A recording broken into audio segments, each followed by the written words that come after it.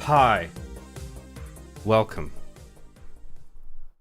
Would you like to come in my spaceship? You look cold out there. So I thought it would be better to do these Friday and Saturday instead of Saturday and Sunday. Just because if I go late on Sunday, a lot of people want to go to bed because they're pussies who have to get up early tomorrow, the next day. I'm just kidding, but I figure Friday, Saturday would be the better option. So, other than that, everything's the same. We're picking up where we left off. Last we left off, John Halo encountered something called the Flood. And now we have to go to the library, which is a big stinky level that everybody hates. But because we're doing Ruby's Rebalanced, this level has been tweaked in a number of ways. Not only just the weapons, but I think vehicles have been added to the stage to make it a bit more tolerable. I don't know if the geometry has been lessened to make the level less big and repetitive, but we'll see.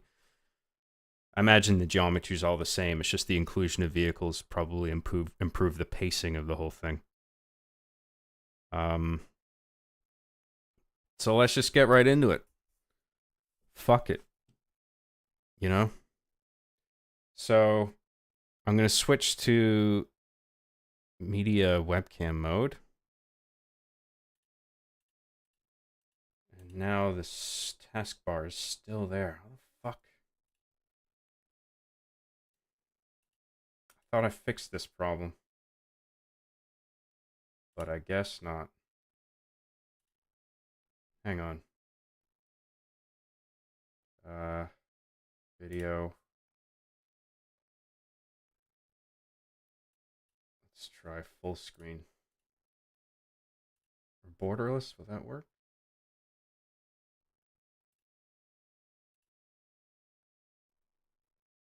No, full screen.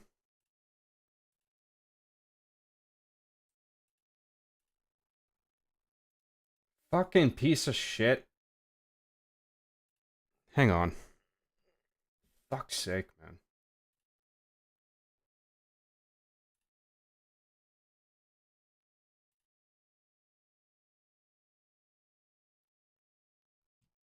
Um.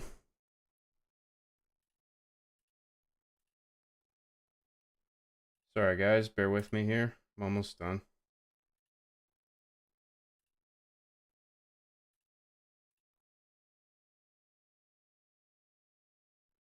Oh, Jesus Christ. I'm going to restart the application. Don't know what the fuck's going on here.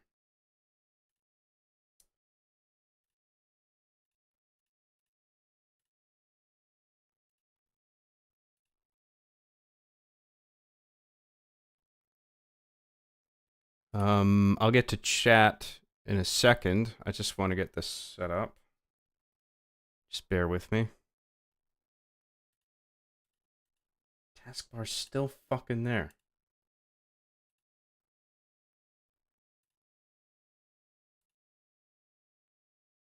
It's always some fucking thing, man.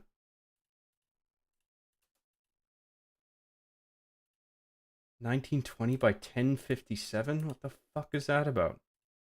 Just leaves just enough room for the fucking taskbar, does it? Except that's not what I want.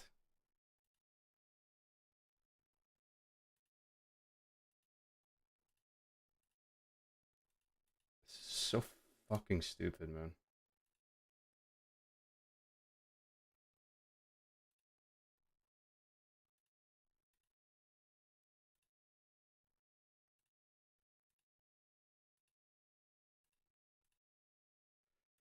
I'm gonna try restarting the application one more time. Sorry, guys. I know this is boring and cringe.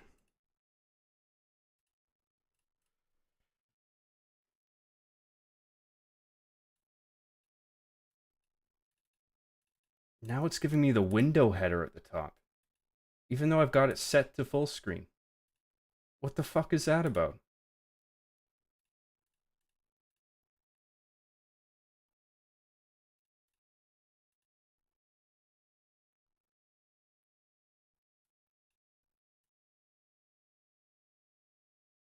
Good lord, man.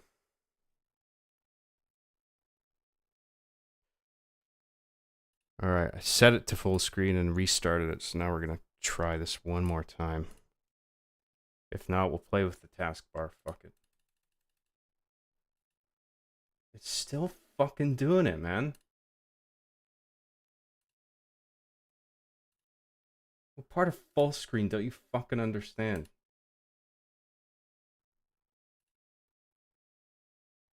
Oh, maybe.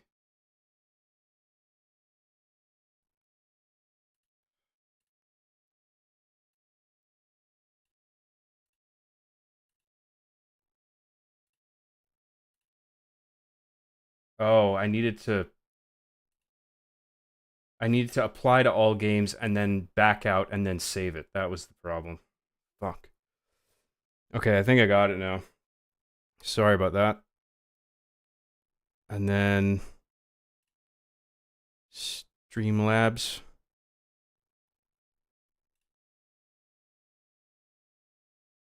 And I think we're good now. Turn my volume up. Can't hear shit.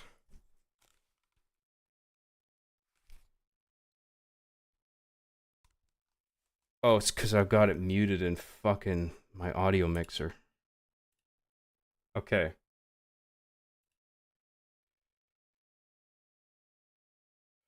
wonder if I can now just set it to borderless window, because that's better in case I need to interact with something outside the application.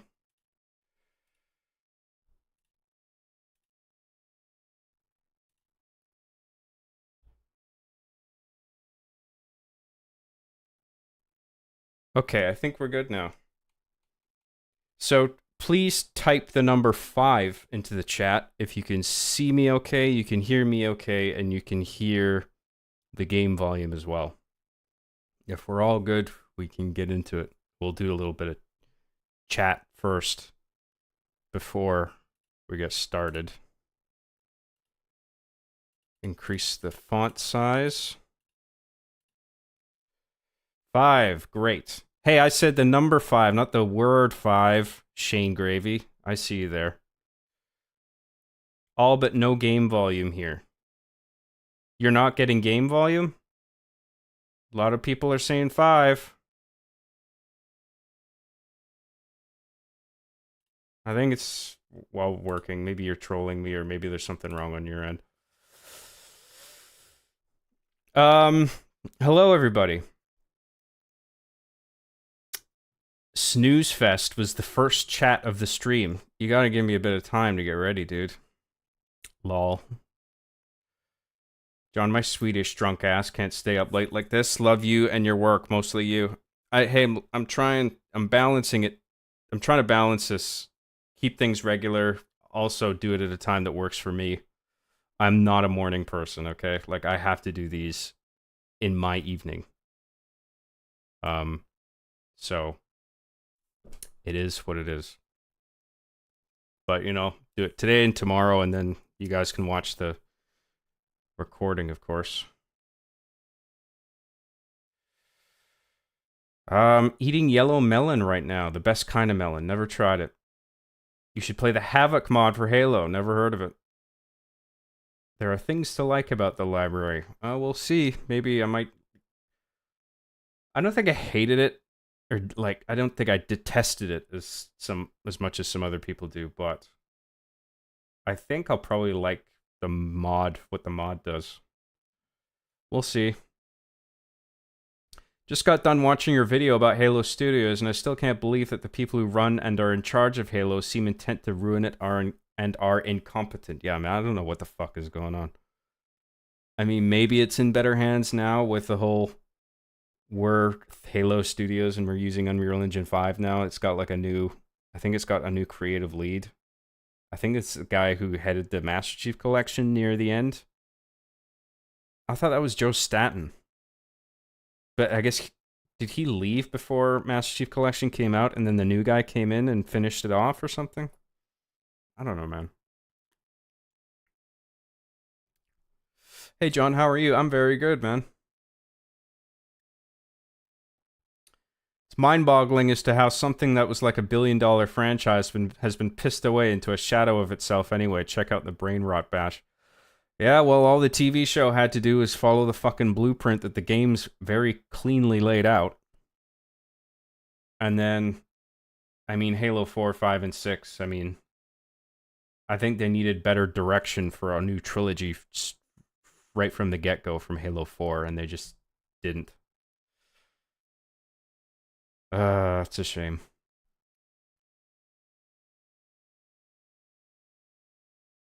Job, you're the bomb. I've been hyped for these recent streams and regular appearances. I'm very happy to hear that, man. I'm happy to do it. I was actually looking forward to picking this up again, so it's my pleasure, really. And I really appreciate everybody's viewership and donations and everything. It's all been really terrific, so we'll have fun. I'm just glad people find me entertaining, man. I try not to be a boring fuck. Sarah XC for $20 says, welcome back. Less than 3. Thank you very much, Sarah. Back with the super chats again, I see. You can take it easy this time, okay? I'll let you off the hook. I'll permit you to just write regular chats if you want. Thank you very much. $20, that's a lot. I do appreciate that. Actually, I made some, since my all the super chats that came in last time, I made a couple upgrades to my office today. I went out and got some new cables and a new stand for my phone. So I really appreciate everything, guys.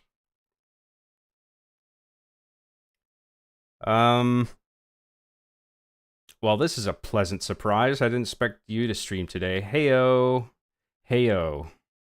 Yeah, as I was saying, I think Fridays and Saturdays is the smarter way to do this. And then Sundays I can use as sort of like me time or working on whatever or cutting bits of my streams up. Like, yeah. People got to go to bed that next day anyway, so.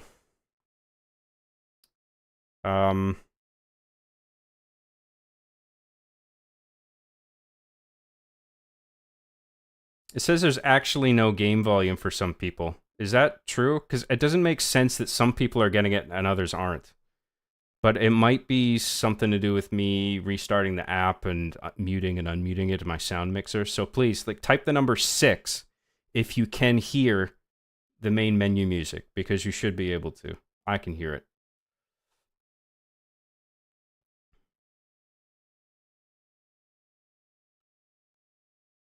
Not 6. Okay. Oh, I don't have it turned on fucking Streamlabs. There, is it fixed now? I'm a fucking idiot, sorry. I think you should be able to hear it now. Just waiting for the chat to stop delaying. Type 6 if you can hear it now.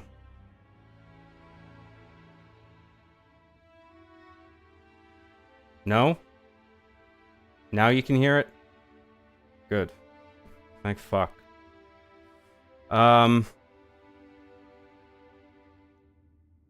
Sorry about that. Aya has the dumb sometimes. Talk about Hawk Tua, John. Please, I need my Hawk Tua fix. Oh, this is where you tune in for your exclusive Hawk Tua reactions. I've only watched the first episode, man. I wasn't interested beyond that. It's just everyone was saying the first episode was like pure cancer. I'm like, okay. And it wasn't that bad. But I'm not really that interested in it overall to tune in, so I haven't listened to any more episodes. Sorry. You'll have to get your Hawk Tua fix somewhere else. The library on co-op was like Left 4 Dead. I can kind of see that, yeah. Didn't you cut the menu volume last time? I don't think so. Not exclusively. All right. Let's LFG. Okay.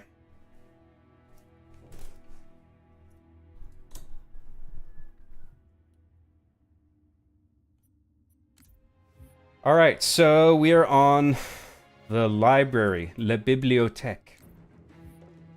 Is that French for library?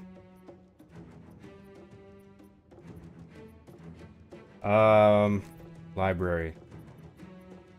Classic, classic, classic. Yes. Heroic difficulty. They're not doing legendary. Fuck that. And let's start.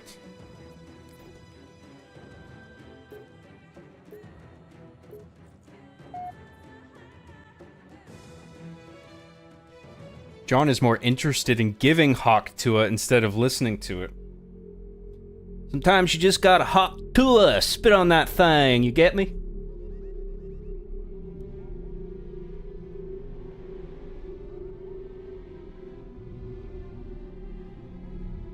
There it is. The Halo. It's Halo, Combat Evolved.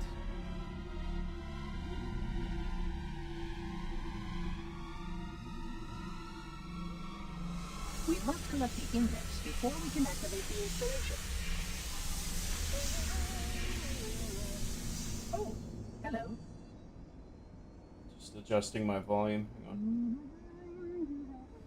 John Something for $10 says, one thing about the flood reveal is the entrance actually looked like a scared face. The opening resembled a mouth, and the two lights on top looked like glowing eyes. Is that true here?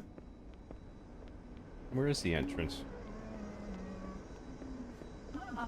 Was it in the cutscene? Maybe I missed it. We are near the index chamber. That's interesting, though, John Something. Thank you very much for that.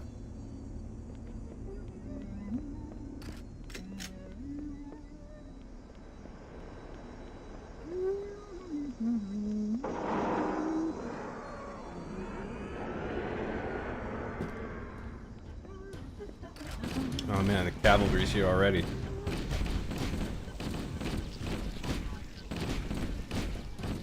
Disgusting bastards. They're everywhere! The energy field above us contains the index. We must get up. Probably better have the... Oh, no, I want that. Fuck off.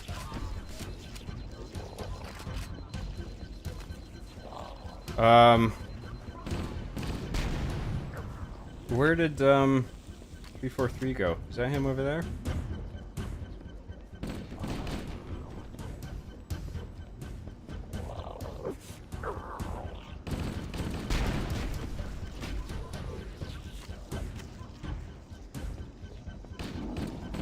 Please stop firing your weapon. Tell me to stop firing? Why the fuck would I do that?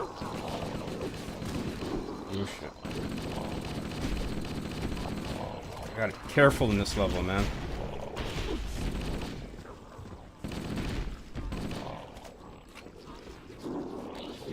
These enemas are extremely dangerous.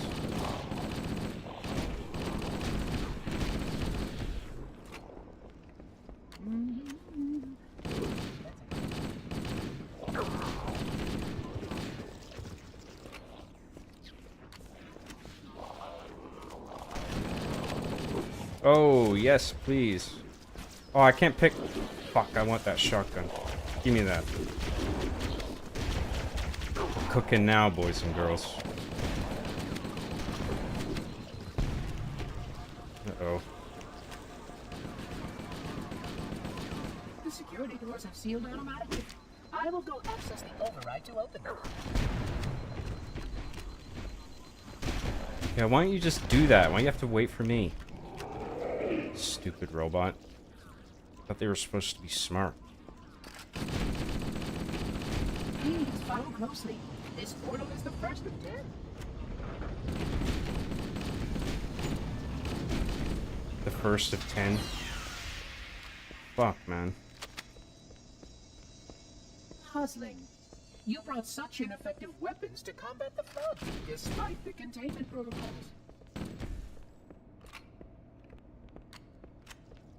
Where do you go?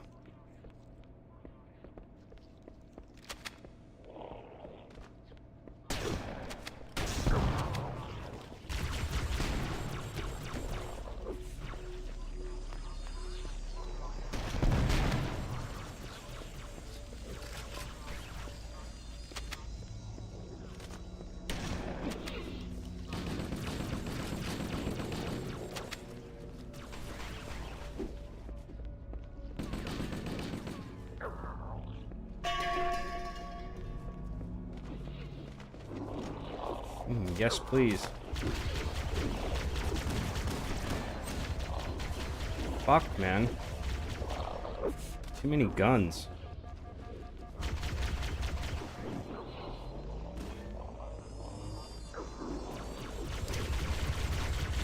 You can see how the body's been transformed by the genetic destruction of a blood infection.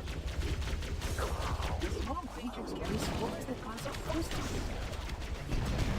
Then produces spores that can pass the blood to others. It is insidious. Jesus Christ on a stick. Sorry, guys. Let's try and do that smarter. Maybe he went this way. Losing track of this dude. Maybe that was the right way. I don't know. Actually, this does kind of look like a dead end. Where does that go, I wonder? Oh, to that. So I guess I do gotta go this way.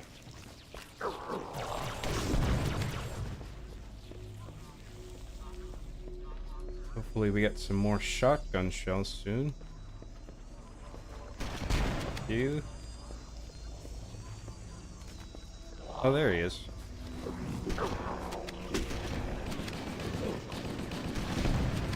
Lots of shells, that's good.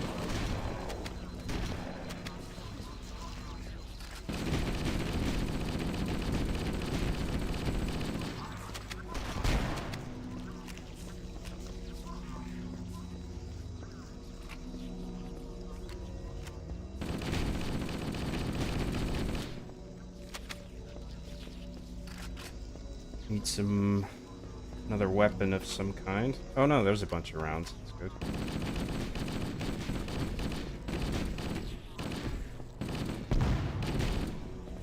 Got a checkpoint.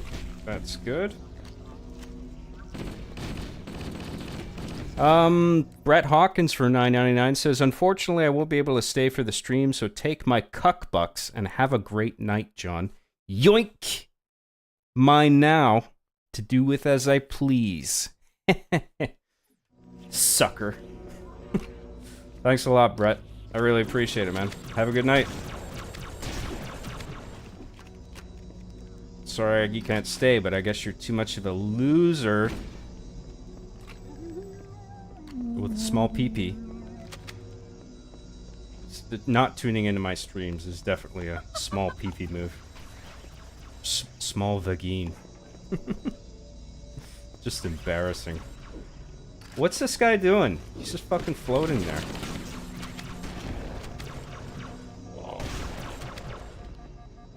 Am I just supposed to kill all the enemas? Come on, do something. We have much more important business here.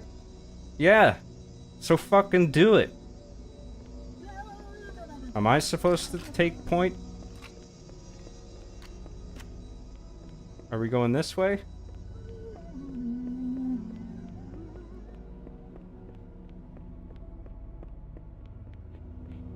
I guess I'm just supposed to go ahead, okay.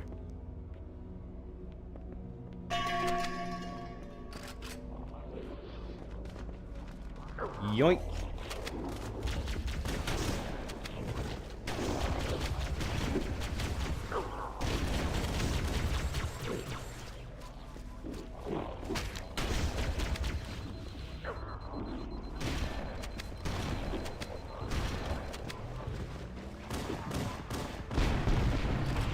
There's like a shotgun right around there somewhere, I'm pretty sure.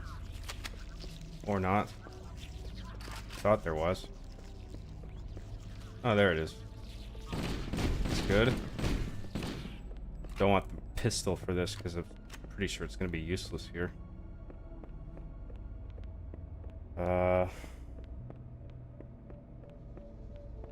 Let us continue.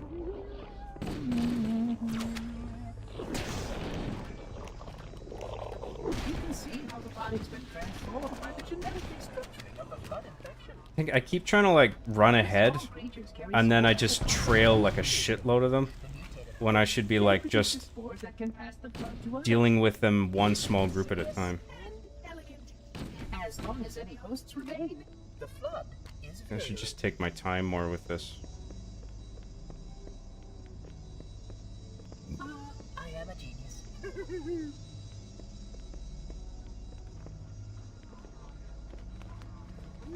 I like that little line of dialogue from 343 there. He's obviously, he's fallen in love with his own intellect. And so, like, that right there is just like, okay, this thing's dangerous.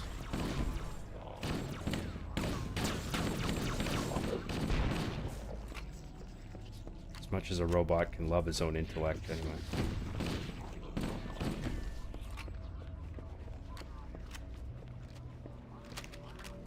Where are we going now? This away.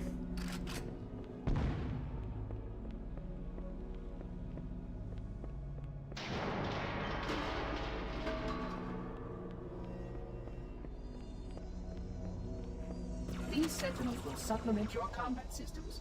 But Oh, nice. Got some help. your current model movement standards are class 2. That is until this fucker, 343, starts turning his sentinels on me. A plasma conduit That is in not section cool. 5524 has disrupted power flow to a gravitic maintenance assembly.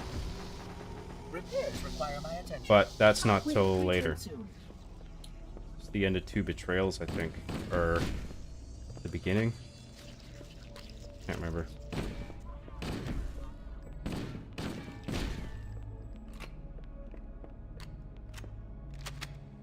Okay for ammo, that's good. Big platform. Elevator, I think.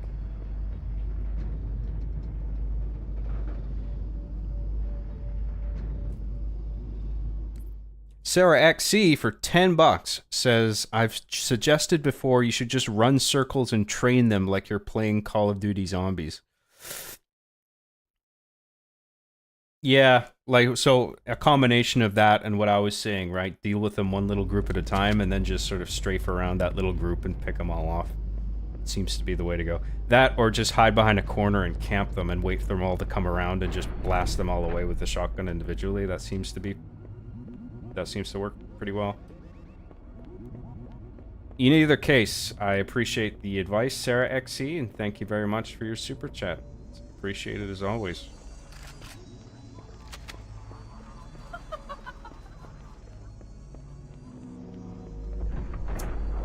I guess I'm following him now. Sometimes he follows me, sometimes I follow him. Flood activity has caused a failure in a drone control subsystem. I must reset the backup unit. Please continue on. I will rejoin you when I've completed my task. Okie doke.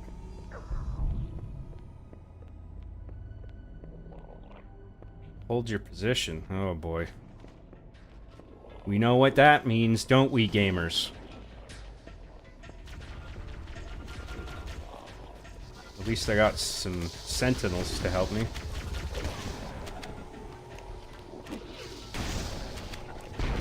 Save that health pack. I'm already at full, which is good. Obviously.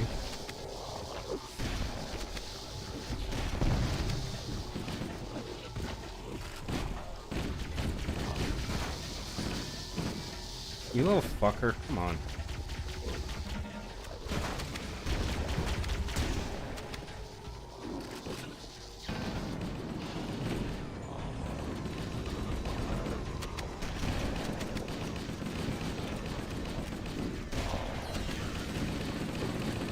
Oh, fuck. Get down from there, you big sillies.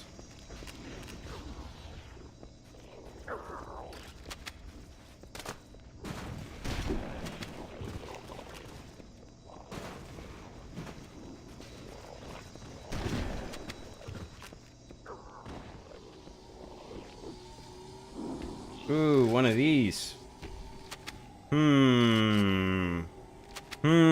Should I take it?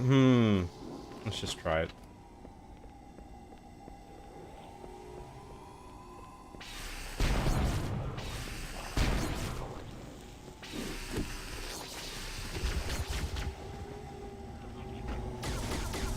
That laser's not bad.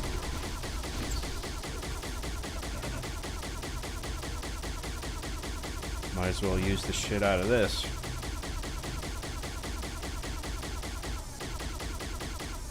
Pew, pew.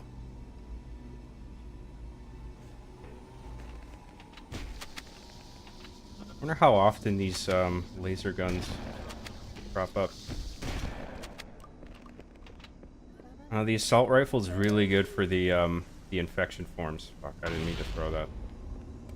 Fucking stupid fingers again.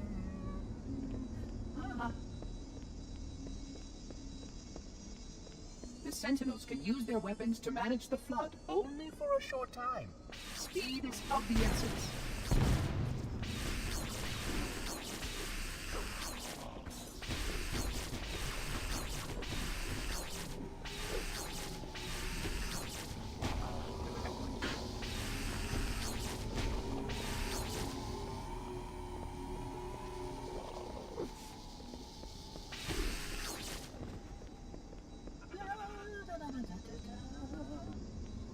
Should probably hang on to my rifle, actually.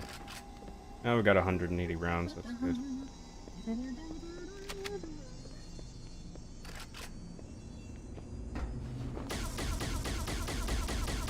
Fuck y'all.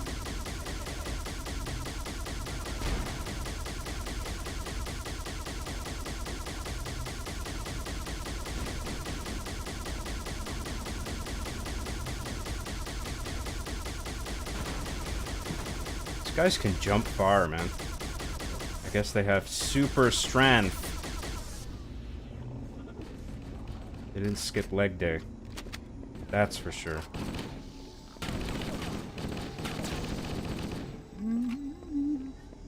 That's a good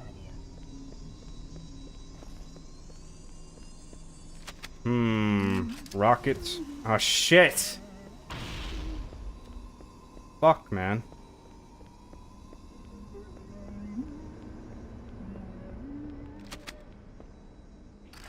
Please wait here. Actually, no, there's not enough rockets. I blow up 4 of them, then what? I gotta find my assault rifle again. Where are we going?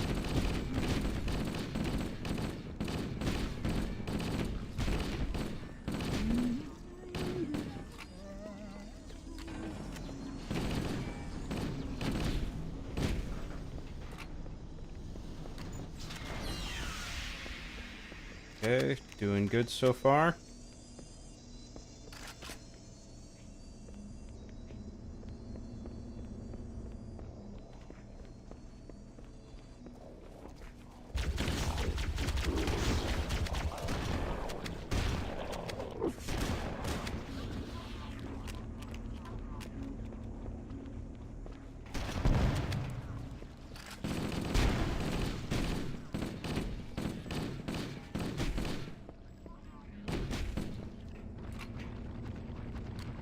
Are we going down here?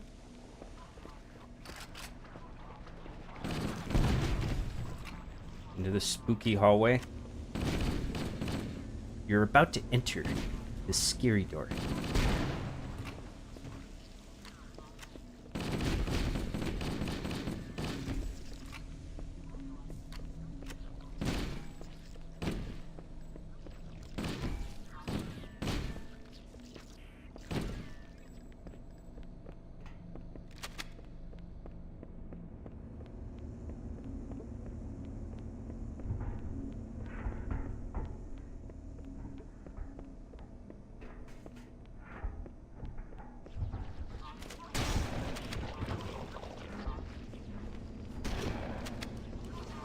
Oh shit, guys, look. Vehicles.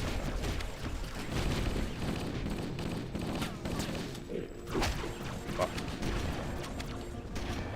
Oh, this isn't a good spot.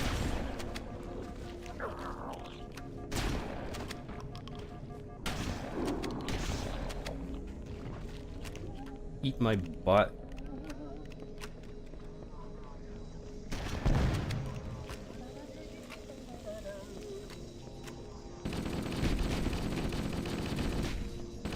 Your environment suit should serve you well when the Oh, flood it's begins to go. busted.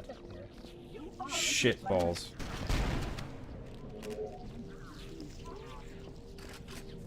So much for that. Hey, look at that. It's a working vehicle.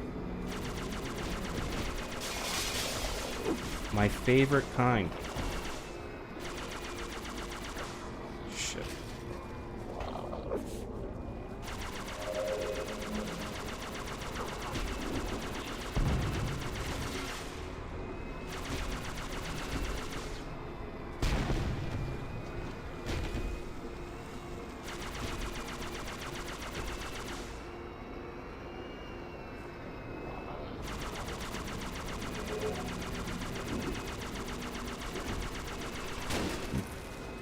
Sneak up on me. Thought I cleared that corner.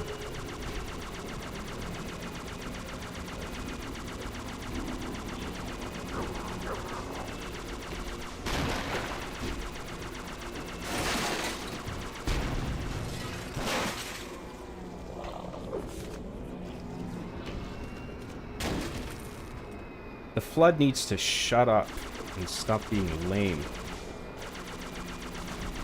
Why Master Chief's here. Make the Flood shut up. Punch them in the face.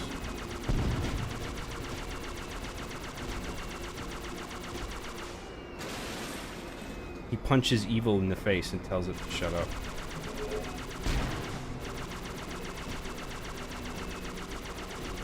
He also kills aliens and doesn't afraid of anything. He kills aliens and Flood. And isn't afraid of either of them.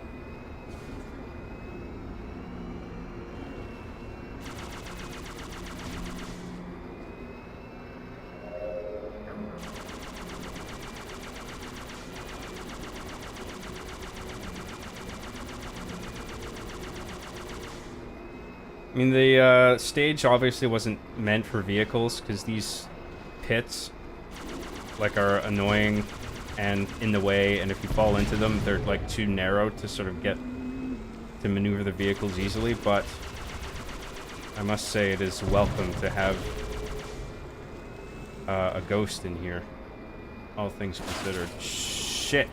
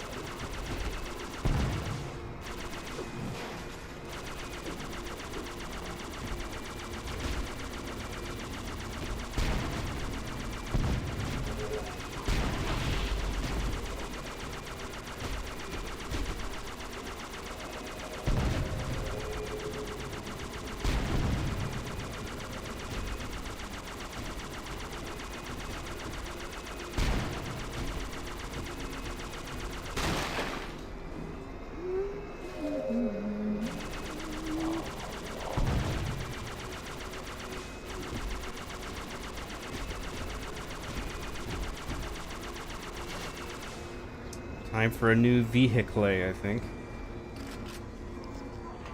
Vehicle.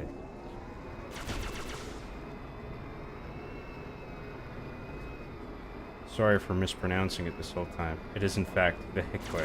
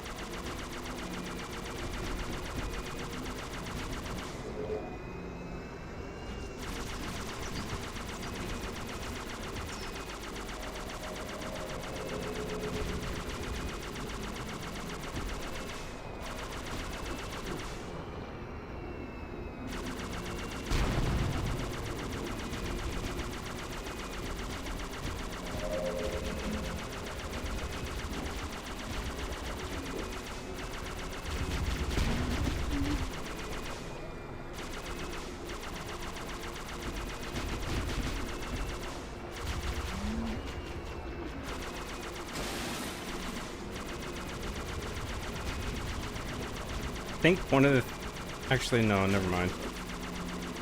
I thought maybe with the Flood, like, they don't flinch because they're zombies. Which makes them a little more difficult to take down, because they can just keep firing at you, even if you're hitting them, but I think they actually do flinch or stagger or whatever. Let's go this way.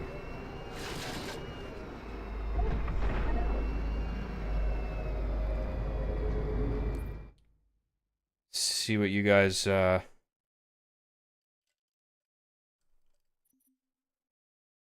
what you guys are saying in chat.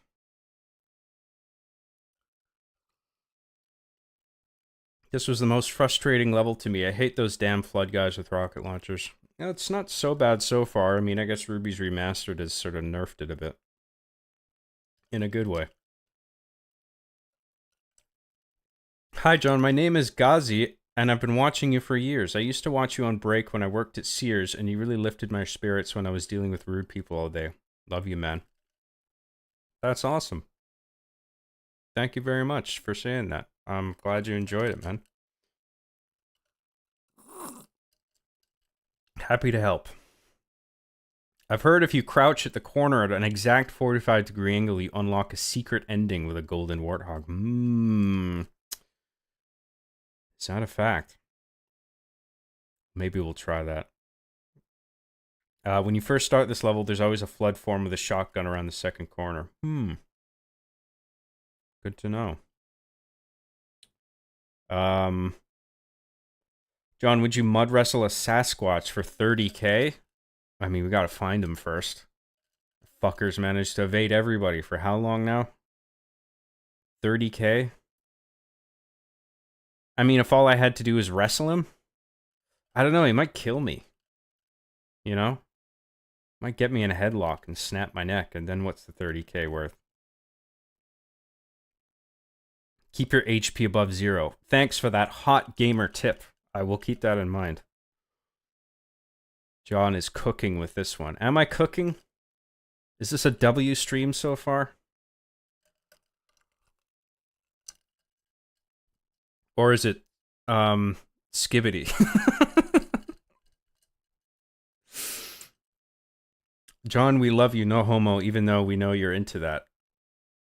Yeah, I love dick in my ass and mouth at the same time.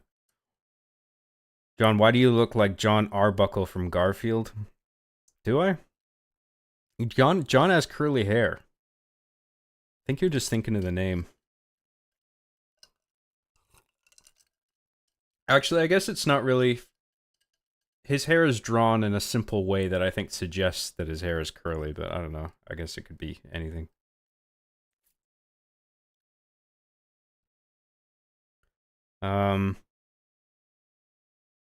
This mission made me so relieved to be fighting Covenant again after. Never thought I would miss them after this horror. Yeah, it's a cool enemy type. They should be featured in Halo more often. Halo Infinite certainly could have used them.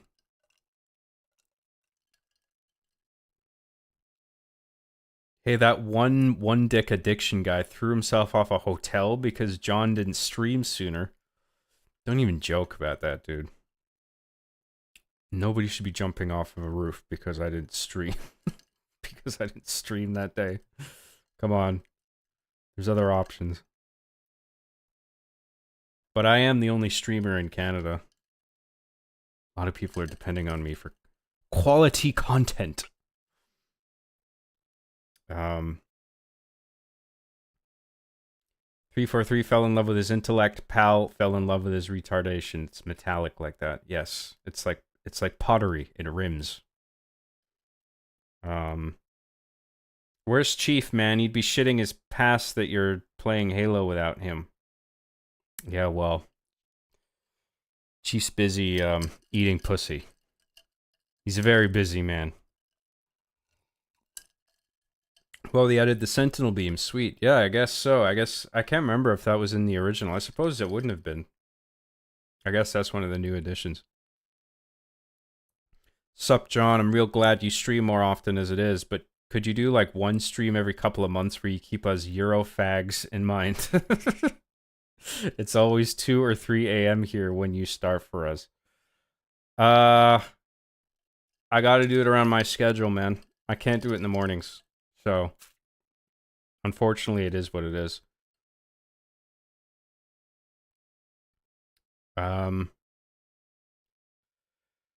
Use your grenades, John, and not just when you accidentally press the button. Fair enough.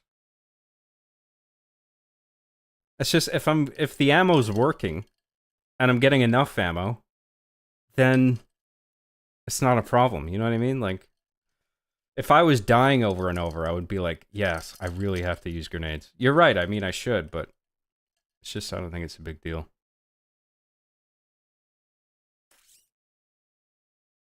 I was borked, but now I'm ban evading. You'll never get me, John. What are you talking about? What's been your favorite level with the mod so far? I don't know. I mean, it's all just been all around pretty good, so I don't like one level in particular because of the modifications. The mod, how's the mod, John? Yeah, in general, it's great. I like all the tweaks. All the weapon balancing is really good. Just, it all feels right.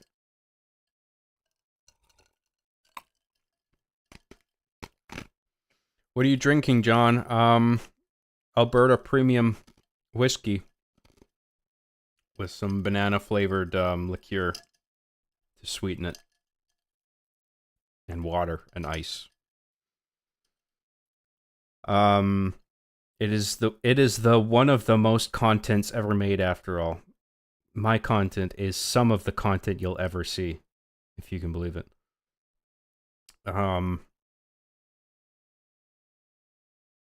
What would Chief's thoughts on the Halo show be? I don't know, like, I tend to sort of make him have a comedically sort of contrarian opinion. Like, because most people don't like the Halo show, so I think it's funniest if he sees something in it. Like the fact that Chief's naked, or has like, if Chief has it in his head that Chief in the show has a big dick, and that's why he likes it. Like, the reason he likes it would have to be really stupid. Something like that. I don't know.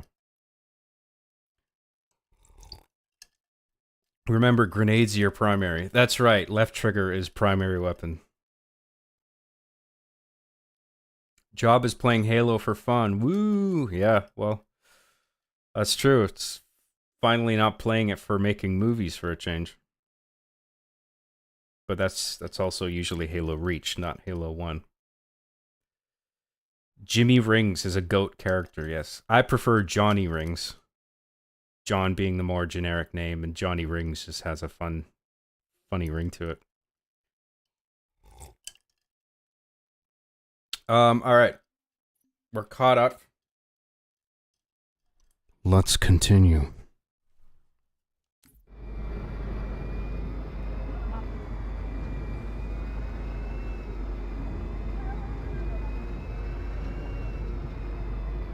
But I don't want to ride the elevator.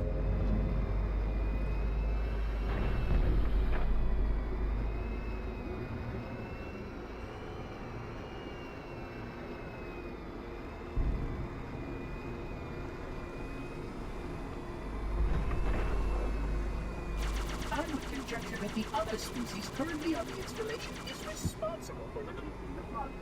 They seem most persistent in our attempt.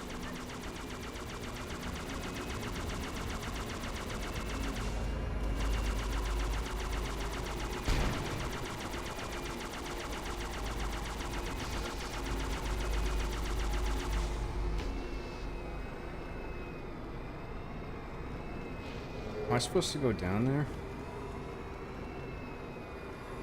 Yeah, I am, and I don't think I can get the vehicles in there. The vehicles won't fit. Actually, maybe. Get in there. Oh, I forgot the flames were taking the ghost health down. Shit. Whatever. The checkpoint's pretty close. I would conjecture that the other species currently on the installation is responsible for reducing the flood.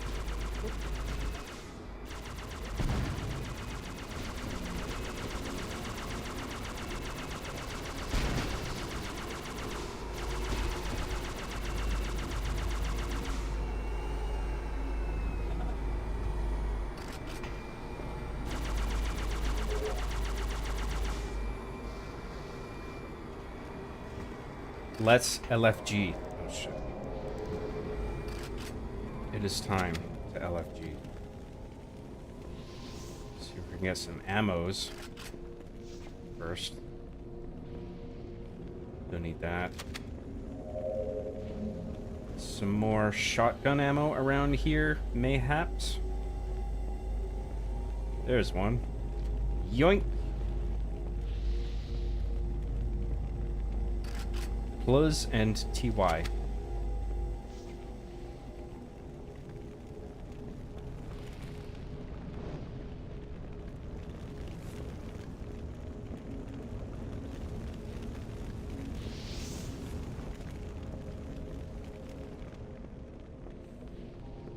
It's too hot in here.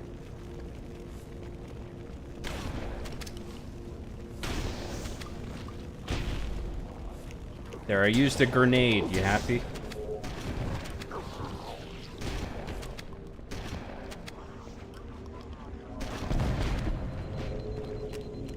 Stood so close.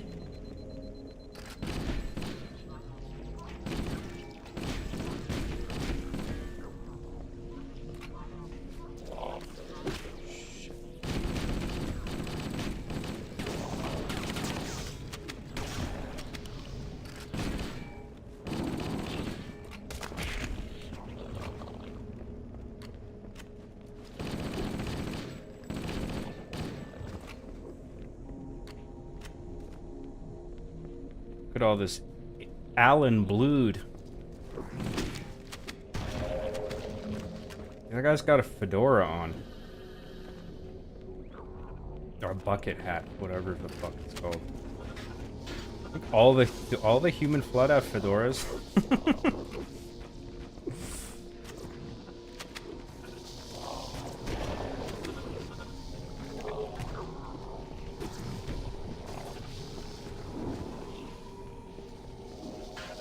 No way, really? Fuck yeah. That's cool.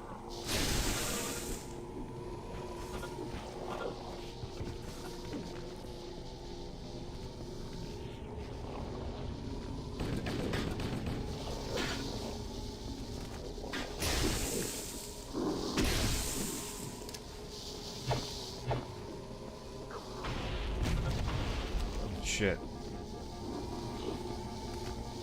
No, not good, not good, not good.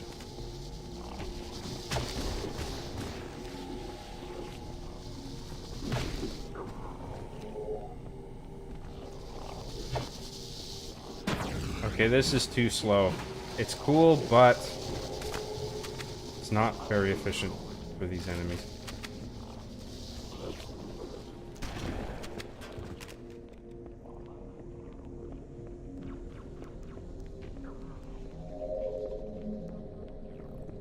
Now where am I going? 343's following me, that's a good sign. Well, I can't go up there. What do I look like, a super soldier?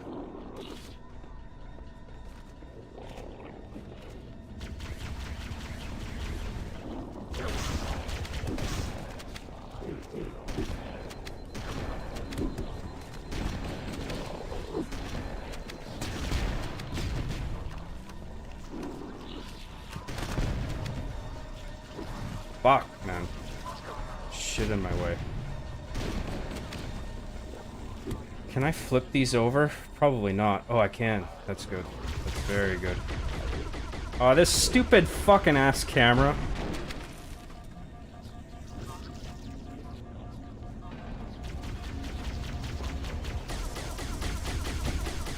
Oh, I'm gonna die, aren't I? Fuck off. Prick.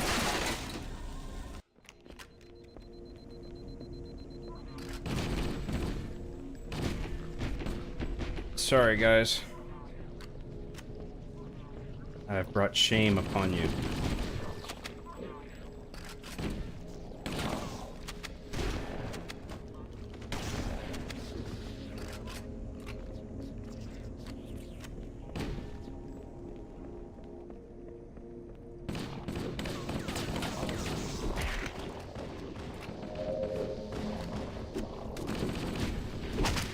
Hey!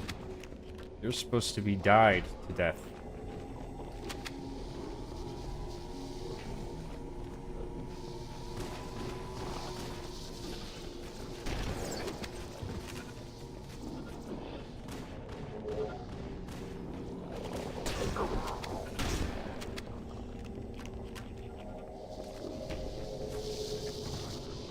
Oh my... I was trying to walk on that thing. What the fuck?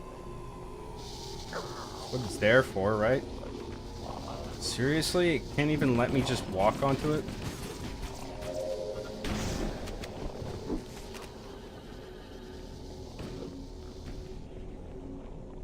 If it wants me to jump, why the fuck's it even there? I guess it's just rubble. Whatever.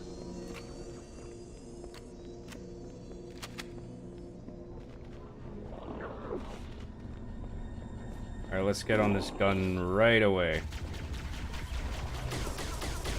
And shot all the enemas. Oh, now that guy's riding my gun. Fuck this.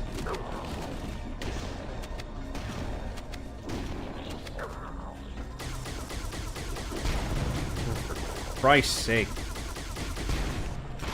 Ah, I hate you guys. Fucking stupid ass flood.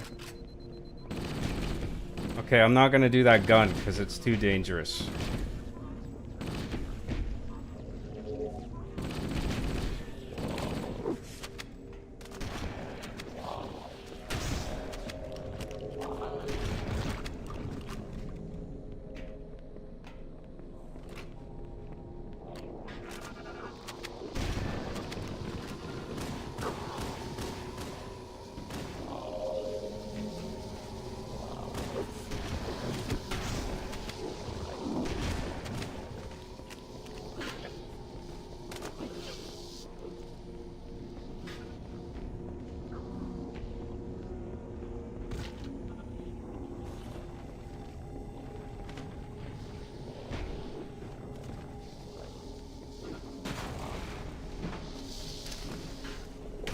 Fucking leaned on the button again.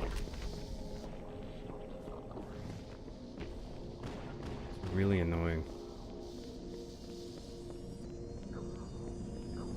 But we should make more use of our grenades in this little spot.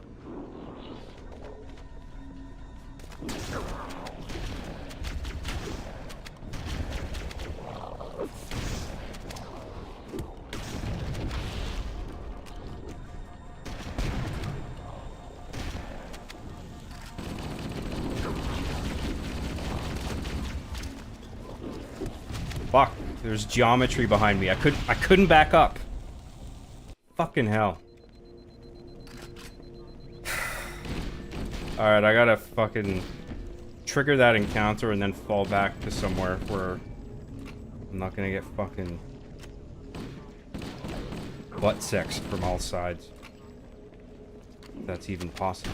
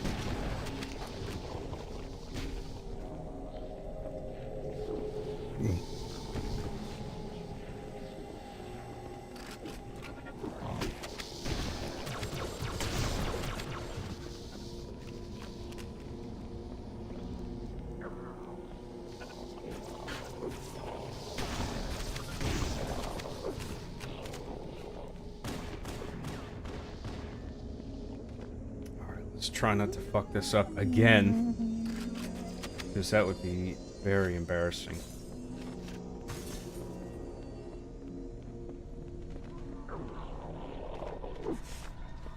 Okay.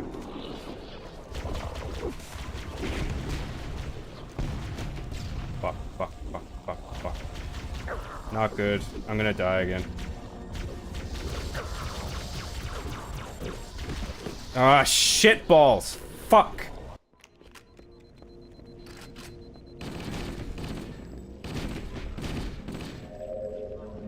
Sorry, everybody.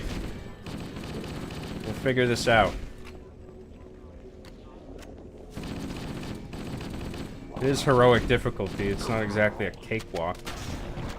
But I should be playing better than this. This is just shameful.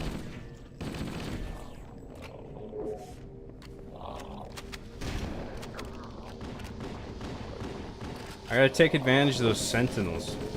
I don't know why they're not following me into that stupid area.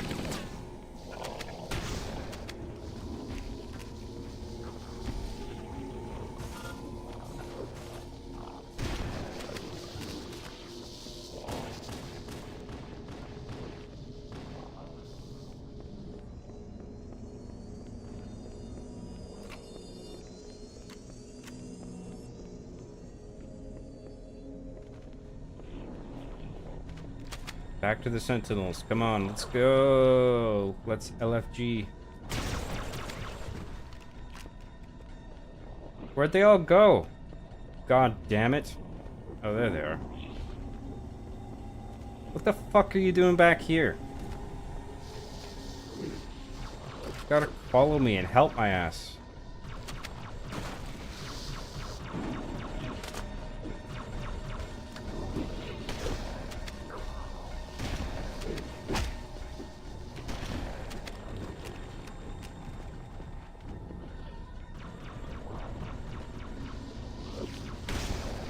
Yeah, we're doing better this time. Are they coming out of this corridor? Or are they just jumping down from up there?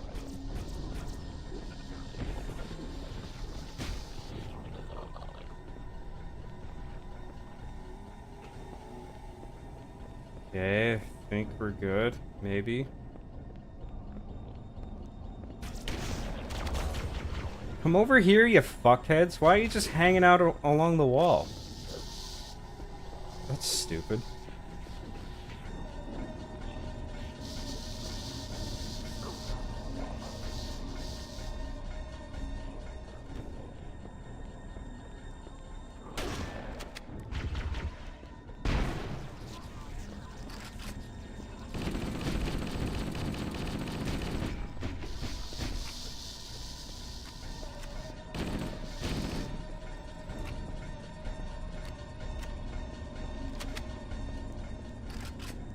Okay, doing good, I think.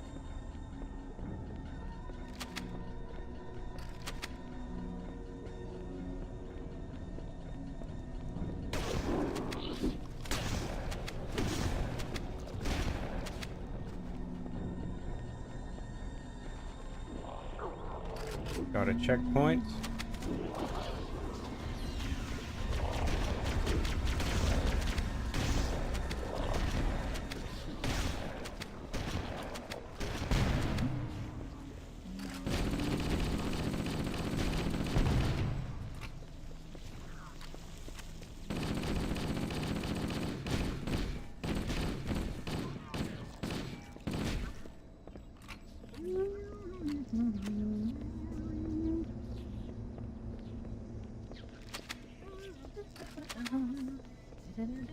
Use some more shotgun shells. I am a genius. I'm naturally the Wow, first look at simply all too these dangerous to vehicles. release, and mass sterilization Can I drive the protocols Wraith? may again need to be enacted. Of course, Sweet. samples were kept here after the last catastrophic outbreak. For study. It seems.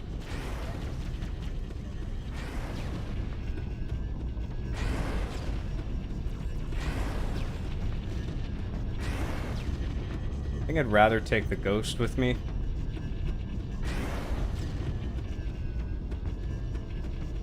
But tank is pretty cool. I like that you can drive it in this mod. Pretty neat.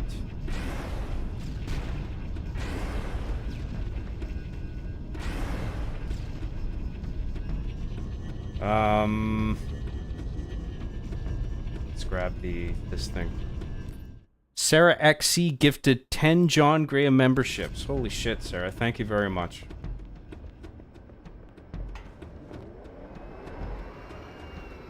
They used to have like single-digit members, and then since I started streaming the past couple weeks, it shot up to like 45, 50 members. I think now it's like 55, 60. Like, god damn. I guess I just gotta keep it up, don't I? Keep stramming.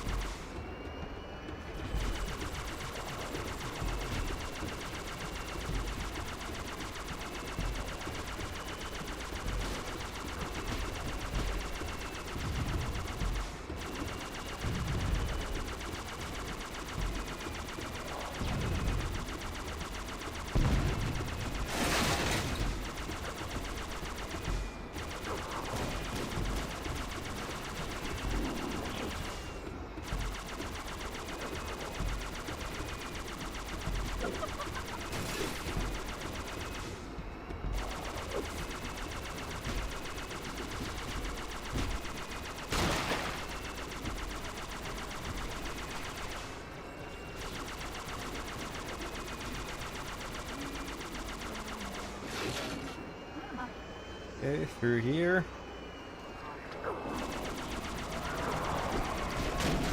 Man, they all leapt out in a group like the fucking Power Rangers or something right there.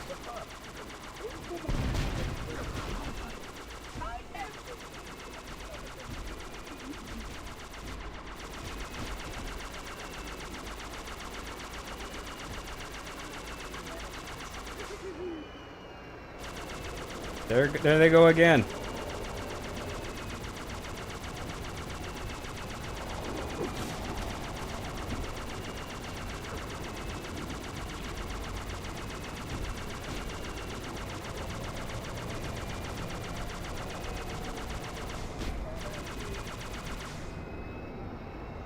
John Something joined at the Gosu tier. Became a Gosu member.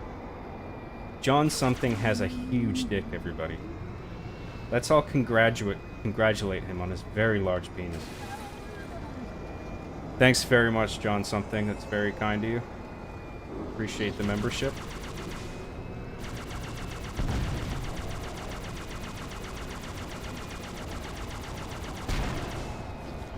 Fuck.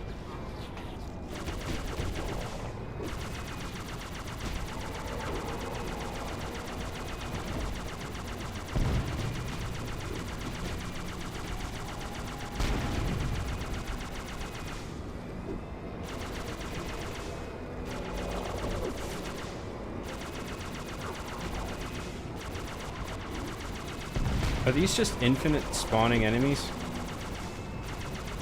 I hate that shit.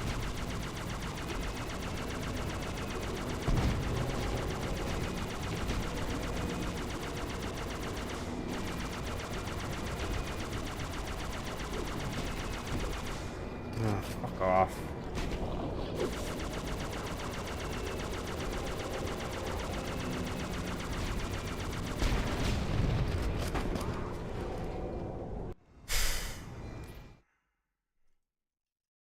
Oops.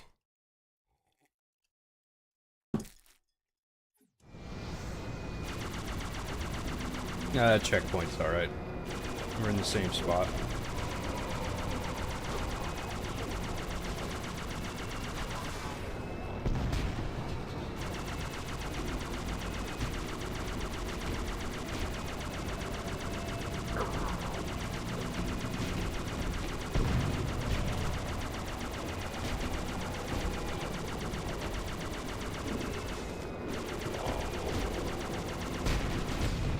Ah, fuck's sake.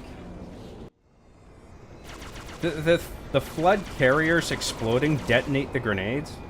Why would they do that? It's because the game code just considers it an explosion, I guess.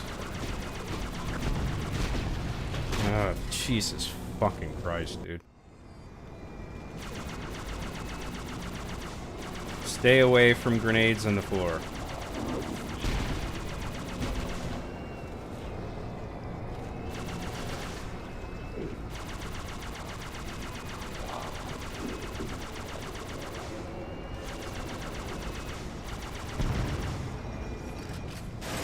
right into the flames. Thanks for that. Suck my dick. Let's try it again. Back to ones. Resetting.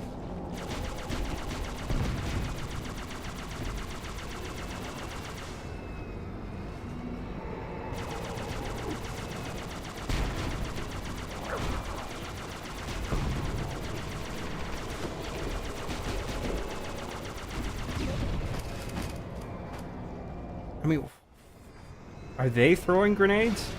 Like active grenades?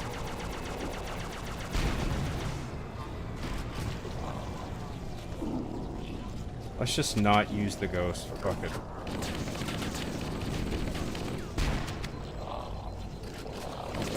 There's too many enemas.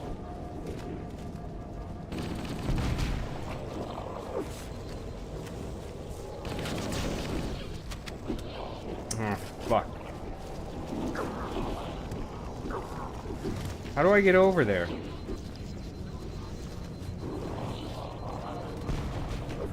Just, give me some shield. Fuck off. Thank you.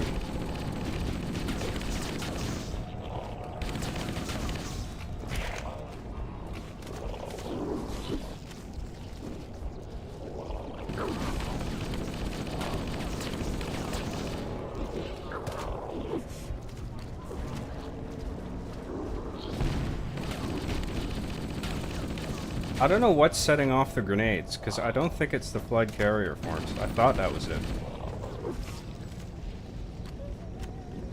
I don't know.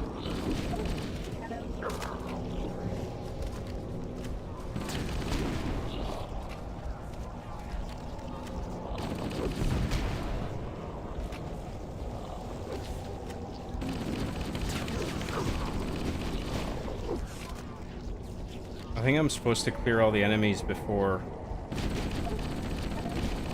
the next phase. Because it's what makes 343 move forward, I think, or something. So I think the mission is like, is one of those bits where it's like, wait until 343's finished doing whatever.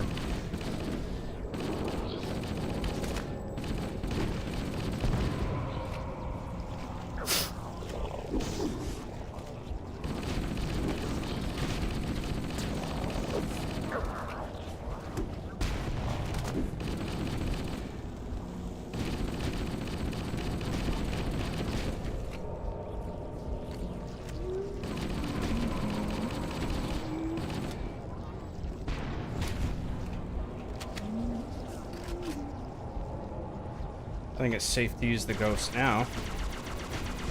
Hopefully. We got a checkpoint. That's nice. Grundle Wizard for $2 says job. Simply job. That's the only text. Thank you very much, Grundle Wizard. And Ghost09 says welcome to Gosu. Welcome to the Big Penis Club, my friend.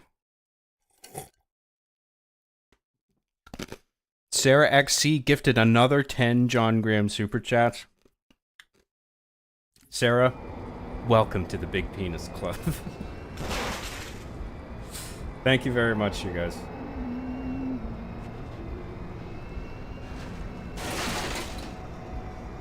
I do very much appreciate everything. Now, what is going on here? Am I supposed to just jump over this? Or is there just a big, dumb, invisible wall? Oh no, I actually can jump over. Okay. Oh, I should have grabbed some guns. Well, hopefully there's some up ahead. Hey, flamethrower? That'll do just nicely, I think. I will deactivate the security lock. Wait here. It's about to get hot in here, boys and girls.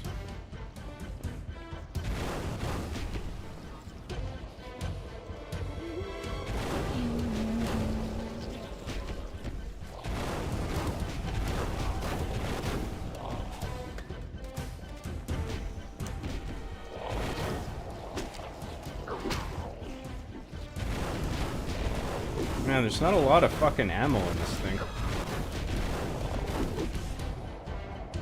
It's it done already. Fuck. Oh, I should have brought guns. This ain't good. I have no ammo. I have grenades, that's it. Someone's gotta drop something. Come on. Okay, the door's opening.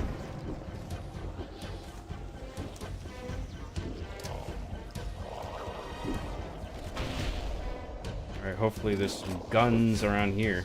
There's one. Okay, we're back in business. Let's do this.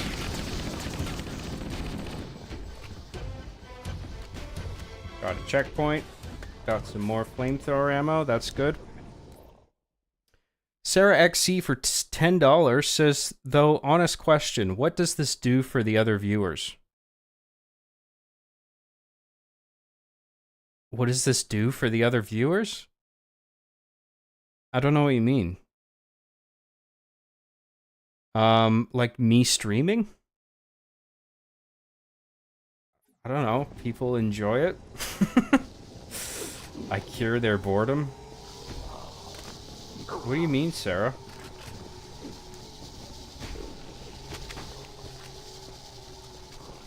Oh, the memberships? I mean, the members on my YouTube channel, if they're at the Gosu tier, they have access to all the links to my commentaries through a members-only community post that I made. And so, like, they don't have to go through Patreon. So if they don't want to do Patreon and they'd rather be a member on YouTube, they will get the perks of doing it through Patreon. Most of them. Because most of the bonus material is the commentaries. Thanks very much, Sarah, for that. Solar Hypercane for $4.99 says, Operation Job busts his Graham all over my face is now in effect. I wouldn't phrase it quite like that. You know, you could phrase it simply as, you are tuning into my live stream. Do we need to phrase it, Job busts his Graham all over your face? That doesn't make sense. Please stay close. Time is short. Thanks very much, Solar Hypercane, for your super chat.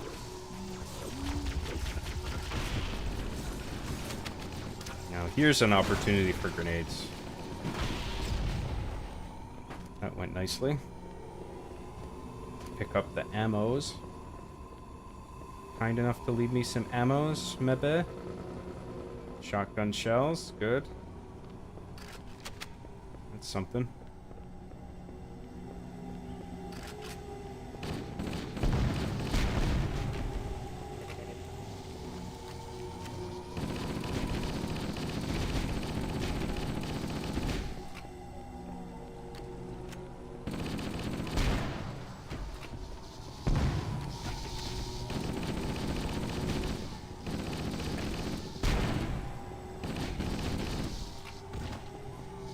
Sentinels backing me up.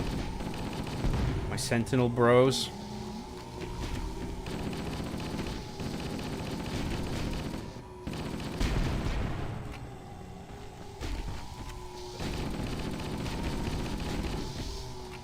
Are they just spawning infinitely? It has to be the last one. Come on.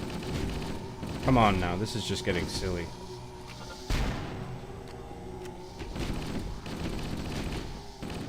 Okay, let's just move forward, because this is stupid.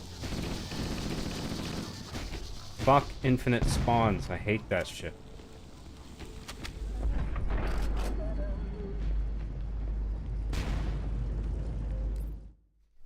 Let's look at chat.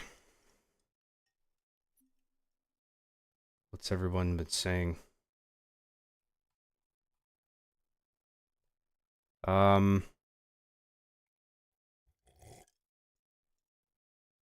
The Energy Sword. Yes, the Energy Sword is an addition thanks to the Rubies Remastered. I'd have suggested John make a Discord server for his fans, but I give it 5 minutes before it's filled with horseshit memes or something inappropriate. No shit. Why do you think I haven't bothered? I hate Discord. Except for just uh interacting with individuals and making calls. I use it for that, but I'm not a part of any servers and I certainly don't have my own. I'm not interested in managing something like that. Pain in the ass.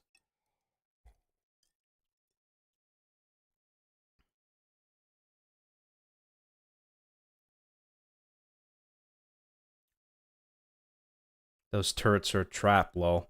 Yeah, it's just they're too dangerous. They'll just leap right on top of you. Or if they're too close, you can't hit them because they're like right at the feet of the gun. Their gun doesn't point down there. The ghostless life is hard.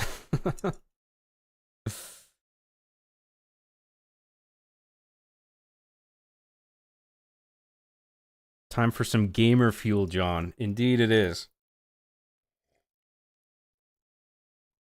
Let's LFG lol out loud. Indeed. Careful you don't lol out loud too hard. You might lamau your ass off.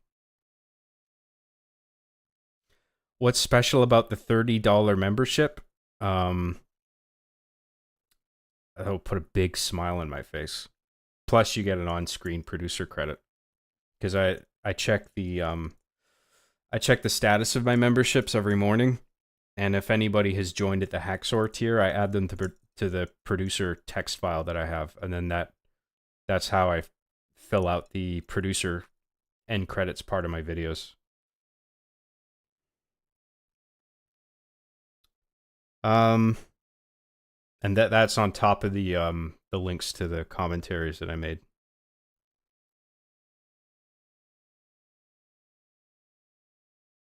Not a functional Wraith too. Yeah, the Wraith works in this game. In this mod. Sarah is turning into a donation goblin again? Okay, come on. We don't need to throw insults around. Sarah is being incredibly generous.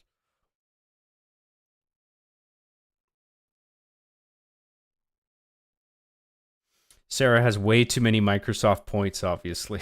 Obliviously. Nice. I like it.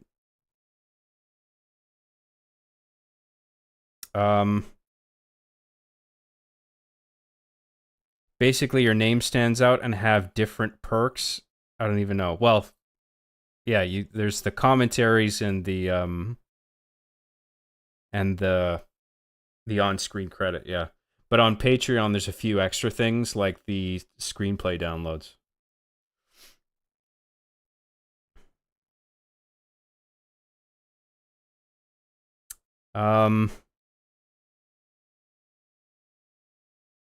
John just hit the gas and run through. We got through it. It's fine.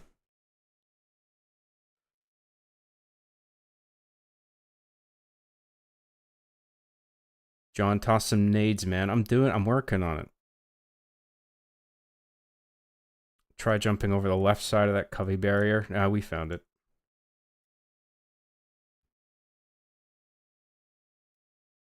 That barrier is meant for vehicles, I think. Yeah, but vehicles aren't in the original map, so I don't know if that barrier. I'd figure that barrier is part of the original geometry in the original release of Halo. I can't remember though. Could be that it's newly thrown in there.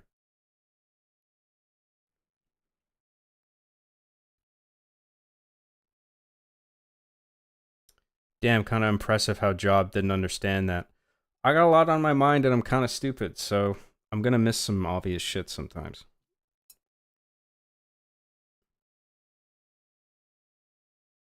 Sentinel cells? Oh, Jesus Christ. Everything's a cell now.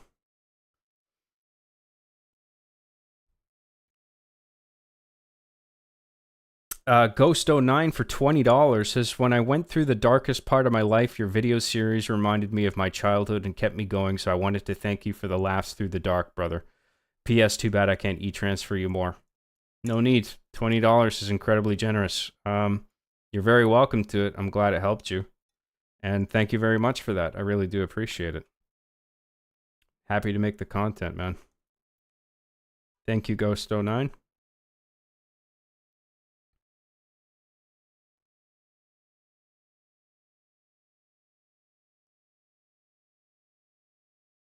Why no like Discord? I like Discord. I just hate what it. I hate what the servers turn into. Just the way people use it. You just end up with just logs and logs full of inappropriate cringe.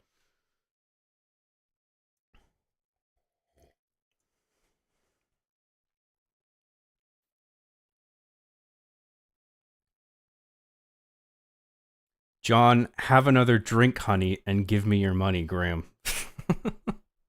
Well, that is my catchphrase.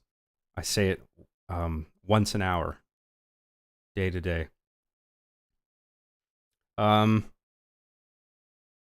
wasn't insulting Sarah, John. I used goblin endearingly. I know. No need for the sad face. I'm just joking as well. See, it was a double joke. We were both joking. I don't know if you know who Review Tech USA is, but did you hear he had a meltdown and deleted his channel with 1 million subs? I did. I remember skimming a tweet about that today. And I remember, because X does this fucking annoying thing sometimes where I'm on my feed and I see something. And I'm like, ooh, that's interesting. And then it will refresh on its own and go to the top of a newly generated list of tweets that are fed by the algorithm to me. And I'm just like, what the fuck? Where was the thing I was just looking at? If I want to refresh, I'll refresh. I'll fucking pull the thing down. You don't need to do it for me. I don't know why it does that. It's fucking stupid. Anyway. Yeah, I can't remember if I even watched any of Review Tech USA's stuff.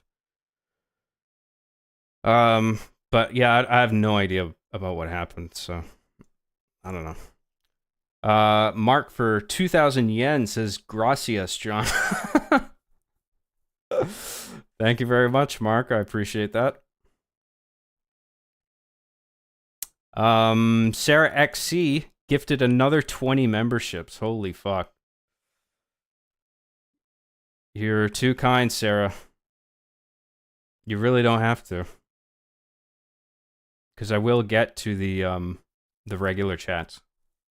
Like, I just got to take breaks now and then to read everything, but I really appreciate it. Thank you.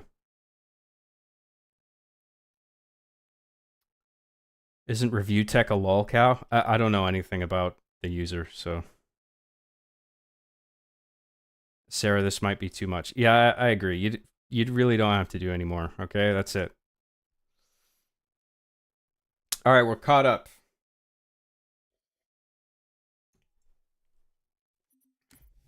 Oh, shit. What am I doing?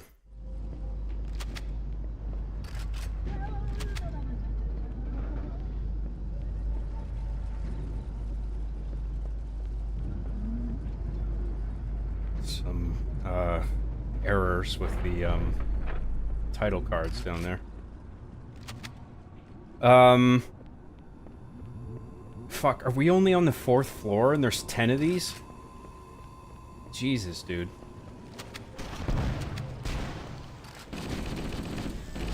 Thought maybe this level might have been condensed a little bit, but maybe not. Hope there's some more vehicles down the line.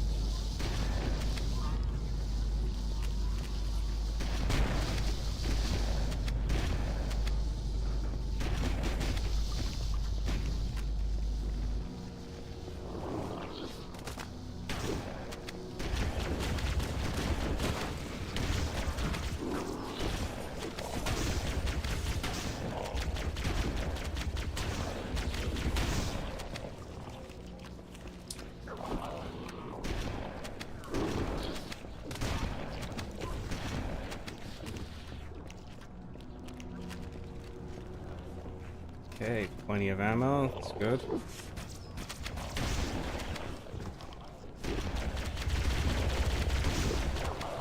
Is this just another infinite spawn area again? Fuck you guys.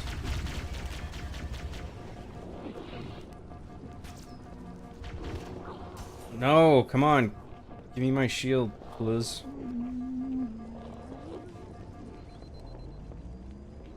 Checkpoint, that's good. Glad we got out of that.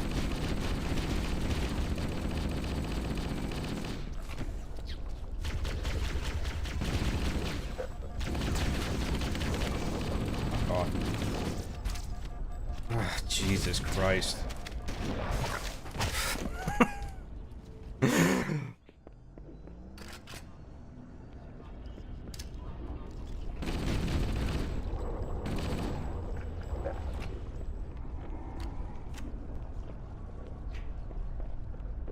Gotta get out of here, because being in a narrow corridor with the flood is just like the worst position ever. Another checkpoint, that's good. Get some health. Some grenades. You.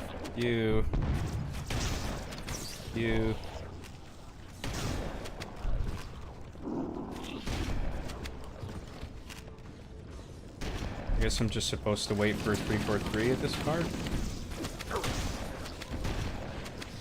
Take care of all the enemies, I guess, and then he'll show up.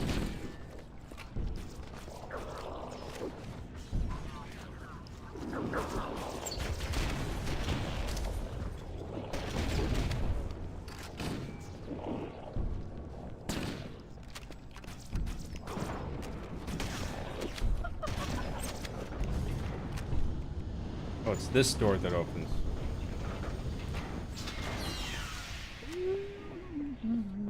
Ghost09 gifted 1 John Graham membership. Thank you very much for that. Appreciate that, Ghost09.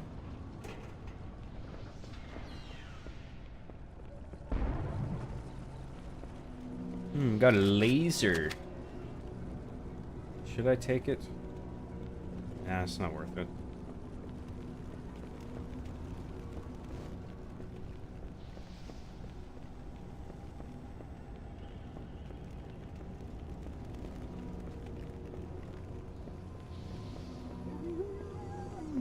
The Flood are already hard at work repairing your vessel.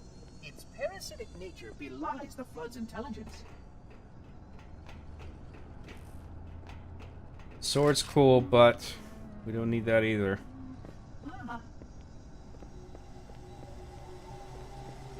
That's not the weapon I have in this level. It's all about crowd control, yo.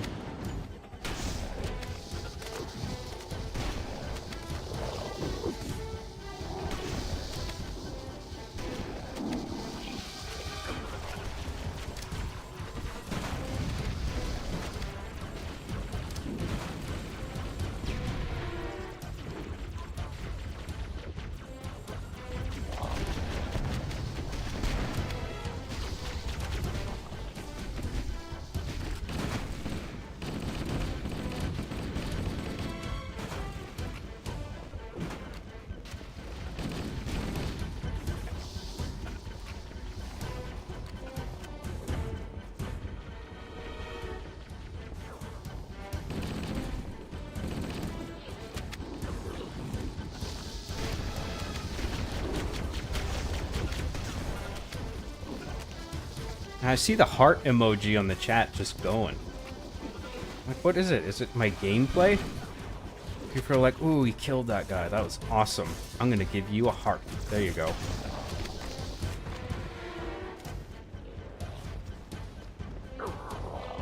That was so cool how you shot that alien. Imagine that. Shooting an Allen in Halo. Who does that even? It's just so crazy. What kind of insane, absolute mad lad would do that?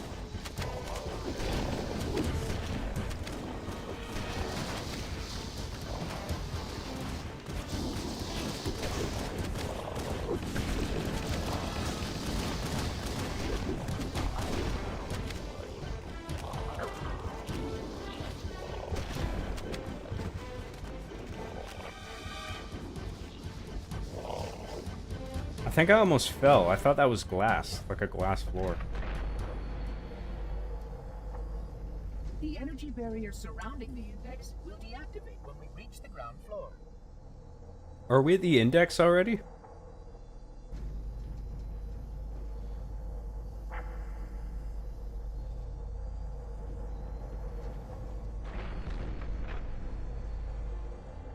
You may now retrieve the index. Yay! Give me that.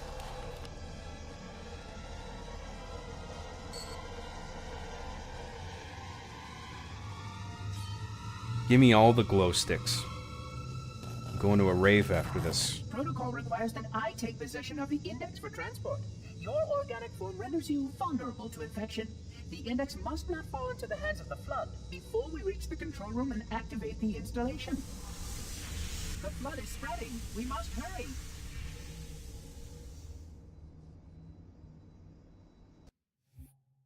We did it, guys, boys and girls. We beat the library. The toughest level in video gaming. Which means that any organism with sufficient mass and cognitive capability is a potential. This is a great cutscene. Shh! Shh, everybody. Is something wrong? Cinema Kino incoming. Nothing. Splendid. Shall we?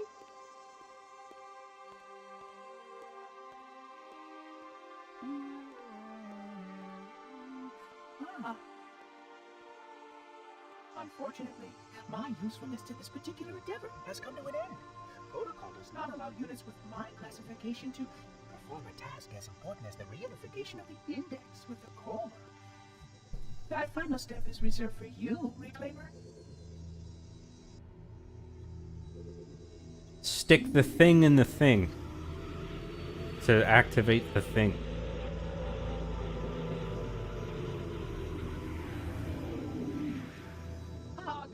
That wasn't supposed to happen. Oh, really?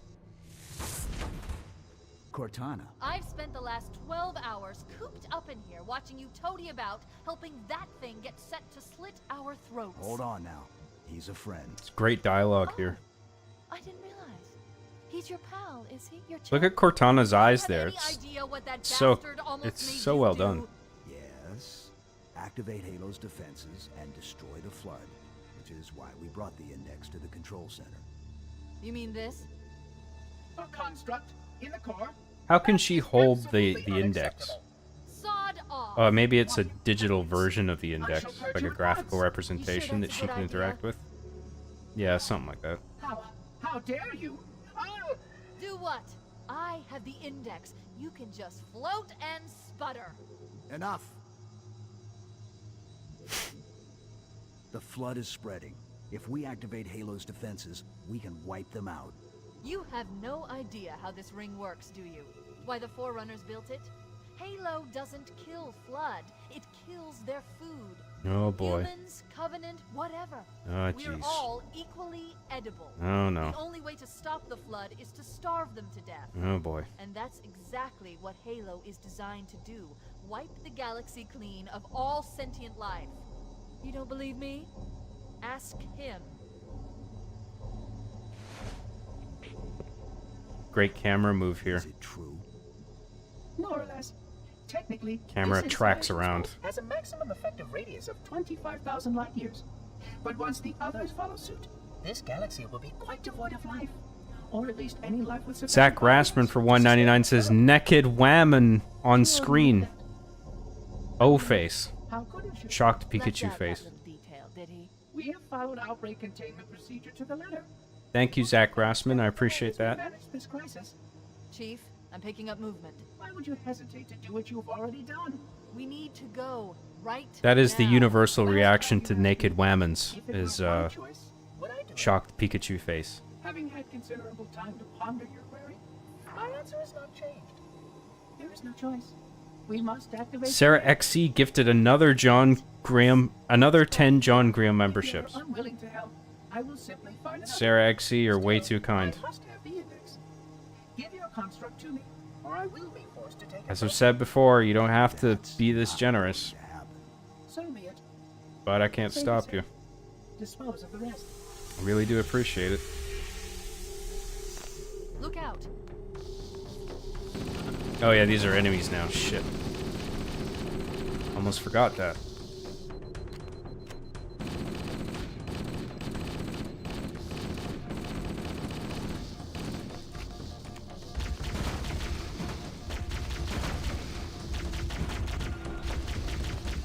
Ah, come on. Look out. Oh, that was a bad idea. I meant to take cover behind something. Look Not out. the Earth's core. Oh no, we're not on Earth. We're on Halo. What am I talking about? Talking rubbish.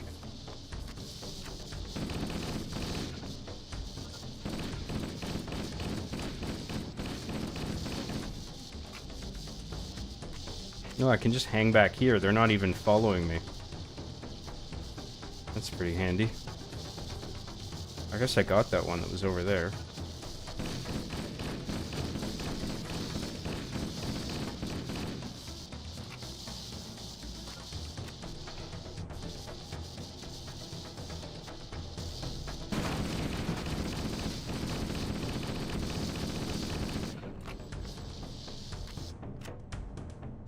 Solar Hypercane for $1.99 says John found the sacred bum plug.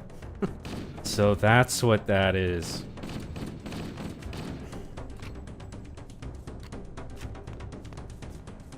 Only you can insert the bum plug, Reclaimer. The prophecy. Is it true? The prophecy foretells a man sticking this thing up his ass. Could the stories be true? Shit.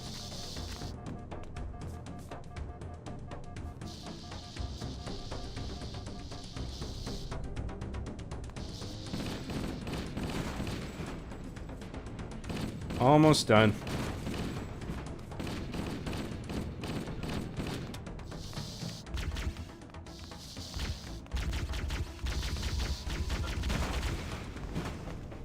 All right.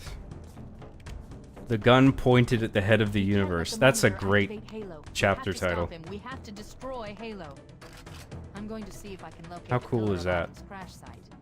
If the ship's fusion reactors are still relatively intact, we can use them to destroy Halo. Some more subtitle errors. It's unfortunate. But not a big deal. Oh, I meant to grab one of those lasers.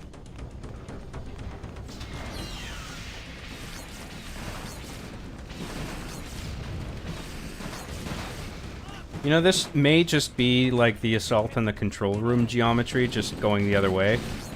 But the fact that it's nightfall, you're under new context in terms of story. There's like, you're now fighting the Sentinels. Did I say it was night already? There's enough different shit that it's okay. Plus, going backwards through the whole thing, I mean, it's reusing a lot of geometry, but I think it's fine. You don't really notice. Like, you don't stop halfway and get fed up because you're just like, oh, this is just the same thing again. Like, it does feel different.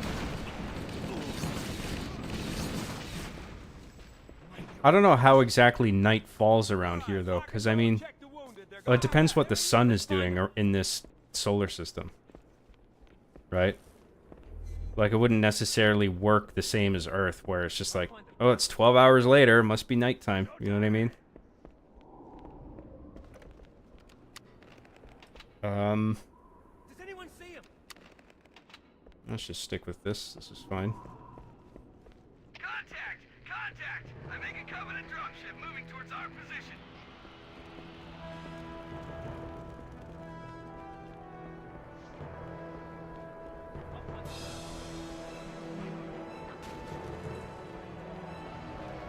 A warthog. Is that broken?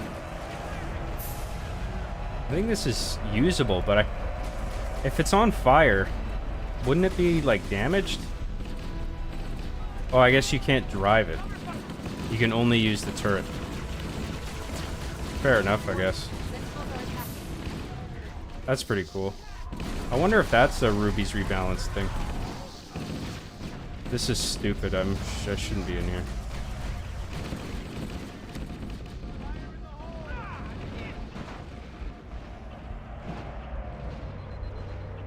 Let's go grab that health pack that was up there. Sarah XC for $20 says, with each of my donations, you let out a loud sigh. I know you've asked me to stop, but you're my favorite creator, XD. I'm touched, Sarah. What can I say? I just honestly feel bad because it's a lot of money. It's a tremendous amount. I just hope you have enough to do whatever you want to do and whatever, you know?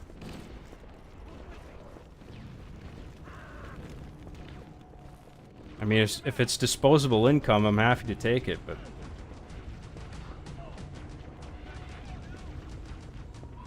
I just hope you're looking after yourself, that's all. Thank you very much, Sarah XC.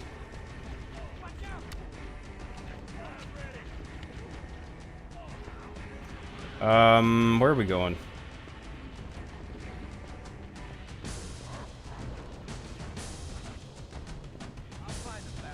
We'll just hop down here.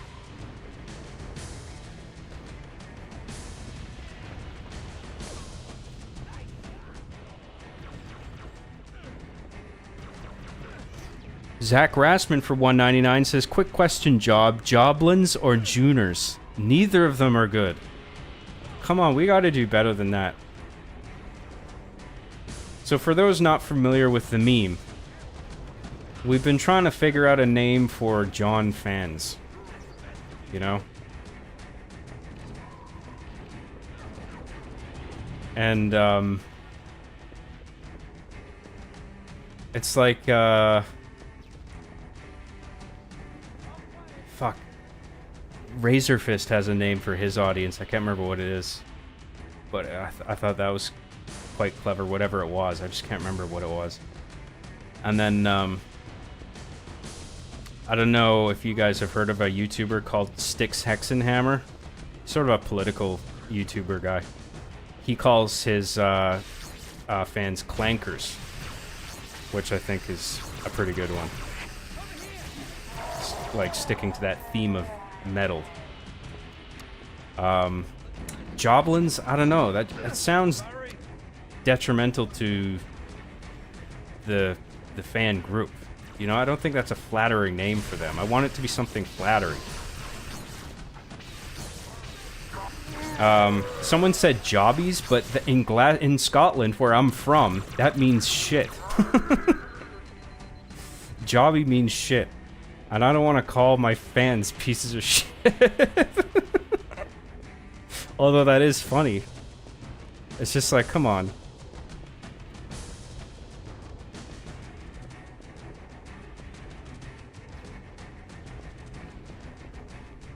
I don't know what the answer is, though.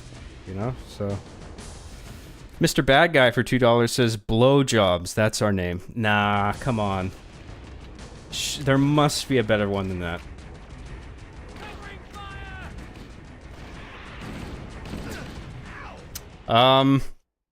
Sarah XC for $10 says Jonolians.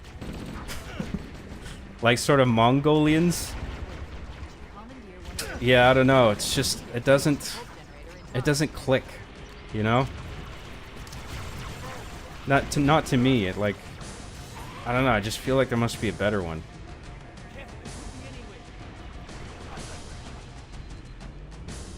Joblins is like, I don't want to think of my fans as goblins.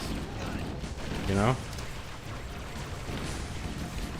Oh shit, I'm playing like a fucking horse's ass.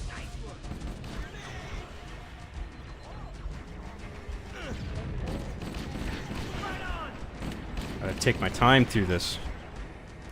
Zach Rassman for $1.99 says, instead of Honey Grahams, we are Johnny Grahams.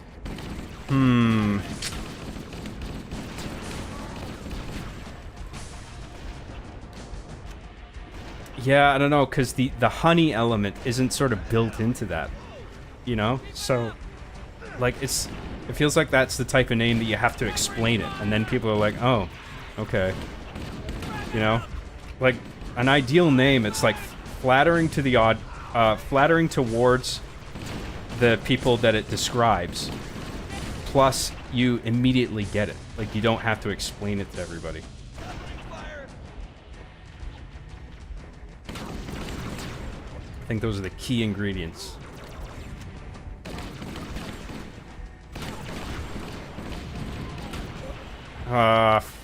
Fuck you. Is this a... Oh no, it's not a working tank. Oh, that might be a working Banshee over there. That would be nice to grab one of those. Let's try it. For the fuck of it.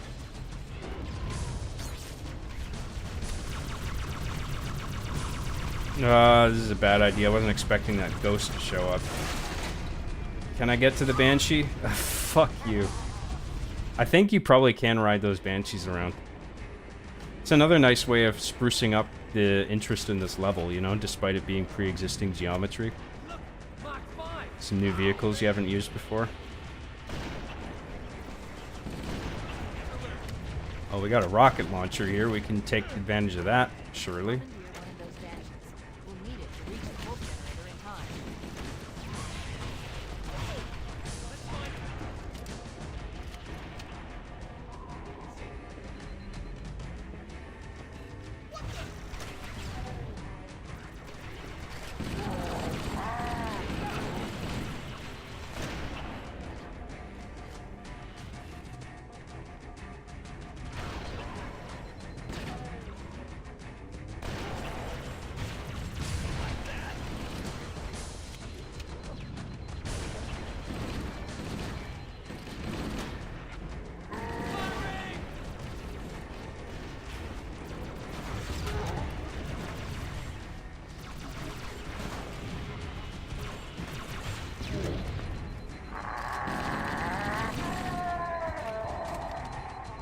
Roar!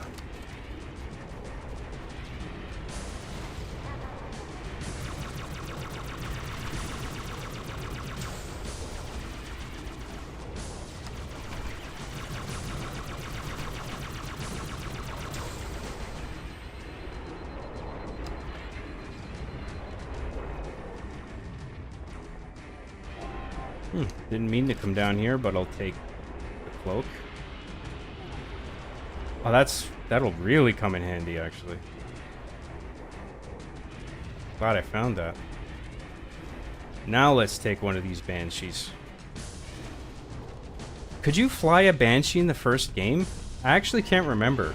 But I am kind of actually having a flashback now where that might have been the case. I thought Banshees weren't drivable until Halo 2, but maybe I'm wrong.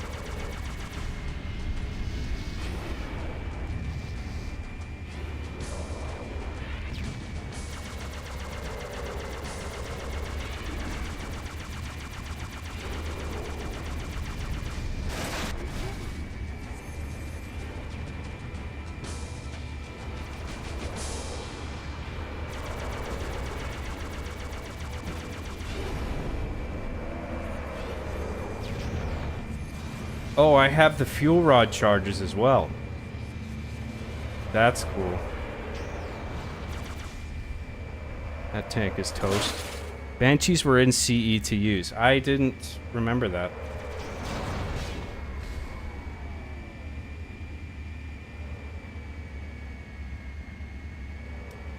Okay. Well, that's that cleared. Ooh, is that a working ghost I see?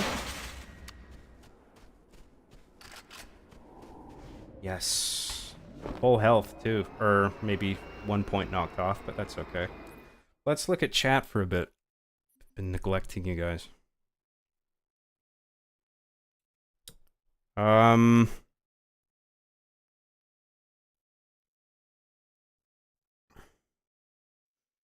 long have you guys been enjoying John's content? Just wondering if most people in the stream have been around since Chief Sucks, and if there are many new subscribers around who discovered him lately. I imagine if there's new subscribers, it's probably through my appearances in other shows, including Every Frame of Pause, Metal's Forge, Side Scrollers. Um, I've been on a few other ones, but those are sort of the bigger ones. Of the smaller appearances on the smaller shows that I've appeared on, I imagine maybe I've gotten like one or two people who have caught on.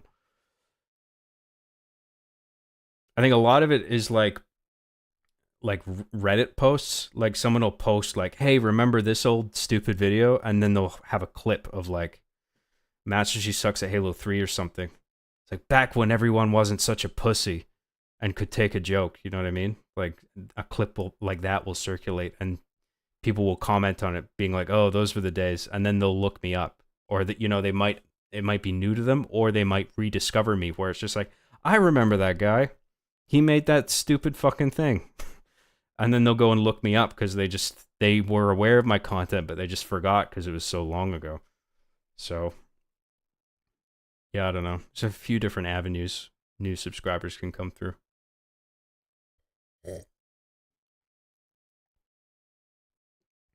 I'm guilty of falling down there many times in childhood playing this LOL. Yeah, well, there's a cloaking down there, so that came in handy. Ah, yes, this level is toughest, not the next one. I assume you're talking about the library, and this is in fact the hardest level. We'll see. I think this is at least more fun than the library. So even if it is tough, it'll be like more entertaining to get through. I think because it's not all flood, like it's not as easy to get swarmed as it is in the library. And on heroic difficulty, as soon as you get swarmed, you're fucked, pretty much. I'm late. Did I miss the gooning? No gooning. You know the rules. Cortana should have said fuck off here, but I guess that would have got them a higher rating. Yeah, that would probably, with no joking, that would probably get it, give it a mature rating or something. I don't know how many fucks you're allowed in a video game before it increases the rating. I imagine just one. I imagine the rules aren't quite the same as television or films. I heard Cortana was originally supposed to be British, which is why she talks so weird here. Yeah, like when she says sawed off. Sawed off, that's we're not talking shotguns. That's sod is an asshole basically in British lingo. So, but I don't think that necessitates that Cortana was supposed to be British. I mean, it could just, the dialogue could have been written by a guy who's from Britain, and that word just occurred to him as natural. It doesn't bother me. I think it's cool.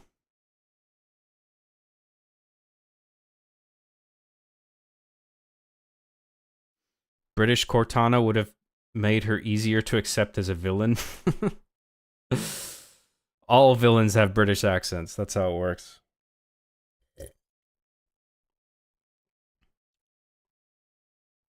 We're all going to be special jobbers at this rate.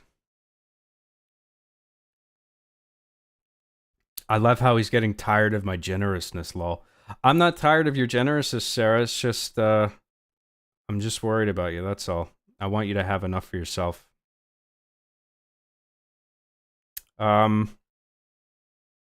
If you keep dying, John, you're gonna have to put more quarters in to get more lives.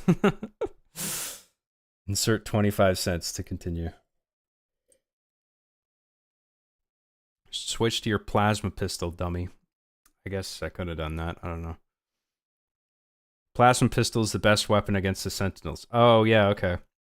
I mean, the projectiles are a bit slow, but I could see that when they hit, they are pretty effective, so I'll remember that for next time.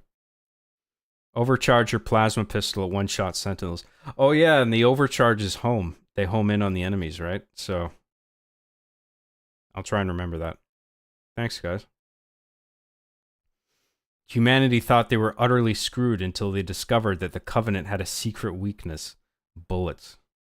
Who would have thought? It's like the end of War of the Worlds where it's just water kills them. It's just like, bullets! They're weak against bullets!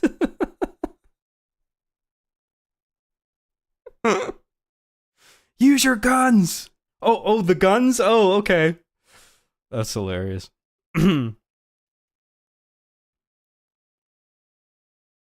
Yeah, it is because it's a PC exclusive Rocket Hog.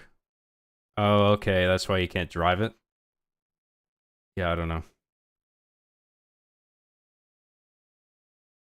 Playing back through previous areas massively changed through lore and story progression is a fantastically fun concept if done right. Revisiting hard-won ground all torn up or infested is interesting.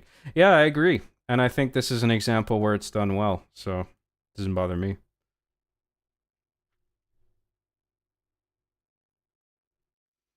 I don't remember the Marines at this part in the game. Must be the mod. Yeah, that is one of the things of the mod that you're given AI companions where normally you aren't in the original.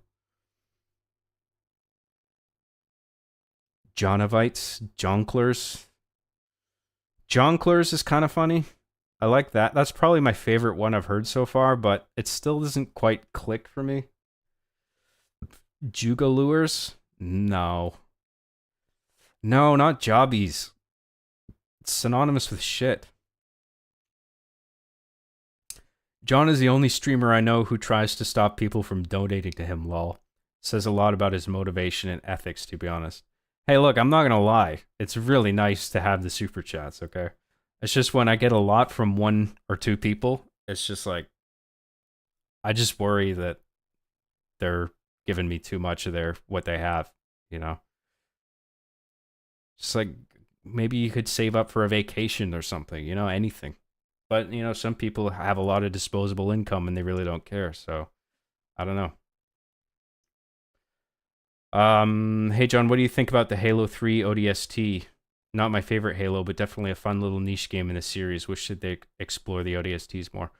I had someone in the comments of my Halo video recently who was just upset because I had such a mediocre take on... Well, not that my take was mediocre, but like I thought that Halo ODST was nothing special, and they took offense to it. He was just like, I can't believe they even think this. And it's just like, I didn't say it was bad. I'm just saying that it didn't blow me away. That's it. So, Styx. Oh, we got some Styx Hexenhammer fans in here. Sarah XC got that infinite monies glitch Chief's been yapping about for years. Maybe so.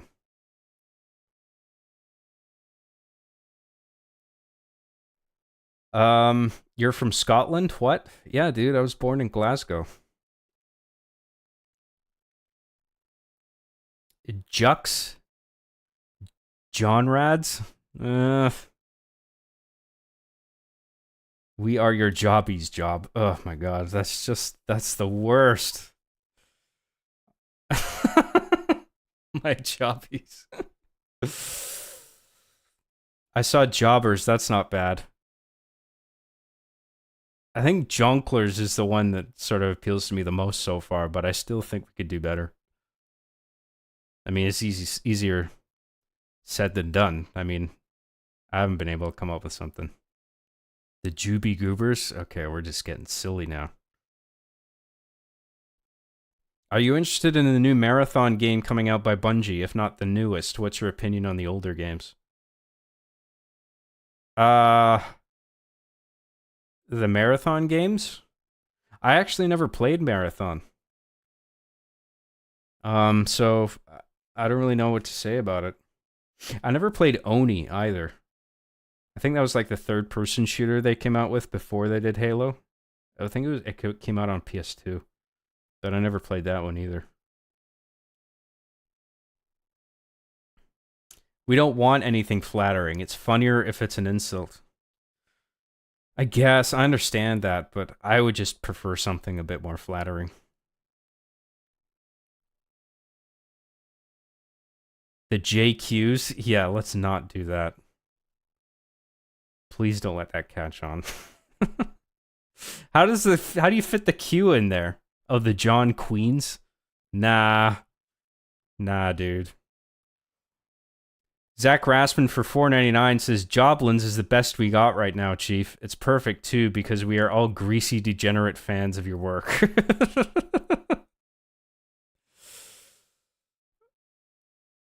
I kind of like Jonklers better, but Joblins, I do agree, at least rolls a bit better off the tongue.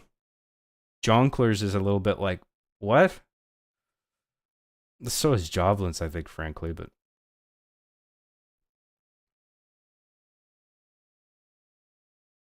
I keep losing my spot, sorry. CJ Gooners?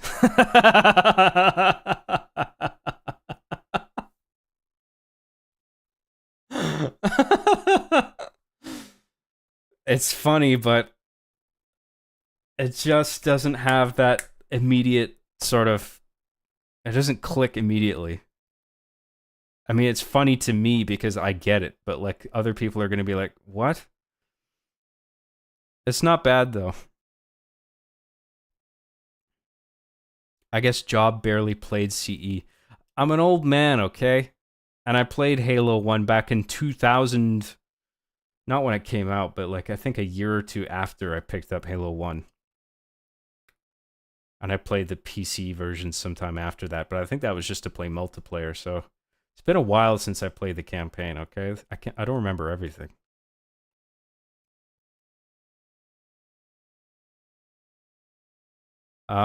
Take a couple of shots on camera. I mean, I assume you're referring to drinking. Is this not enough? I watched job stuff, one-off stuff in like 2008, but got into Arbing the Chief during season 6. That's cool, but I think a bunch of people started at the same time. People started dropping off when I started serializing the show because they just wanted the silly campiness, lack of consequence, I guess, from the initial episodes. So, you know, it was a give and take. I wanted the show to evolve, and some people were on board, some people weren't. Some people were on board in a way that they weren't before. They're like, oh, this is interesting now. But then other people were like, what's this? I don't want this. This is poo now. So, moral of the story, don't chase what you think your audience wants. Just make what you want to make. You know? Mega Man Goes to Willamette when it first uploaded is when I first saw John. God damn, that's going back a ways. It's like just after Dead Rising came out. So that would have been like 2000.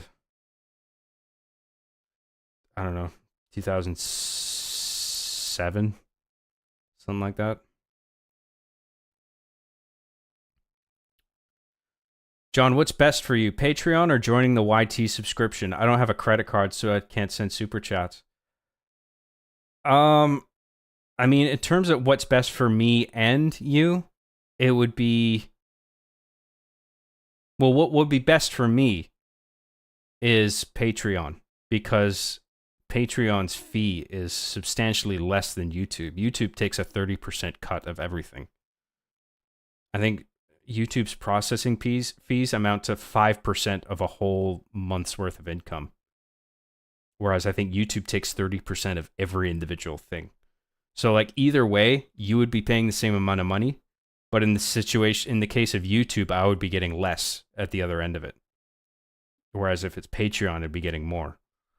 So, but people want to use YouTube obviously for the direct interaction because like we're live and, you know, I'm reading things out live. There's obviously an appeal to that. So, Streamlabs is another option, and I do have the dashboard up. I just, I often forget to check it. And most people just do YouTube anyway, just because it's immediately visible. And the other people, participants in the chat, also see what they're writing. So, yeah.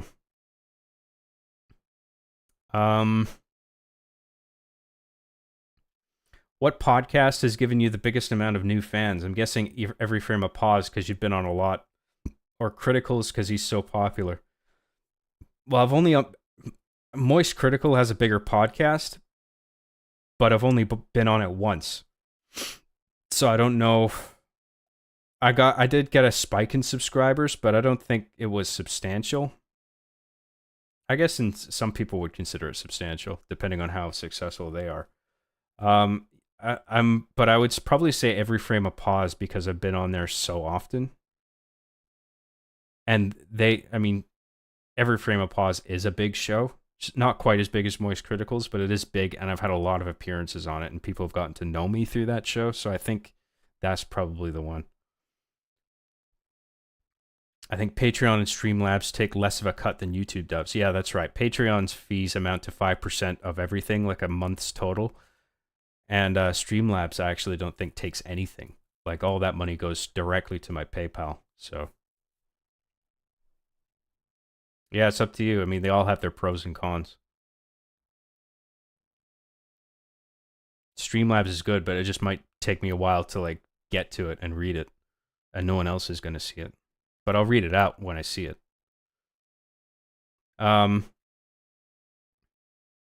Zach Throwback for $1.99 says everyone should watch John's commentaries. They're fire. Well, there's for anyone interested. I mean, if you are, there's been a lot of memberships gifted today. So if you are a member, you will have access. You should have access to the community post on my channel community tab with all the links to my video commentaries. And I mean, there's commentaries ranging from seasons 1 to 7 of RB and the Chief. And like, there's a lot of content there, like hours, like I think in the hundreds of hours worth of content. Or maybe approaching 100 hours. I don't know. But there's just a lot to digest there. There's a lot of content.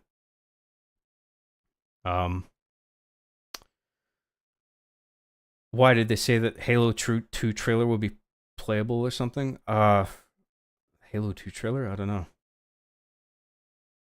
Sarah, I got a membership from you and have been watching John's commentaries. I recommend them even though he looks scary in the first few. Do I? I don't remember what I looked like. Got any beer or whiskey job? I got whiskey right here. I just recently got a Joyride Halo 2 Master Chief. If there's ever a day when you can no longer use the Chief you currently have, you can have mine, assuming you don't mind him being a bit loose. You know what? I think I mentioned this before, but I might actually have to take you or someone else up on that who has the figures. Because, I mean, I'm on like my third round of figures, like pair of figurines. And the longer I've been doing this, the more I try to be careful with them. I try to be as careful as I can, but in order to film things, I do have to be rough with them to a degree, but I try to be careful at the same time. But there will come a time where they might just be a little too loose to work with, or something might break in a way that is irreparable.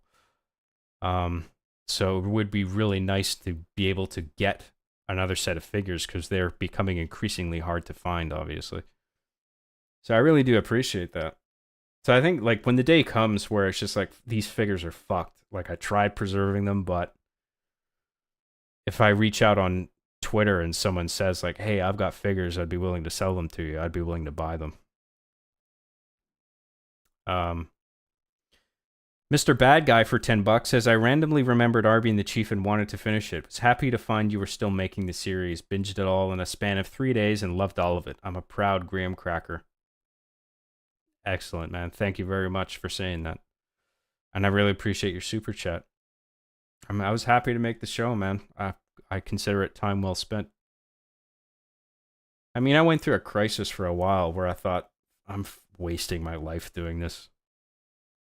You know, I just felt like, because I went to film school and all my friends were like getting jobs in the industry, and I just felt kind of pathetic doing my toy thing. But eventually I thought, you know what? No. Hollywood is fucking full of shit and falling apart now. I know a lot of film people who are just miserable in their jobs. So it's like, I've actually got a pretty good thing going, and I'm entertaining a lot of people, and I interact directly with my audience. My content is 100% mine. I have complete creative control. I write and edit everything. So I see it as a good thing. Like it took me time to sort of realize what a benefit it was, and that I in fact wasn't wasting my time, because some people see a lot of tremendous value in my show. And it just took me a while to wrap my head around that and realize that I'm actually in a pretty good spot. Despite the surface reality of just, you know, filming toys in my bedroom. I mean, it's kind of infantile, but I put a lot of work into the writing, and I try and make it like it's an HBO show, you know, So thanks very much for saying that, man. I'm glad you enjoy the show, Mr. Bad Guy. Thank you very much. Donation so John can buy more alcohol for his fancy cocktails. This is anything but fancy, okay? I'd get the cheapest alcohol I can find on the shelf. The cheapest, strongest alcohol I can find, and mix them together.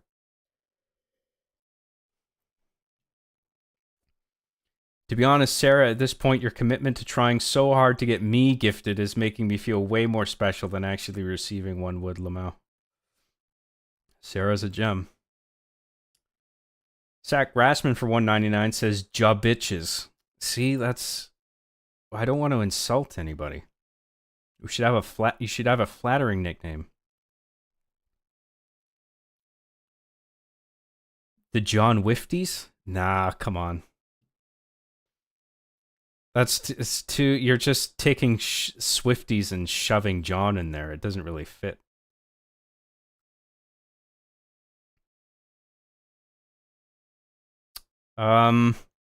John Victs. John Victs. Instead of convicts. That's interesting. I kind of like that. The Goonies.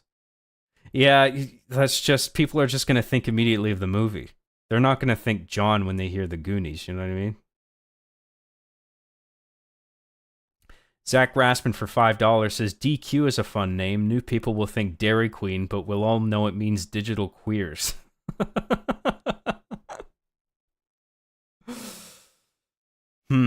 Digital queers. I don't know.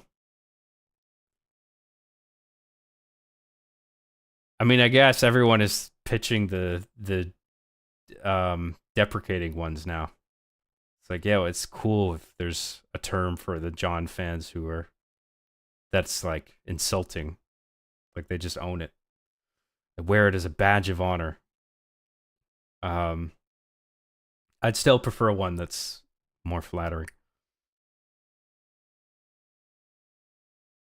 Where was I? Quality content still, but natural decline is the IP it's falling from and all. Yeah, well, I mean, Halo as an IP is in piss poor hands right now, but what can you do about it? What can any of us do about it? It is what it is, you know? It's a shame.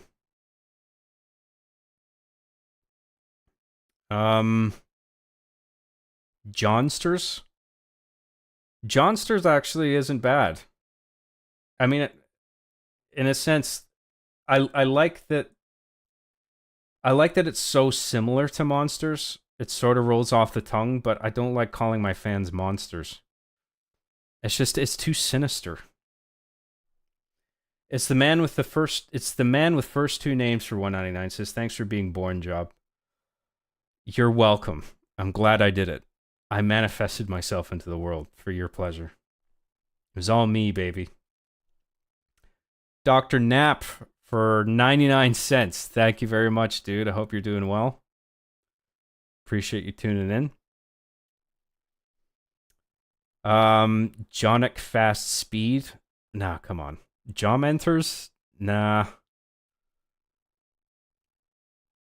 Shout out to Scotland for enforcing the Graham lineage. Oh, well done, Scotland. Yes. Arby and the Chief will end when John can't find replacement figures. Maybe. But I'll try and be as careful as I can with the ones I have. It's time to paint yourself green and purple. Shrink yourself down in front of a green screen and editing and carry on without the figures. Oh, so I just become the action figures? That's gonna be a bit tricky. Netherwolf Arcane Atmosphere for $2 says, what type of whiskey? Genuinely curious, haha. This is Alberta Premium Whiskey because it's the cheapest on the shelf with the strongest alcohol content. And I mix it with some Bols Amsterdam banana flavor to sweeten it. And I dilute it with a bit of water and ice. That's what I'm drinking. Thank you very much, Netherwolf. Dr. Nap for $2 says, Jonnifer's Bodies.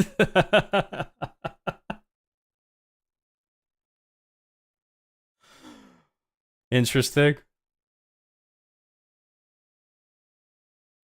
It's funny. It's just too much, like, I'm thinking too much Megan Fox when I hear that. There's got to be something more simple, more distilled. Arby and the Chief will last forever because, like South Park, it has an endless source. It has an endless source of inspiration because society keeps burning. Yeah, well, I'm pretty good at writing episodes that have a sort of timeless quality to them. They're not immediately disposable.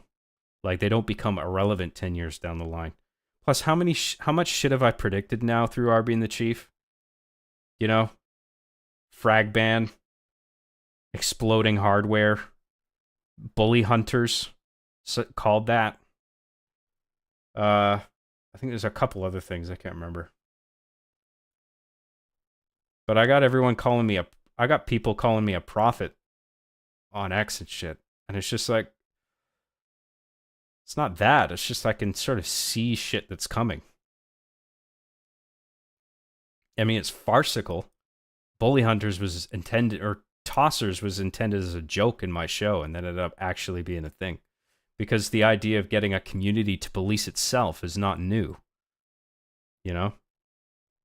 And it actually kind of makes sense to do that. I mean, it's cringe, but I get why something like that would be employed.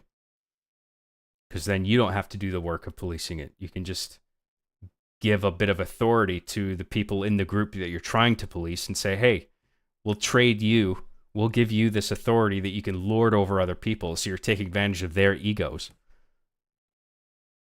And then you're saying, just do our job for us and we don't have to pay you anything because the thing that we're giving you is the authority. So, and they're quite happy to have that. I love you, John. You're literally my childhood. Ever since I was 12, I've loved your content. I'm currently 24. That's very nice to hear, man. Thank you very much for the kind words. I'm glad you enjoy it. I'm happy to make it. Zach Rasman for $10 says, I have calculated the total runtime for all seasons 1 to 7 plus Master Chief Sucks commentaries, totaling up to 46 hours and 35 minutes of content. This is not a joke. There's so much gooning material behind paywall. 46 hours of bonus content for my big swinging dicks on Patreon and YouTube members. So yeah, there's a lot of content there. Thanks, Zach, for doing the math. I appreciate that. That's cool. Thank you, Zach Rasman, for the $10 super chat. That's awesome. Sarah XC for $20 says, honest question. There is a lot of empty beer / liquor bottles in your show that makes me wonder if you're actually doing okay. I imagine you're talking about like the first season. I'm doing fine. I like a drink, okay? But I'm extremely high functioning. I get a lot of shit done. But I do like a drink at night, so. But whatever, I think that's fine. John, you often. Thank you, Sarah XC. You're incredibly generous as always. Thank you.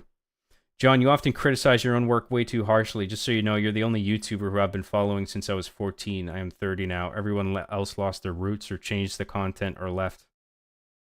Yeah, well, there's definitely a benefit to not being owned by any corporation, you know? Like, I value my independence now more than ever, so I don't feel this pressure to go along with what some corporate head says is the way to conduct yourself, you know what I mean? Like, I feel a lot of people are sort of trapped in that, whereas I can just continue to do what I've always done, and I really do value that.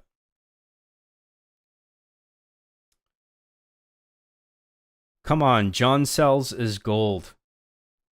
I personally find the way that incels is being molded into a multitude of insults and excessively used on its own just cringe. Like I saw a post on X, like this guy was calling people who use Sprint excessively in Halo sprint cells, and I was just like, Jesus Christ. Did people even know what incel means? What's incelibacy got to do with using a fucking armor ability in a video game? It's just used as this catch-all insult that doesn't even fucking mean anything anymore. Solar Hypercane for $4.99 says, "Can you read this super chat like you're angry to receive it?" I can try. Solar Hypercane for $4.99. Can you read this super chat like you're angry to receive it? Wow, thanks for your fucking super chat, Solar Hypercane. Wow, $5. That's so great.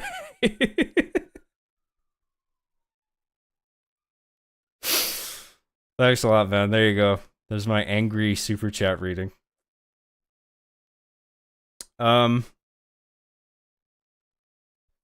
Truly, John's bottle stash is a monument to the Scottish race. We're not all alcoholics. No, it's true. We all are. Bonnie, Scotland.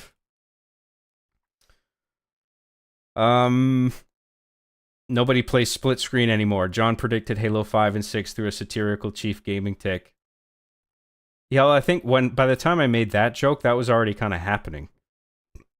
Like, split screen was being deliberately omitted in favor of console manufacturers wanting to have customers all have their own console, because obviously that increases sales how many fold. And then there's the chance that if somebody's going to get their own console, they're probably going to get Xbox Live too, so that's a unique subscription. You know, so, I mean, it's just chasing profits, right? At the cost of the intimacy and friendliness of having a couch co-op session with people. You know, it's just it's a shame. It's sad that it's gone by the wayside. But you still have devs like what was the dev that made A Way Out and Inside Out? Not Inside Out, fuck. It Takes Two. You still have some developers that value it enough that we're gonna, like, they just dedicate their games solely to a split screen experience, which I think is really cool. And then I think you have some indie developers doing the same kind of thing. So, you know, it's not dead, thankfully. But it is seen by larger, uncaring corporations as unprofitable, which is a shame.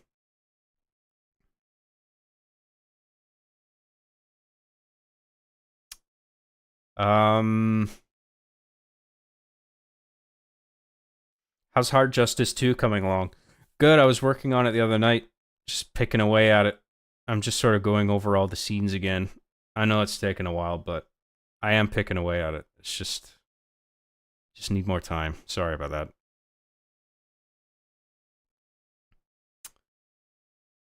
that. Cells is the new cuck. Yeah, pretty much.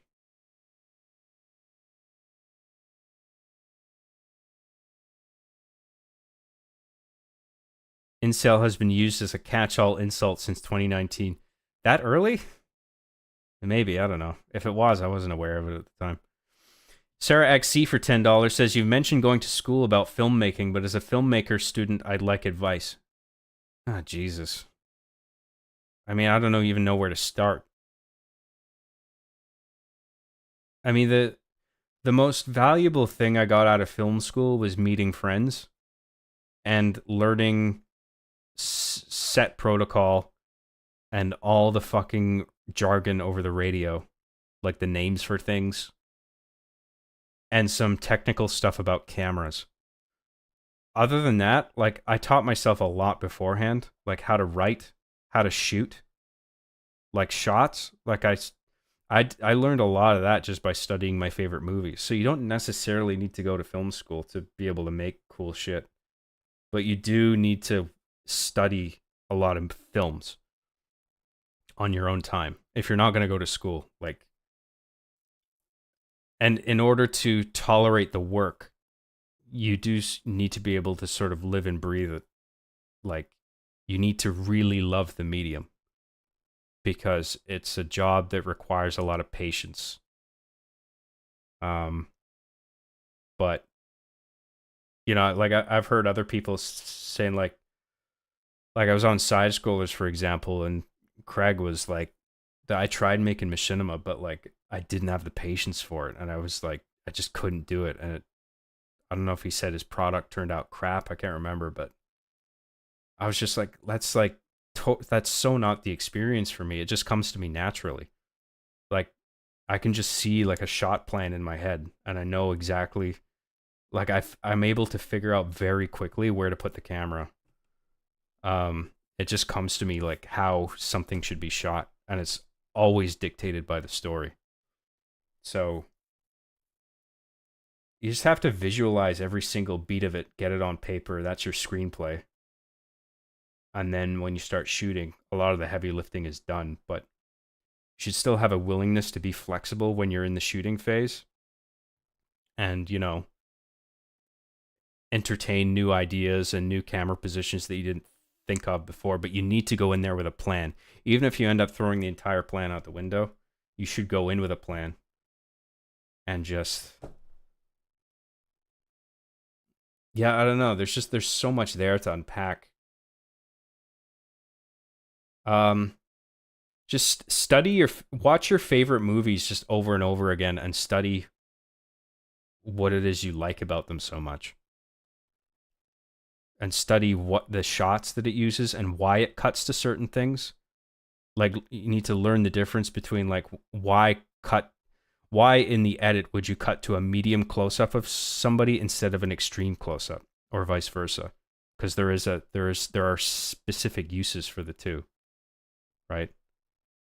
It's not just about switching it up because it's visually novel to like, it's like, oh, we've seen enough of this medium close-up now let's use the extreme close-up for this beat. And it's just like, no.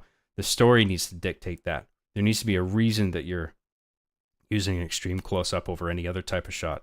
Plus, you have to make sure that all your camera moves are motivated, whether you're doing a pan or a tilt or a track or whatever. Like that, it all has to like be in service of something that you're trying to get across. You know? Like everything in a film has a purpose, like every single detail. You don't want anything to be in your film by accident. You know? I mean, there's some exceptions, but for the most part, I don't know what to say beyond that. I mean, that's a huge subject to unpack, but I don't know. I hope I helped you to some degree. John T. Python. Not bad. It's too much like Monty Python's not really that relevant, I don't think, other than the genre of comedy. Start with the basics, John. Film and you. Oh, yes, star wipes. Just use star wipes for every transition. That's the secret to filmmaking. You'll get an Oscar in no time. It depends. To self-study, you need to be able to reflect and recognize your own mistakes. If you can't do that, then maybe traditional school is better. Yeah, it's true. I mean, just trying to teach yourself on your own. I mean, I'm not saying it will come naturally to everybody. So maybe in some cases, film school is the answer. So I wouldn't rule it out. And I am glad that I went, because I got, other than some additional education, particularly in the technical realm, like with cameras and lenses, I met a lot of people, and I've forged valuable relationships, you know, that I wouldn't have otherwise had. So, yeah.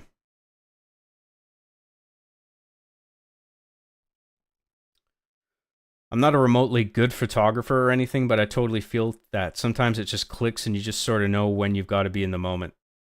Yeah. I didn't see the point to film school until the very end. I was so caught up in maintaining financial stability that I never gave myself the time to engage with other students. I felt like an outsider.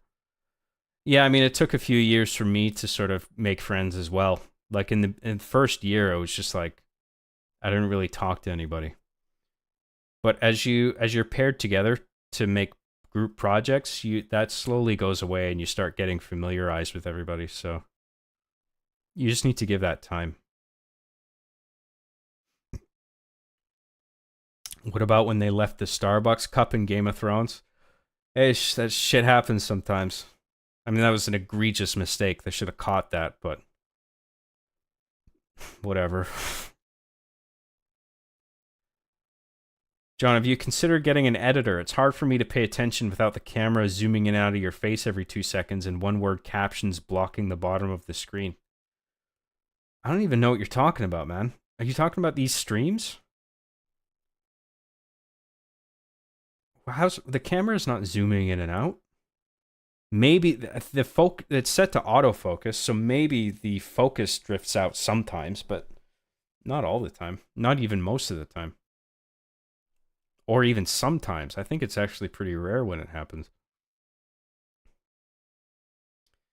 Thematic analysis is also a very huge key in the journey, looking for an overview that is observant and resourceful as per specifications you need.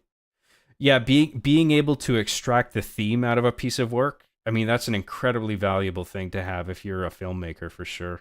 But I think I learned that as early as season 4 of Our Being the Chief. That's when I started being able to do that. It just clicked for me one day. So that wasn't even school that did that for me. That was just writing enough scripts and filming enough videos that I just started organically. My brain just started going down that route of thinking about things more in broader terms and thematically. It's like, what am I trying to say with this whole thing, like as an entire piece of work? Like, what's the unifying idea? You know?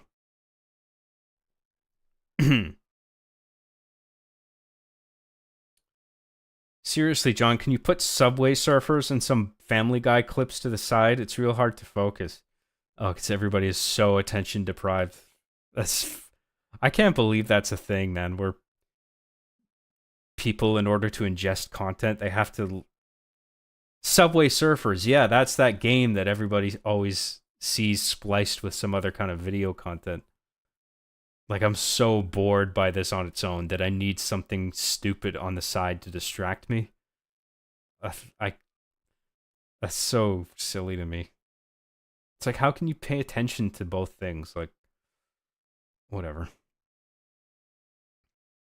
John, are you going to work with Halo 3 again for Our Being the Chief? That'd be great.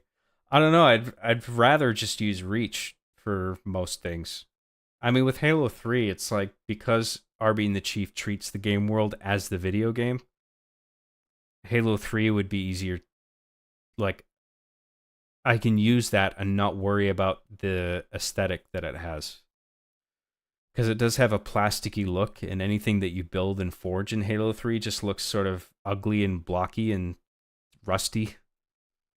Because all you have to work with is those, like, sand trap, or is it sandbox, the forge version of that, where it's like you're dealing with these large prefabricated boxes, or like scenery boxes. You can't adjust the look of them. But I think if you play on Foundry, you can make everything look like metal, at least. I mean, it's at least a bit different, but it's like you have to pick one of those two aesthetics. With Halo Reach Forge, you have a bit more flexibility, at least in terms of geometry, even though everything just sort of has the same unified sort of dark metal look to it. Obviously, Infinite Reach mode is the preferable one in terms of like the customization, because you can make an environment look like anything, but Infinite has so many drawbacks in other regards that it's not the one that I would like to use. But I've made a whole video on that if you're interested in why I pick Reach above everything else.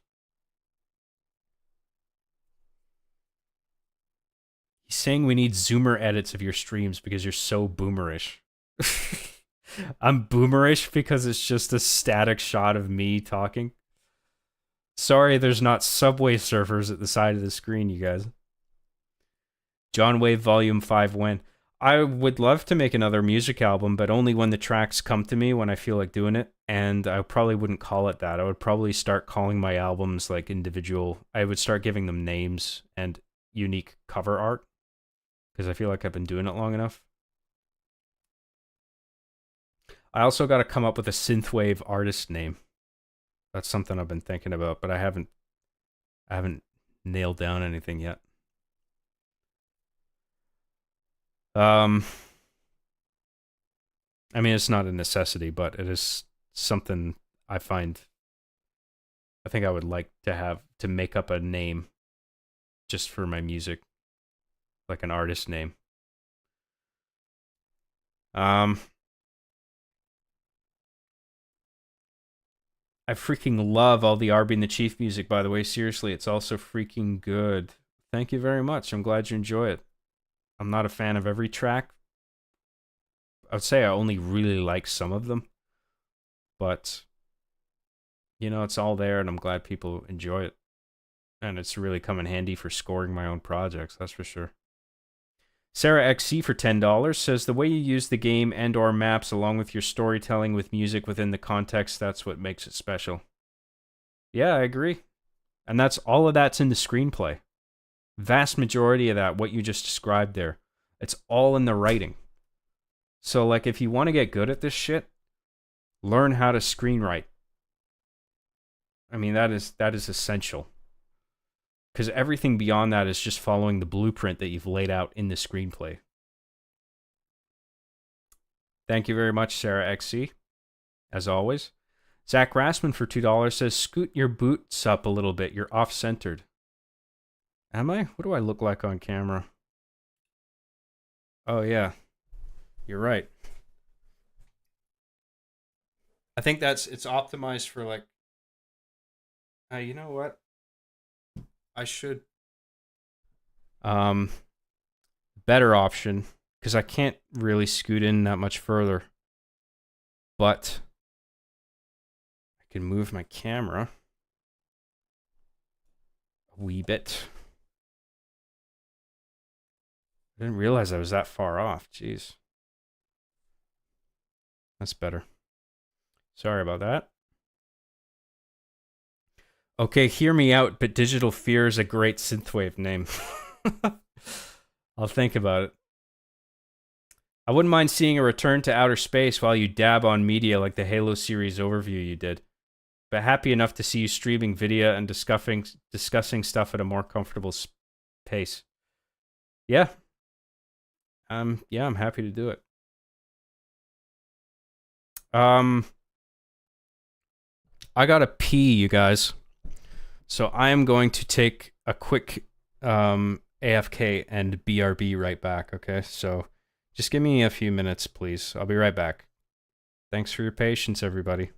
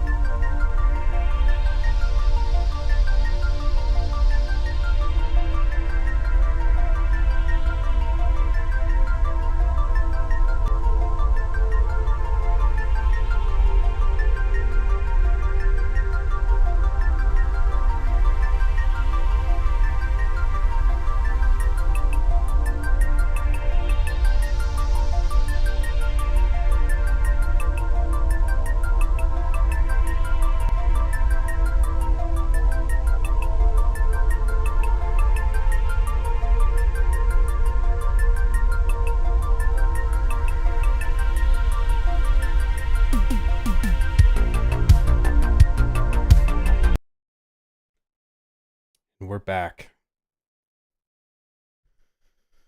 I haven't even read the chat yet, but I know a bunch of people are going to be asking if I wash my hands, and the meme answer, as always, is that I lick them clean.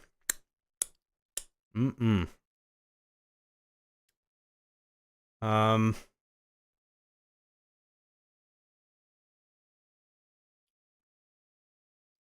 Erica Ehrenreich for $2 says, I'm back. Oh, boy. Well, thank you very much for that super chat, Erica. It's nice to see you again. Please don't feel the need to send a bunch of super chats like before. You really don't have to, okay? But I really appreciate everything, and it's nice to see you back. Thank you for tuning in.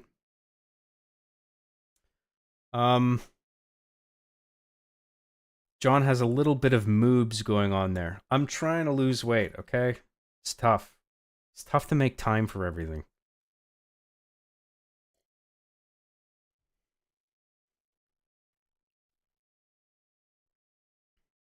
I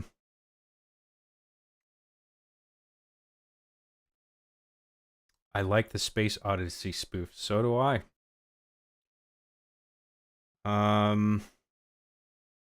Yeah, Digital Fear for your synth artist name would be great. Gotta head out, but good luck with the rest of the stream. It honestly didn't occur to me, but I actually kind of like that. But I don't know. I think I would ultimately rather come up with something new.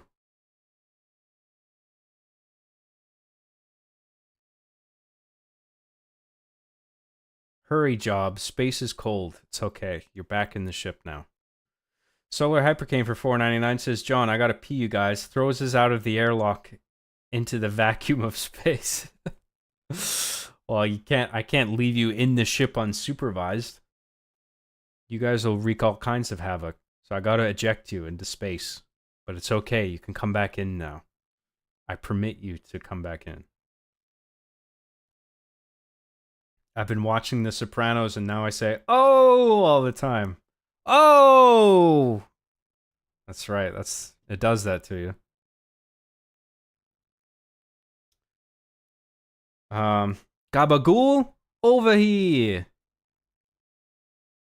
Joe Cardova for $20 says, Hey John, longtime fan. I've wanted to mention how much you've inspired me. Your storytelling and camera work motivated me. And now my book is getting ready to be published. I hope it has an inspirational impact like yours. That's awesome, man. Well done on writing a book. That's something I would like to do, but I don't know what I would write about, whether it's fiction or nonfiction. But congratulations, man. That couldn't have been easy, so well done. And thank you very much for that super chat. That's very generous of you. Glad you enjoyed the show. It's not fat, it's power. Yes. See, this is power, you guys. See, I don't think there's a lot of fat on my moobs, to be honest. But it's just, if you just look, it's just the way my moobs sit. They do look kind of protruding. It fucking sucks, man. Whatever. It is what it is.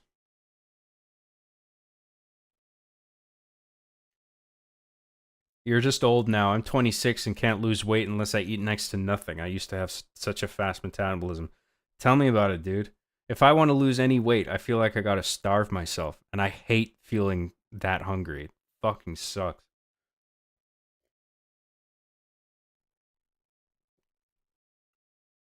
We'll get back to the game. It's just, we're at that time of the night where the chats are just flying.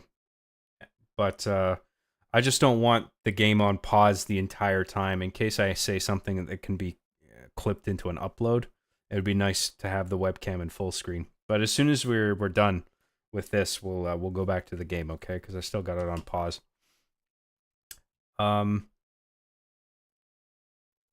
Dude, I'm almost 23 and I have a beer gut and I get winded when I run up the stairs. So, and I cycle every day.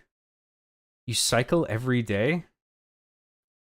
Damn, that's a lot. That's a lot, man. But you still gotta. I mean, I get it's tough losing weight for some people, man. I think it's tough for me. Just keep working out, John. You'll get rid of them eventually. Yeah, I just gotta keep it up. I've been slacking off. But it's not out of laziness, man. It's honestly just, there's other shit I'd rather spend my time on. You know? I guess it's a bit of laziness because I'm just tired. I'm tired of fucking working out every day. It sucks.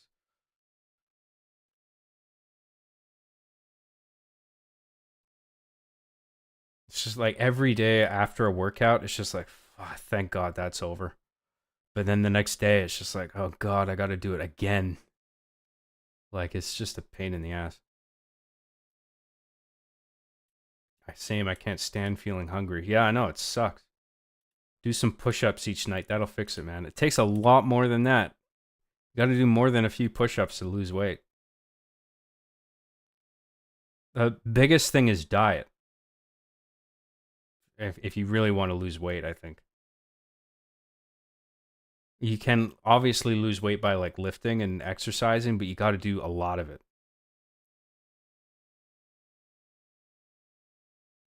Your moobs are full of soy.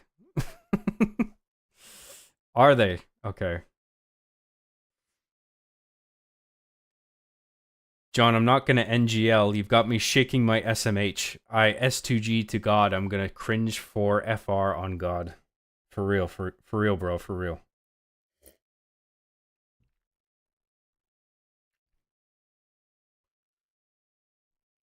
I used to weigh 120 2 years ago until I started lifting and bulking, gained 35 pounds in less than a year, but now I don't work out and have moobs too. The moobs come for us all. Sarah XC for $20 says, John, you look great. Don't let them disencourage you. We all move at our own pace. Heart. Thank you very much, Sarah. I would like to lose a bit of weight off my torso. I've been really good with eating too. I mean, it must be the alcohol putting the pounds on, because I can't see anything else being the case. Like, I often skip breakfast, but when I do, I just have an omelet. You know? And then I have like one larger meal a day, sometimes one meal a day altogether. And that's it. I don't eat junk food. I don't eat cake, cookies, chips, any of that shit. I don't drink soda. I've cut out so much shit. So I think it's the alcohol that's keeping the weight on, to be honest. But alcohol helps me relax at night. It helps me think. It helps me work. Like, I like a drink at the end of the day. So, I don't know. If I don't have one, I just feel annoyed and unproductive.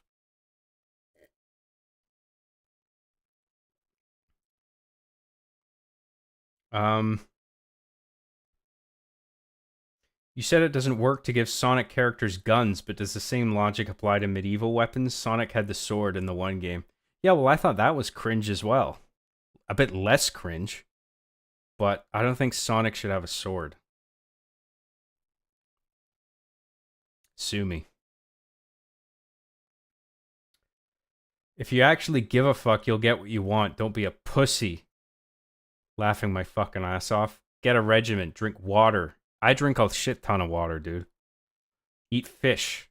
I don't like fish, but I don't eat crap either.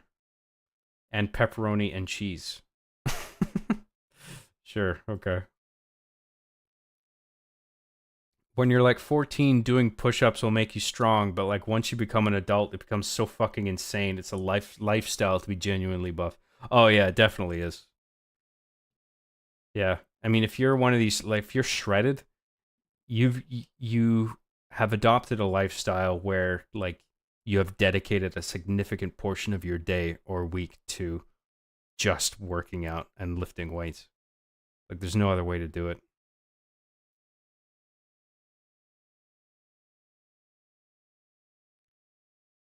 Don't skip meals if you're trying to lose weight. You need to constantly be eating small meals. I don't feel hungry though. I mean, that must be it's not like I don't sit starving. I eat less frequently. I don't eat crap. But I actually don't feel hungry because I'm getting a lot of protein. So does the small meal thing still apply in that case if I'm actually not hungry? I don't know. John, we're very much alike, honestly. I hardly eat, but alcohol, I would make an exception. Alcohol's fun, man. And it actually helps me work and think. Because my mind goes at a fucking million miles an hour. And I gotta slow it down and be able to, like... It really actually helps me to a degree. I don't overdo it, though. I like a drink at night. I think that's fine. It'd be more concerning for a Scot to not drink a little every day. Yeah, that is the stereotype. Drink wine, at least it has some health benefits. I don't mind a white wine. I find the reds, they give me heartburn. But I do like a white wine. But I think that would be more expensive. Not necessarily. I guess I just prefer whiskey if I'm going to drink something.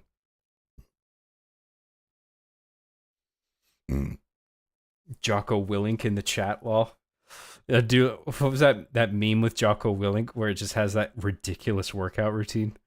So every day I wake up at 3 a.m. and I do 6,000 push-ups. Just like this fucking ridiculous routine. Have an apple job. Why don't you make me? I don't want an apple.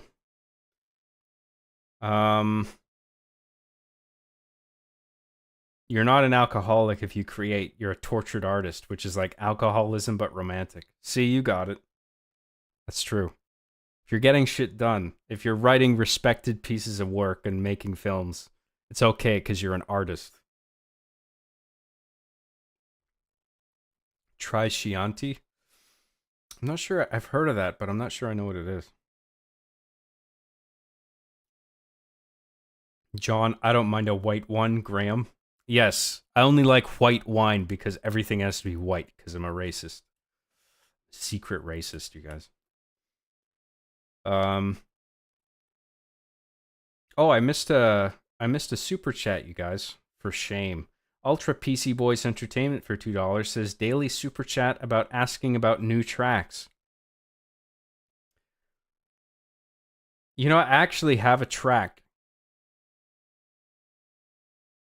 that I could let you listen to a bit of if you guys wanted.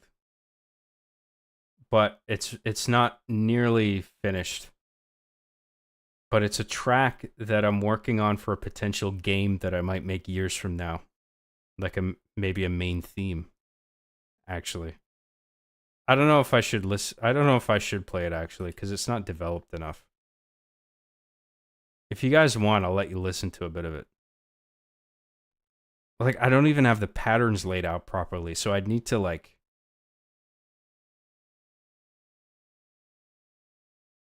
Ah, fuck it. Let's just see. Where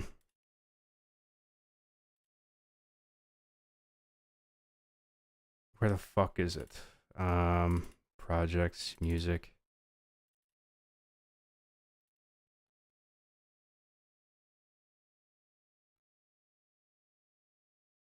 Just give me a second here.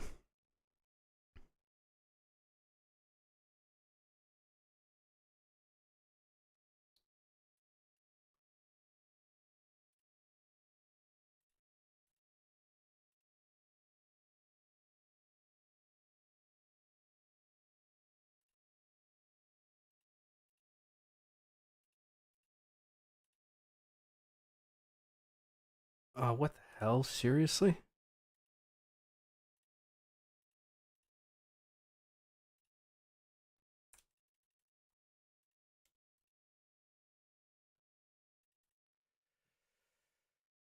For some reason, it's not picking up my...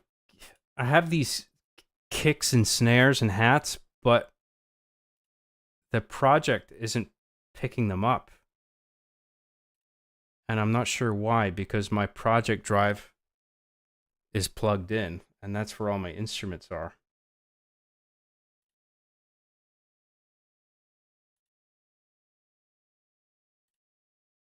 Just hang on 1 second.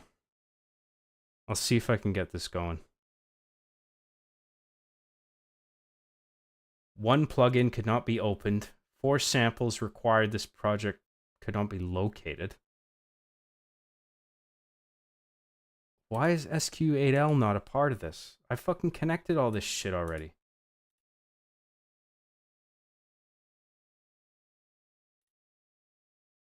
Oh my god. Global assets, music, instruments, kicks.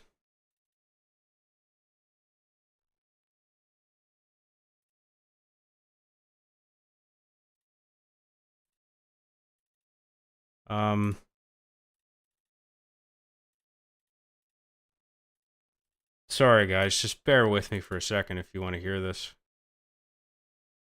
Instruments.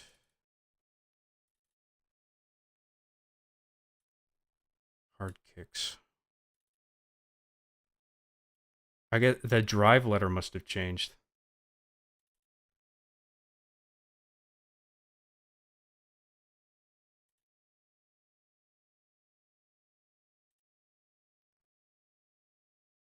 I think if I connect one, then it'll find the others automatically. At least that's how it should work.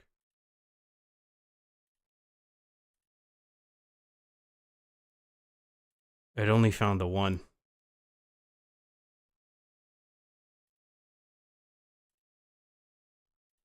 Nah, I'm not gonna do it. It's not. I gotta connect all the fucking. I don't even know why it's doing that, because I don't think my drive letter in my project drive has changed. I got an external solid state drive that I work off of, and it's all fucked for some reason. And I don't. Plus, just the track itself, I don't think there's enough there. And you guys will probably be like, "Is that it?" Like, it needs more work. Okay. So, sorry about that. Sorry for that bit that went nowhere. But I'll show you that. I'll show you guys that another time. Okay. My bad. And it's too much of a headache tracking down every single thing that's disconnected, because for some reason the software isn't sophisticated enough just to search the same file paths for the rest of the things that are missing. Like, I have to do every individual thing, which is fucking stupid. It's just dumb software, man.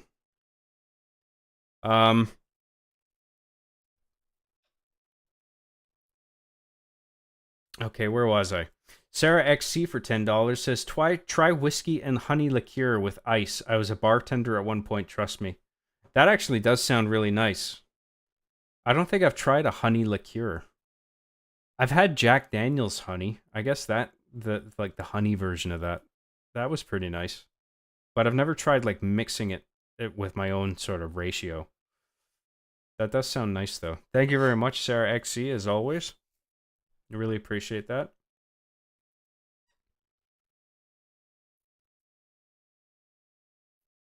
Technical difficulties. The John version of technical difficulties. Well done. Dude, sometimes FL is just like that. I know, don't tell him.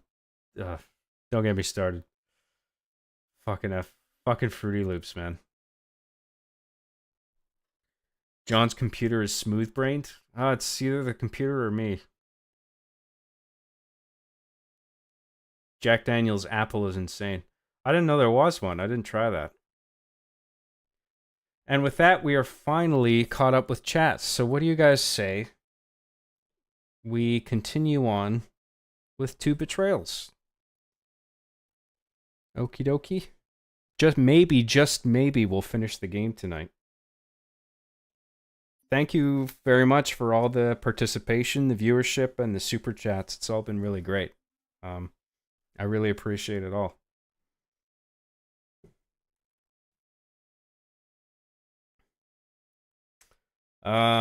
Okay. Active window, controller's working. We just got a checkpoint here, I believe. So, where are we going?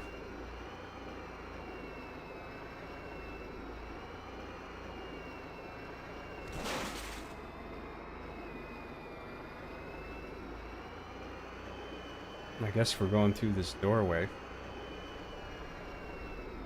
And it won't let me take a vehicle in here. Well, if I just do that, it will.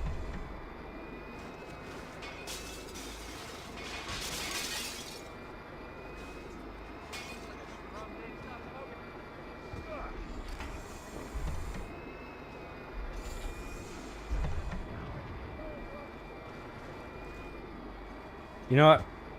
I'm gonna do without the ghost because... Oh shit, I forgot the sentinels are not on our side. I don't want to run anybody over accidentally. Maybe it's better to, like, not use the ghost for this. Yeah, fuck it.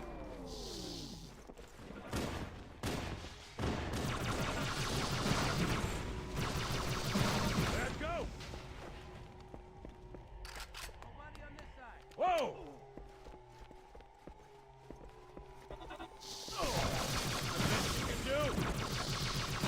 Oh yeah!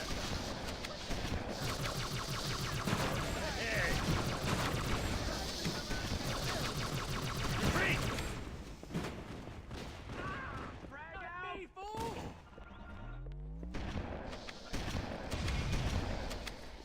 Nailed it! Do it!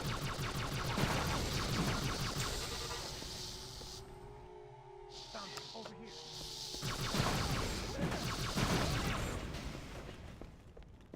I'll find the bastard. All quiet. And we're going the direction opposite of where all the arrows are pointing this time, because we're going in reverse. I think.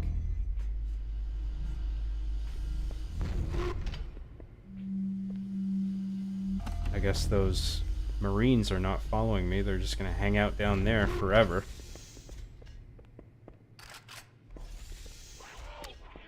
Maybe not the best idea. Who am I to judge?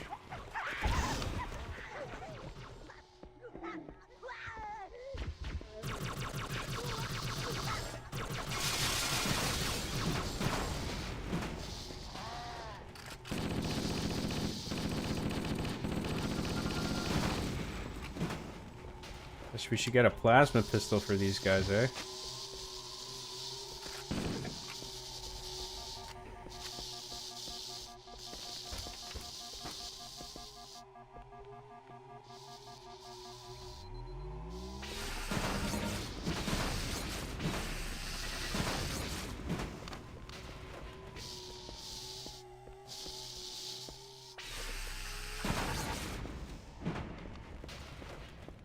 Yes, please.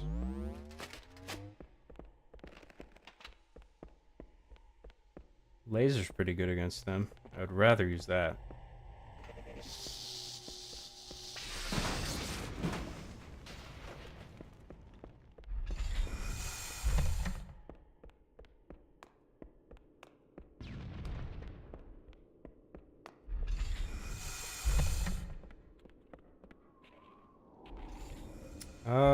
Which way are we going? Just across the bridge? I don't need the Banshee for that. We just gotta go through that door anyway.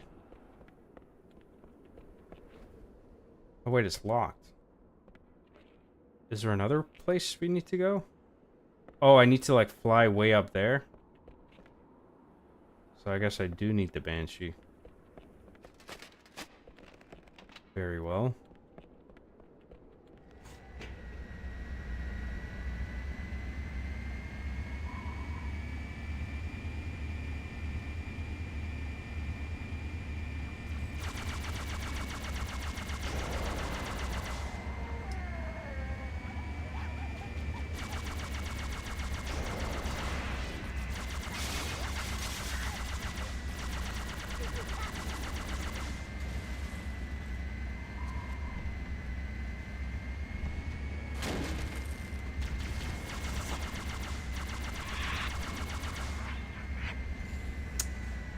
That's not getting in there, unless maybe I break a wing off, but I don't even know if Halo Combat Evolved Banshees have the ability to break the wings off individually.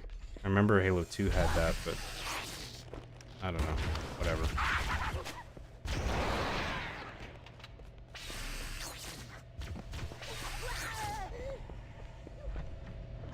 That's the pulse generator. The center core is the signal amplifier. That's what we need to shut down.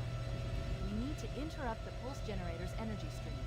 I've adjusted your shield system so that it will deliver an EMP burst to disrupt the generator, but you'll need to walk into the beam to trigger it.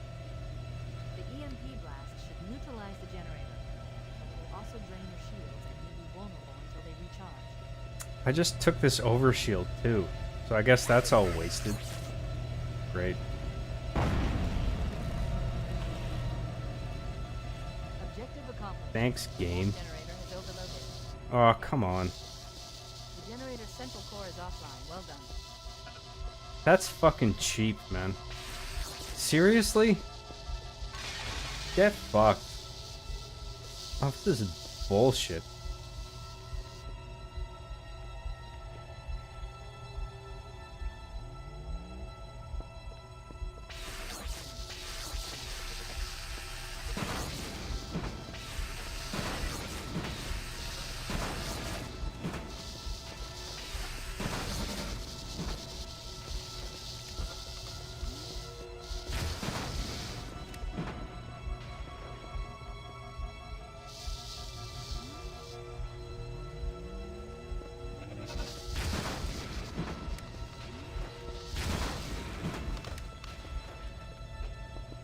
That one shot is pretty nice.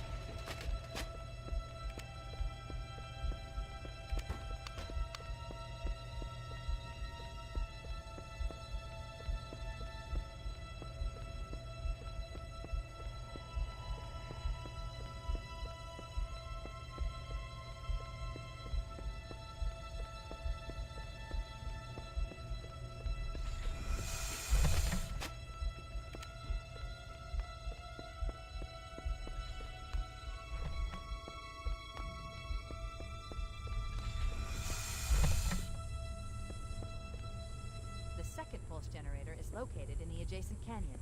Move out and I'll mark the target with a nav point when we get closer. So there's a little bit of backtracking involved in Two Betrayals, which is another nice way to mix up the same level as Assault in the Control Room.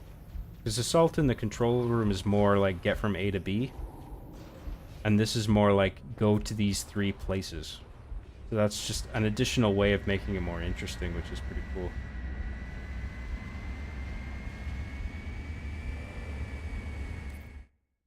Sarah XC for $20 says, "Hey John, just distracting you from gameplay. How dare you? How dare you give me $20? Head through that door. That's the way. I will not accept this.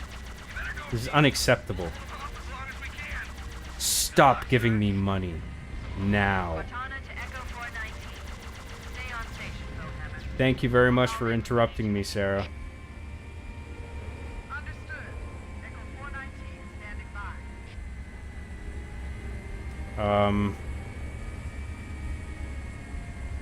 What am I doing again? Am I waiting on this thing to do something? Do I need to, like, touch down?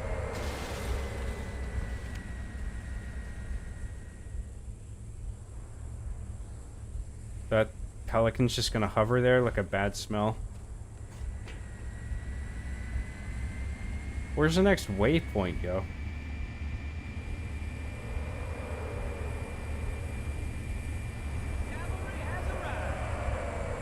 I actually forget where to go, if Cortana said. I guess it would be through... Oh, the door that was locked before. So I guess we go through here.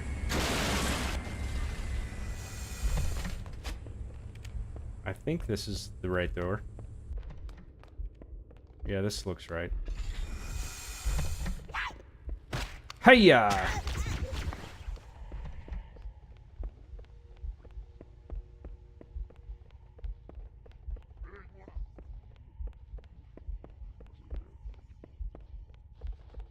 More here!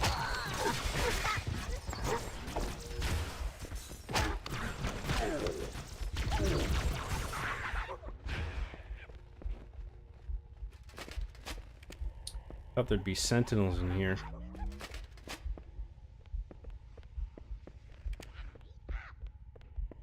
plasma rifle would be nice.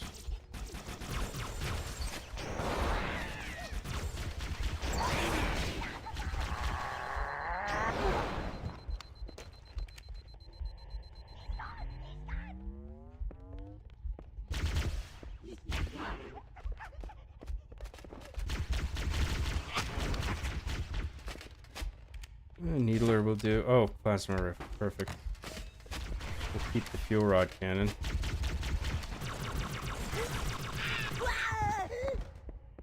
And we're going down this way, I guess.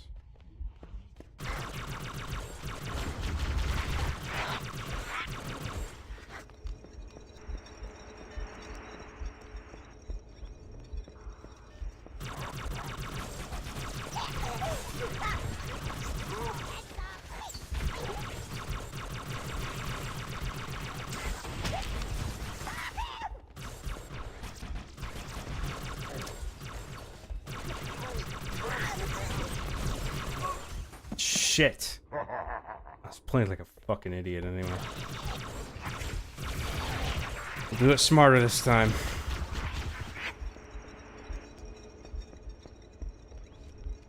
Maybe use some grenades? What do you guys think? Hmm?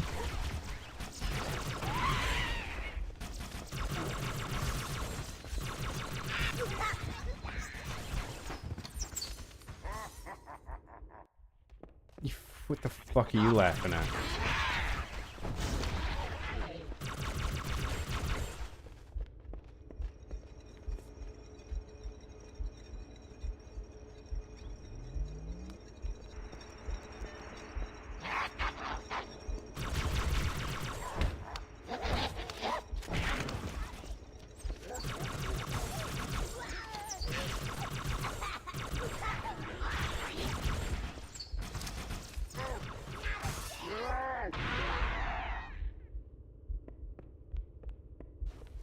Hey, that did it.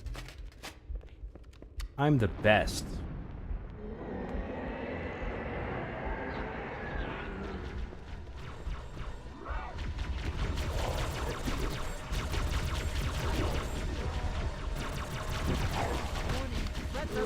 Uh-oh, the fluid.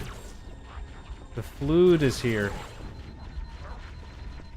There's some health packs up there. I gotta grab one.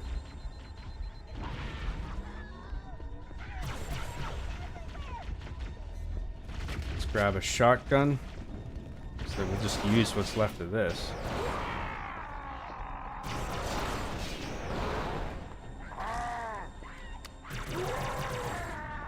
And then we'll grab the shotgun. Excuse me.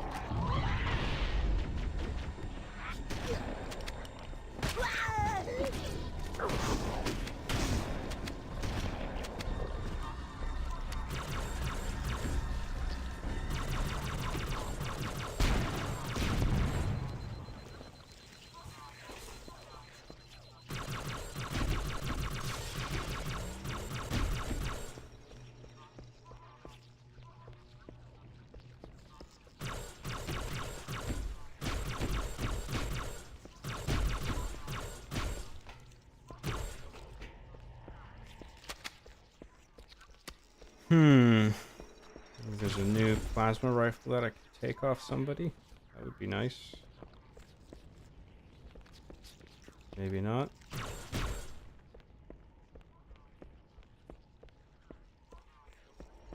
The needler will do for now. I think I'm going the right way.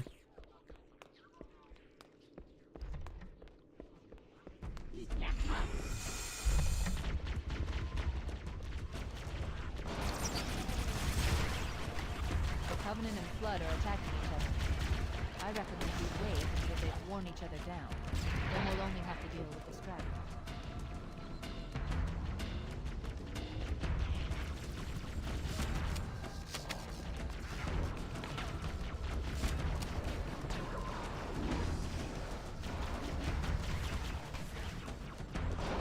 Maybe I should just wait for them to take each other out.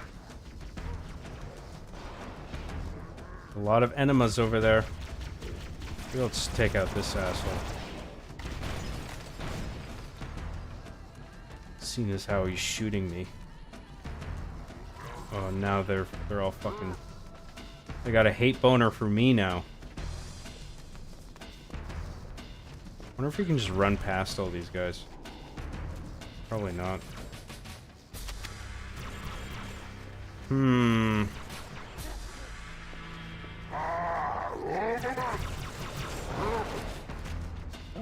So much for that. The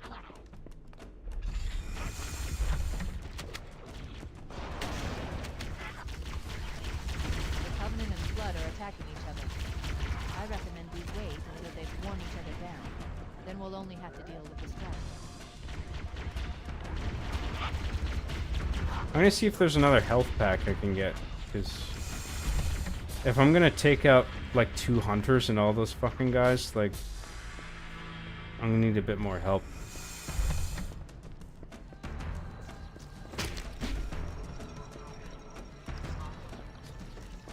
Sarah XC for 20 bucks says, weird question, but when working with Rooster Teeth, why didn't they invite you to voice in Red vs. Blue, considering you're both big machinima directors? I can't remember if that was a thing that cropped up. Because I remember them showing me their voice booth, I think. And it may have been pitched by one of them that the idea that I do a voice while I was there. I think that idea was floated by somebody, but we just never got around to it. So, like, we did our live action shorts together, and then beyond that, we just felt like that was enough, I guess, you know? Like, and I didn't want to press them on it. I don't want to be like, no, I'm not leaving here until I do a voice. You know what I mean? Like, I didn't want to be that guy. That would have been nice. And I would have happily done that, but I don't know. I guess just what we were doing already with the live action shorts that we did, because they were doing a sub-series called Rooster Teeth Shorts at the time. Like, I guess that was enough for everybody. So, yeah, I mean, it's not something that I'm sore about. Like, I don't care. That would have been cool, though, doing a voice for their show.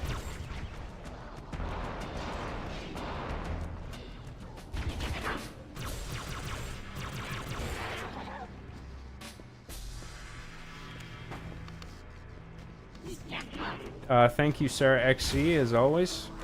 Really appreciate that.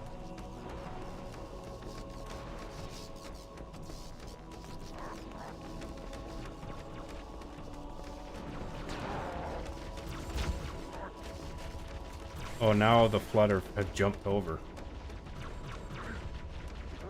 So we'll just let them duke it out.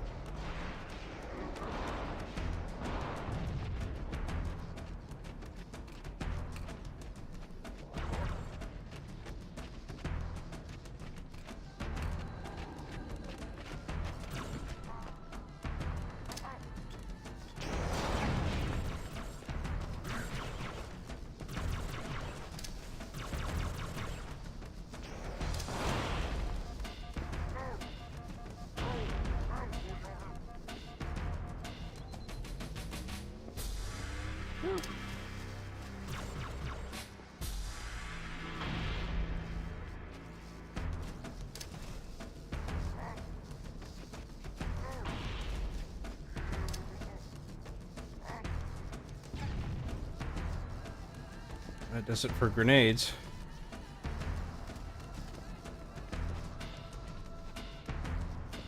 And this is a tough spot.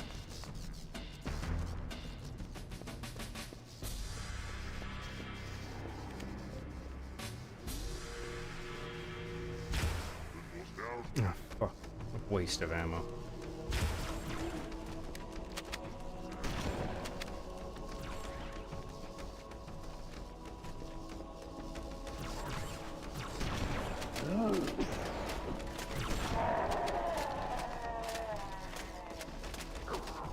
I'm not fighting those fuckers if I don't have to. It's too intense. Maybe we can just get a checkpoint when we get in here. Hey, look at that. That works. We cheesed it. I was using hacks.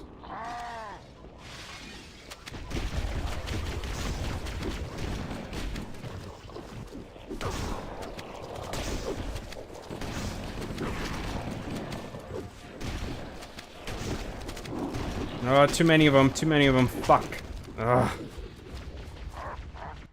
Fuck's sake.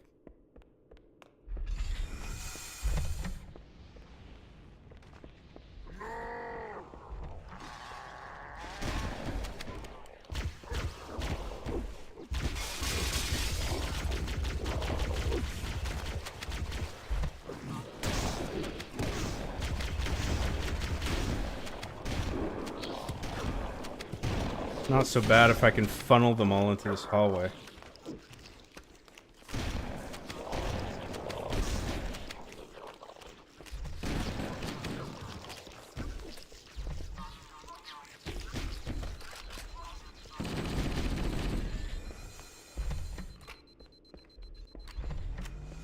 Okay, good. Oh shit. Some shotgun shells, nice.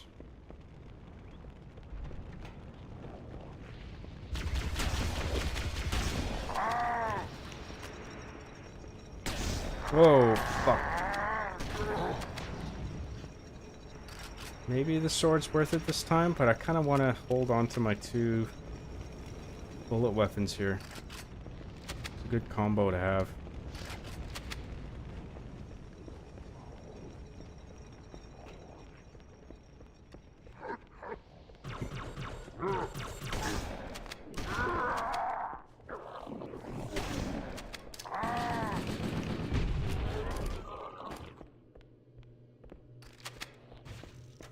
Whoa, shit balls.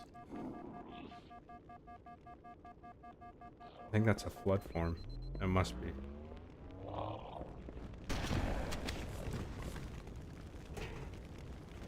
Okay, got him.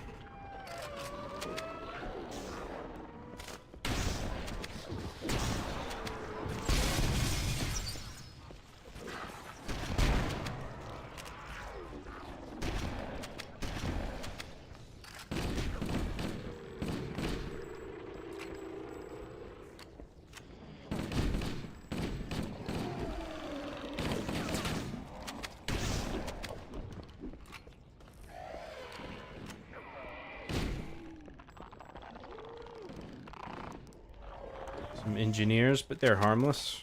I'm not gonna attack those guys. Sarah XC gifted another 10 John Graham memberships.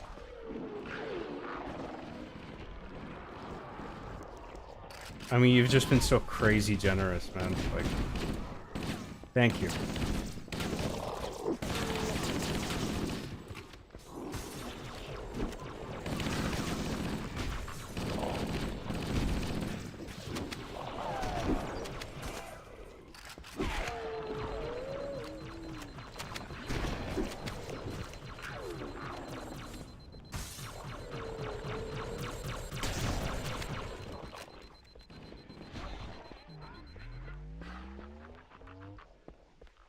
Thank you very much for that, Sarah XC, as always.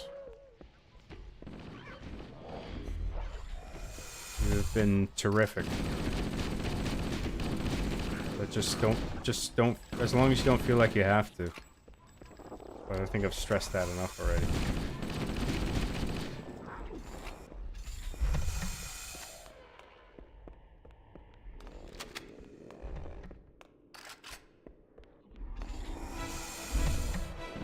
Oh, we got some energetic music. You know, I'm actually gonna hang back again. Fuck it.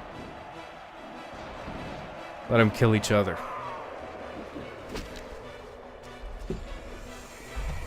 Whoa! While a man's taking a drink? Faux pas. Why can't these Flood be more civilized?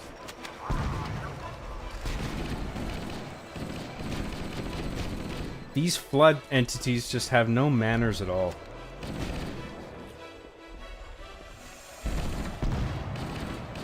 No etiquette to speak of.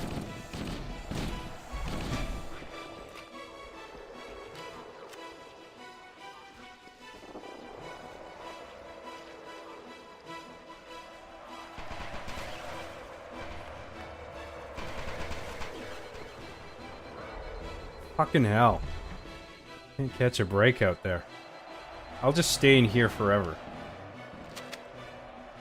We're just gonna do this forever, guys, okay? We're not going out there.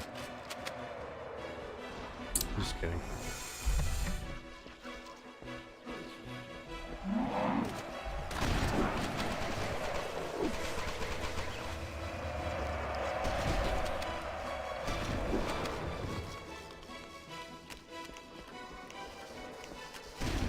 I guess those hunters are already dead, which is good. Don't know who killed them.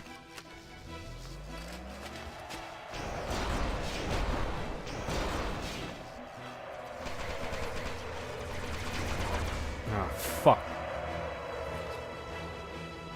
Alright, let's try that again. Come on. Let's fucking go. What the fuck happened there?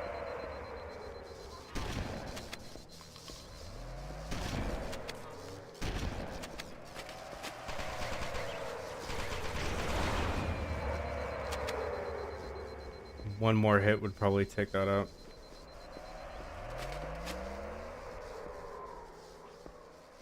Come on, let's LFG.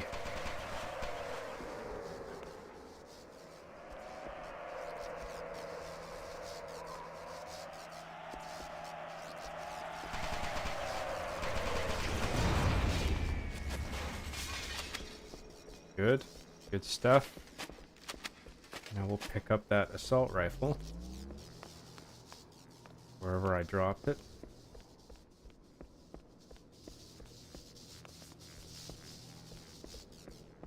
Where did I drop that? Didn't fall off the edge, did it?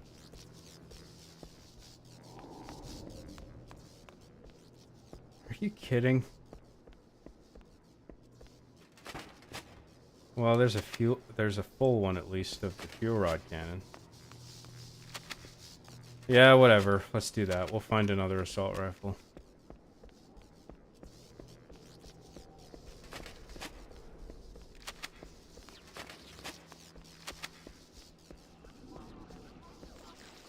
Whoa!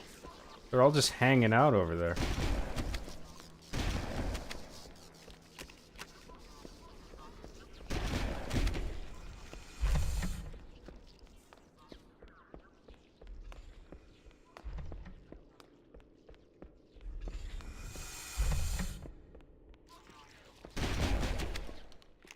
They're all just staring at me for a second, like, what?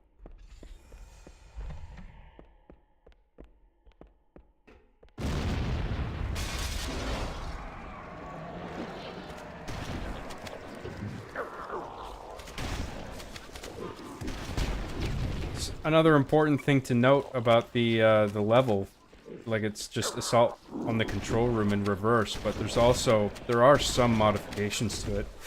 Like all the flood biomass, which is also a nice touch to sort of make things at least a little more visually interesting. To demonstrate that the flood infection is spreading now that you've let it out, which I think is pretty cool.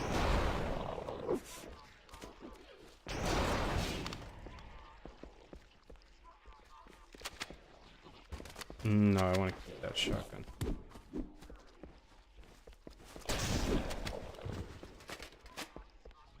this too.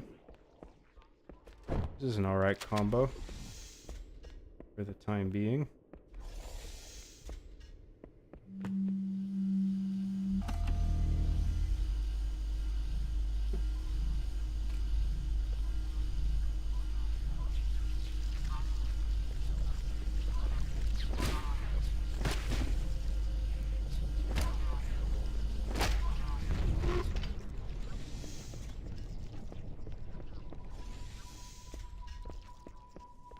Sarah, you are out of your mind. Gifted 10 John Graham memberships. 10 more memberships have been gifted. I don't want to sound rude, but you're just incredibly generous. Thank you for that.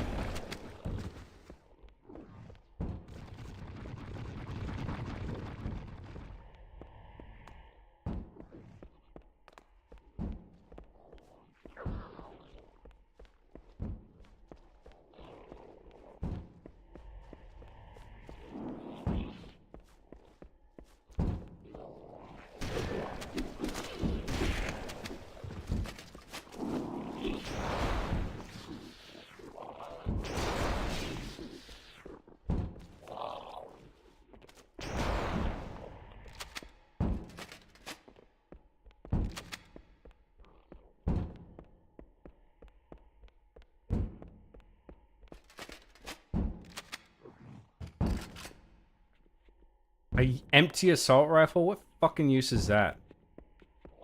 Thanks for nothing. These all fucking empty? I guess that's the point, right? You think you're gonna get a bunch of weapons, but like, surprise, there's no bullets. Because all the humans and whatever who died here, they all spent all their ammo trying to survive. This is all that's left.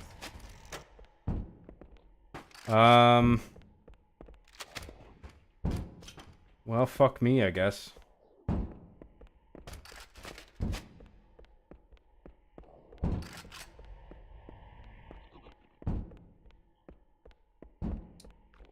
And we're going this away.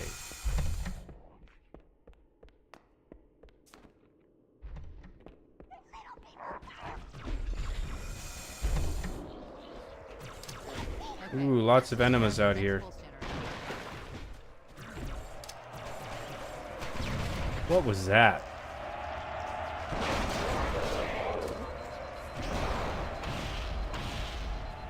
Okay, we need that ghost, boys and girls. Boys and grills.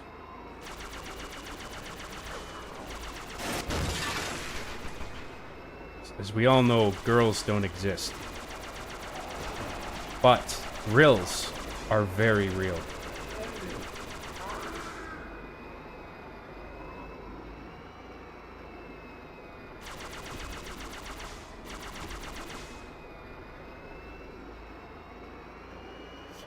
I think there's 2 levels after this. It's 2 betrayals, and then I think Keys, which is on the Covenant ship, and then the Maw. I think that's it. So I don't know if we'll finish it tonight, but we'll see how far we get. Maybe we will. Oh shit, I gotta get out of this thing. It's gonna blow up.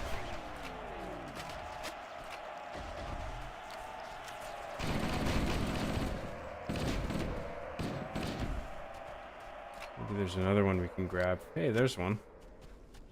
Yoink! Full power, too. Yes. Let's get that Wraith, actually. We can take the Banshee out. Come here, you fuckhead. Over here. Hey, over here! Oh! Oh, this guy. The balls on this guy. Oh!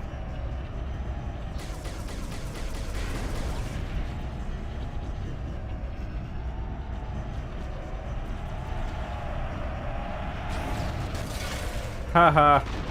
Got your ass.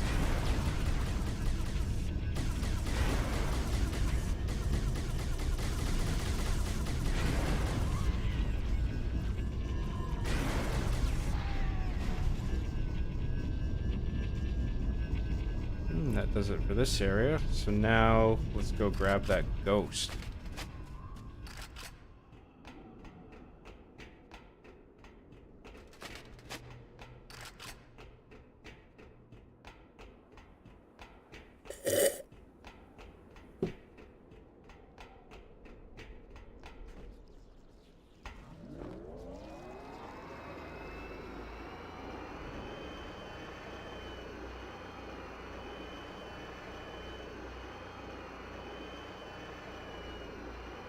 Alright, where are we going? Down here? Whoa! There's a vehicle down there. Whoa, shit. It's taking health off really fast. Suck my balls. Oh, the balls on this guy. This Mama Luke. Hey, oh!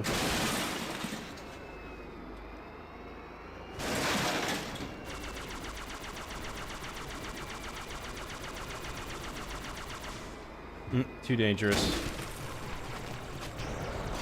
Fuck you. One round left in this thing.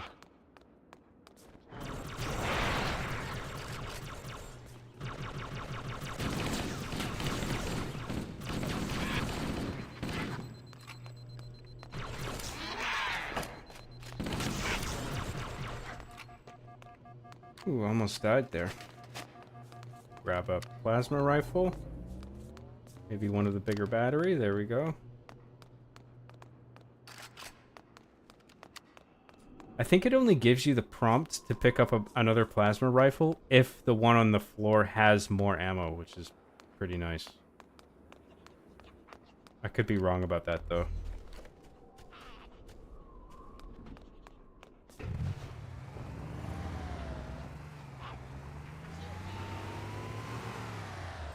Wait, was there any guns worth picking up down here?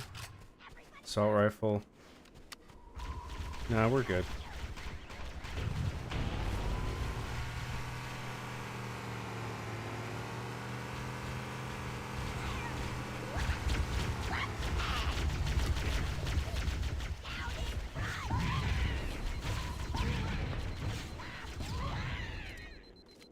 Expertly done. I'm a pro gamer, you guys.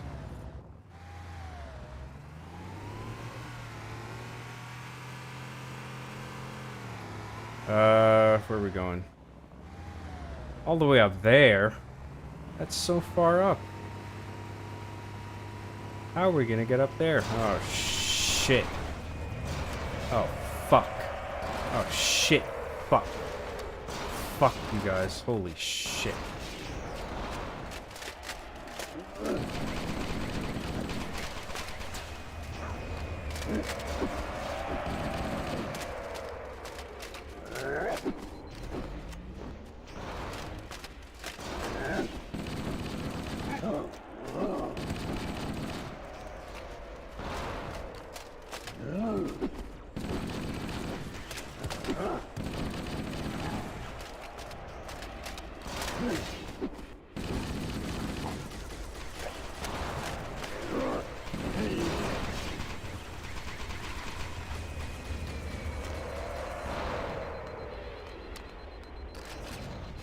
I'm locked in, bros. Hang on.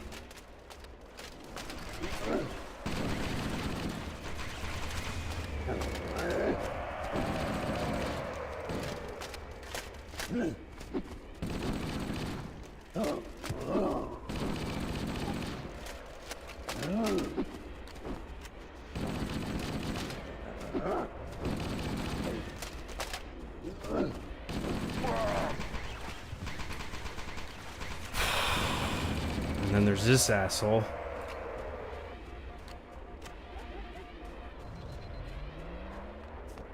I have just the thing for you. Oh shit, that fucking tank round might smoke me. Maybe not, I don't know. But no, let's drive this over here.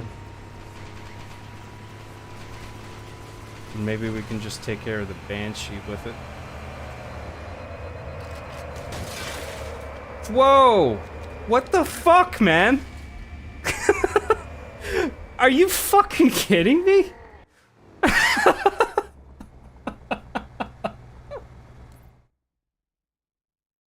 I couldn't get out of that. It like, oh, dude. The Banshee actually like pincered me. Like I couldn't get out of it. Ah, Jesus.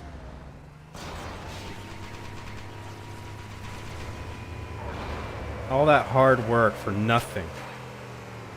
And these guys just fucking dodge everything.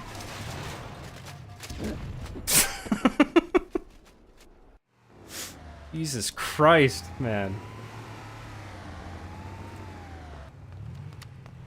Okay, I'm too impatient to do all that shit again. Maybe we can just blow the fuck out of these guys.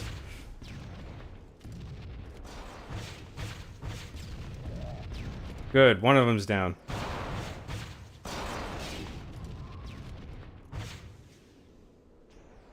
Both down. And this guy.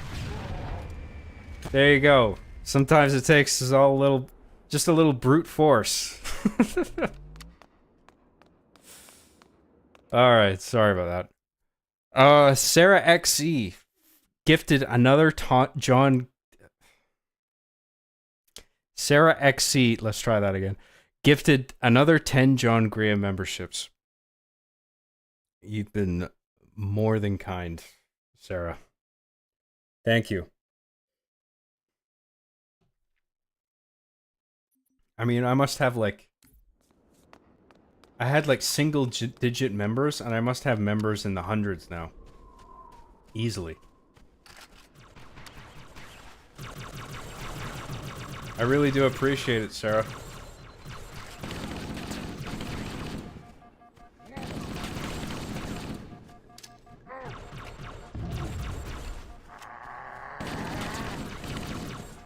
You know, this is... What the fuck am I doing? This is bad. I should be more careful here.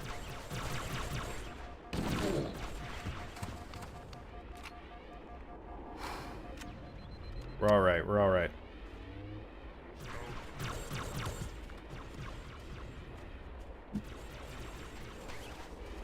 Should use the Banshee. Or no, the Banshee's fucked, but I can use the Warthog. Blow the fuck out of these guys. Fuck y'all.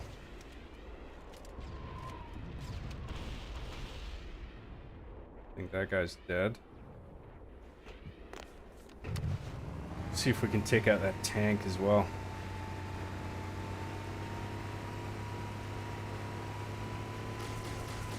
Oh.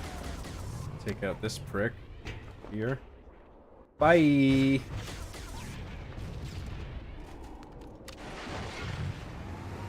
And then there's this tank that we gotta take care of.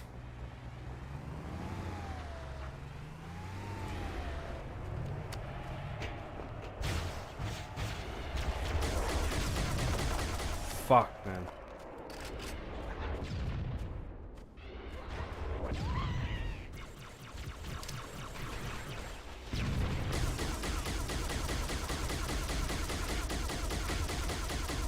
Oh, not good, not good, not good.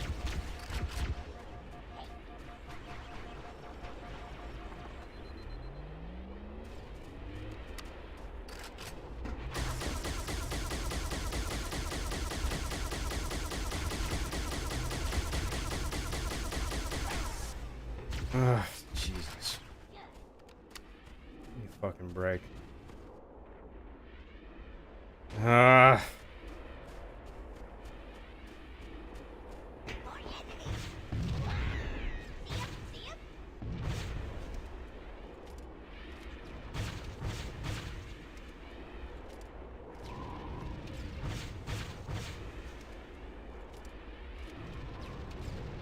Yeah, I'm glad those are homing rockets. That certainly came in handy.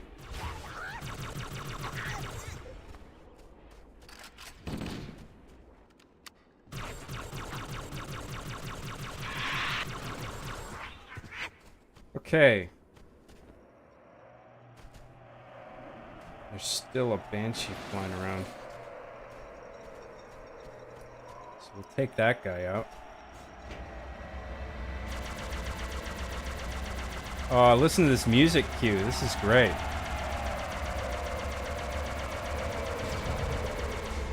Great use of music, man. Again, not just the music itself, but the use of music. Like when it comes in and at what points. Like this game just fucking nails it. And everyone's stoked on Sarah in the chat, and they should be for all these memberships. Sarah has been a trooper for sure. Turbo Chief for $4.99 says, John, have you ever taken the Network Plus exam? It's kicking my ass. They need more questions about killing aliens and blowing shit up. No, Network Plus is not something I've... Are you talking about server? Because like if I were to take an exam, the first one I would take is A+, and I haven't even passed that yet. I've taken the college equivalent of an A+ exam. But I haven't taken, I mean, there's probably a countless updates to the exam since when I took the, like a sort of mock exam in college. So like you would start with A+, and then the next exam, depending on what route you take, would be server. So I would take A+ and server. So that's like, A+ is for basic network, computer and network repair, or computer repair and network maintenance. And then server is like if you're managing like a server farm for a company where they're all on like some version of Windows Server or Linux or whatever. Like if you're going to look after like a farm of computers like that all they're not workstations, but they're all like, they all do their own thing in service of the workstations elsewhere in the building. You would take server to get a job maintaining those. So that's like even a step up from what I need to complete. Like I am actually studying to get my A+ certification. So Server Plus would be like a step above that. But I know quite a bit about networks, configuring and maintaining networks already, but not on that level. So you probably know more than me in that regard. Thank you, Chief. I agree. They need more questions about killing aliens and blowing shit up. Turbo Chief, I really appreciate your super chat. Thank you for that.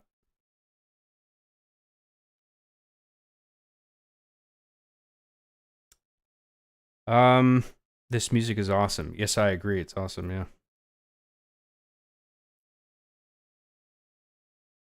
I have A+ and Security Plus, doing Network Plus because my job wants it, lol. And man, like, I assume if they want you to have it, they're probably paying for it too, right? So, like, because it costs money to take the exam. It's like at least $100, $200. In which case, like, I think that's cool. I think that's a sweet deal if they're forking the fee for it. But maybe they don't want you to, or maybe they're not going to offer to cover the cost. That's cool though. Well done. I mean, I'd love to be where you are in terms of that kind of education and certification. So that's really cool, man, to hear. Congratulations on that. It's dense material, so I respect the work that went into that.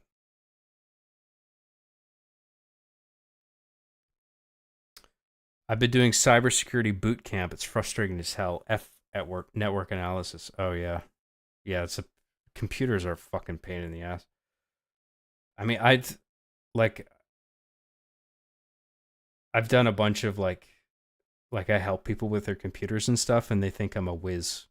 I mean, I guess I kind of am on some level, certainly relative to their skill set. But I'm like, dude, you're pissed off by computers? I'm pissed off by computers every day, and I actually understand computers. I know computers, and it still pisses me off. Like, machines just, hardware, software, they're constantly fucking up, you know? And it's just, whether you know very little or a lot about computers, they're just equally as infuriating. I'm going to take another quick pee break, okay, guys? And then I'll be right back. Sorry. I will be back. Just bear with me and just give me a few minutes, okay? Bye-bye. Be right back.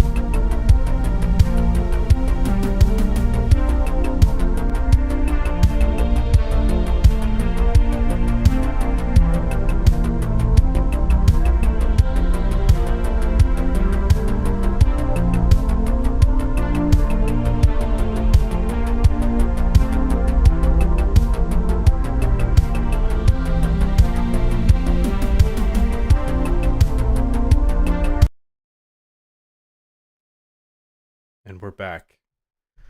Didn't wash my hands, lick my fingers clean, etc., etc.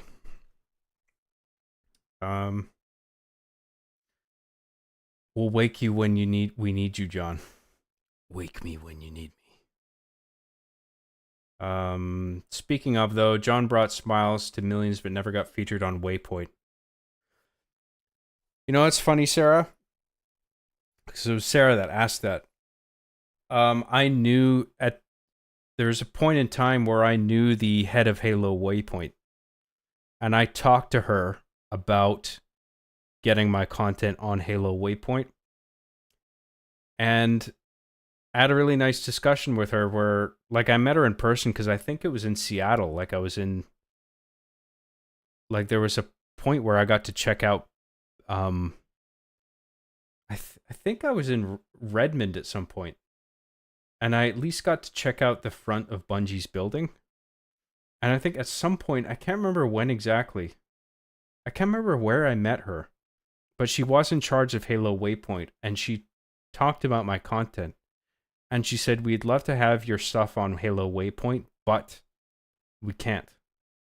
Because of the language and the subject matter. And I said, that's totally fine. I get it. I understand. My stuff is not palatable. Like, I was really fine with it. Like, I was just like, look, I knew from the get-go I was going in a direction that it was painting the online volatility for what it was.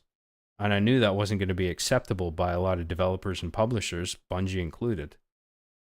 And she seemed actually really apologetic for, like, not being able to get my content on there. But I was just like, don't worry about it. Like, I understand. Like, it's just unfortunate because all I was trying to do was paint the online gaming sphere for what it was, for as volatile as it was. But for Halo Waypoint, it was too much. And I knew that. So I was just like, yeah, I'll just keep doing my YouTube machinima thing. It's totally cool. Don't worry about it. So that was never an issue. I understood. You know?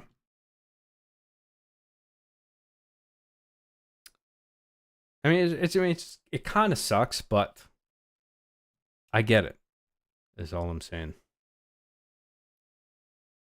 I decided to go that route, you know? Like I wanted to paint that world for what it was, warts and all. And there were a lot of warts on it. And it's just like, fuck it.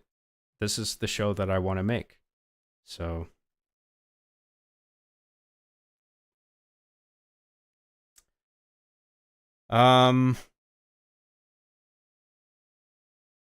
sorry, I figure I'll take this opportunity to catch up on regular chats and stuff, so I'm just reading through everything. What about the Job Goblins as a name? Job Goblins. You know what? I like that because I'm a huge Spider-Man fan, and Hobgoblin is one of Spider-Man's enemies. But again, it's just like my fans being goblins. Like I just don't like that. I'd rather the thing we went with was something that painted fans of my stuff in a more flattering light. But Job Goblins is funny. I do like that.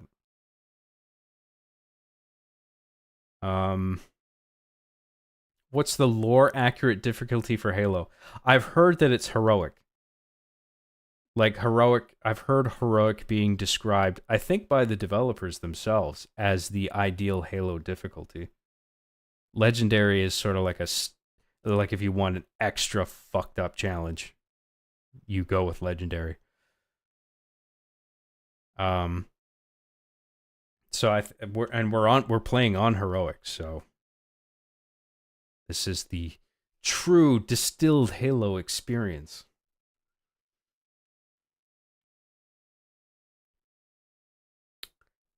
I got an email about mine earlier, ran on just to say thanks, Sarah. Okay, so people are getting emailed automatically when they become members of my channel, thanks to people who gift memberships like Sarah. So, Sarah XC, thank you very much for everything. Me and the new members of my channel really do appreciate it.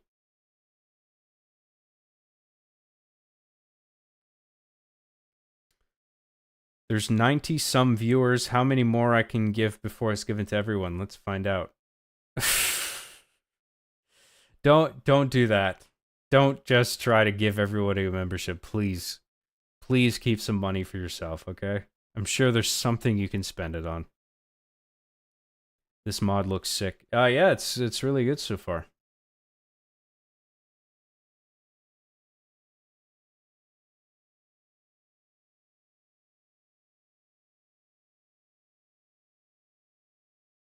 How can they only give it to active members? I June to wet supple Jontent on the daily. Give it to active members? I assume you're talking about gifted memberships, and I would assume they would go to viewers who are not yet members. Right? That must be how it works. Because a membership wouldn't be gifted to somebody who already has a membership. That doesn't make sense. Maybe I'm missing something. Why aren't you shooting your gun, Job? Maybe because grenades are my primary weapon. Left trigger is primary. Secondary is your guns. I forget what Arby and the Chief that was from. I think it was season 4, one of them. One of the earlier ones.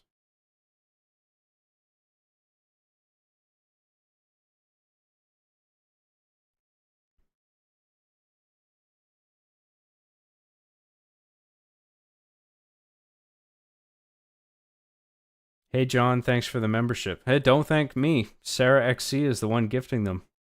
And some others have gifted memberships throughout, but the likely case is that you got the membership from Sarah XC, so she's the one to thank.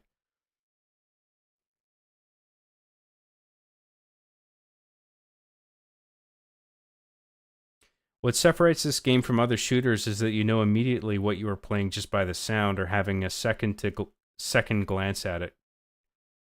Games now feel so generic, it's hard to tell. Yeah, well, it's the use of music in a very cinematic way, where it makes you feel like you're in a movie. You're not. It's an important difference. It's not just that you're playing a video game. It's that you're playing a movie with a very movie-like narrative structure. There's something very compelling about that this game manages to pull off very effectively.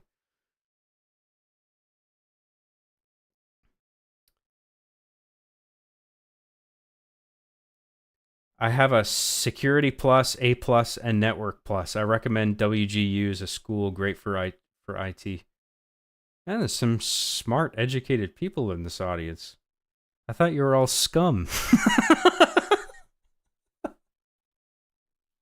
That's a joke. I'm just kidding, okay? It's very cool to know that some of you are actually quite proficient in technology. Because that's a field that I'm very much interested in.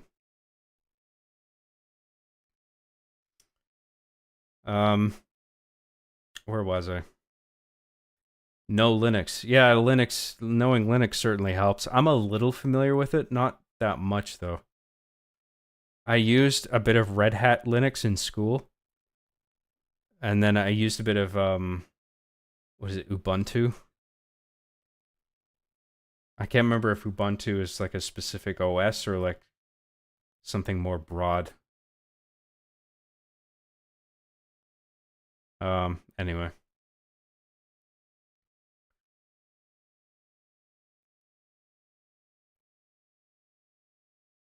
Job, why have you abandoned us? I was just going for a pee. Not abandoning you. Bathroom, yes.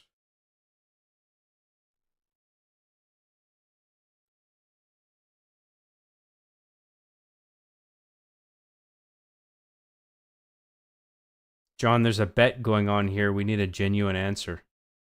What's the bet? $10 he actually washes his hands, Giga.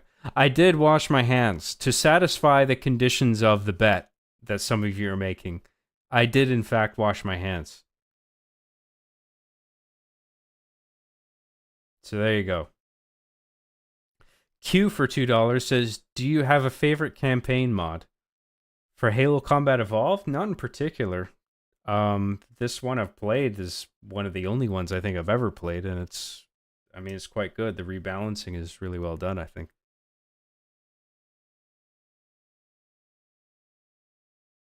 Would you have eased up on the language if it meant having future content on there, though? Oh, like Halo Waypoint? No. I was pretty set on making the show that I wanted to make, language and all. Like I felt that was really an important part of it, actually. I mean, as juvenile as it is, like swear words, it's just like, do you need them? But to me, that served in painting an accurate portrayal of what inhabiting that world was like. So, and I felt that that was actually quite important. I mean, I try not to be too like obscene with it, like gratuitous. Just the right amount of gratuity, because by nature, playing online back then, it was gratuitous. So a bit of gratuity in my work was warranted, I felt, in painting that picture. But there is still a line where you can go too far. And I think I was pretty good about staying within the confines of acceptability while still like being quite rude, because the world was rude. But I didn't really mind not having my stuff on Halo Waypoint. It would have been nice, but it's not something I was honestly that concerned about. Oh, by the way, thank you very much, Q, for your $2 super chat regarding the campaign mod. I do appreciate that. Sarah XC for $10 says, I figured honestly, but for at the time, no one really cared about the offensive content, but you did have a huge fan base. Yeah, well, I was quite happy to just have the fan base. You know, I didn't need to be on Waypoint. like I said, it wasn't a concern for me.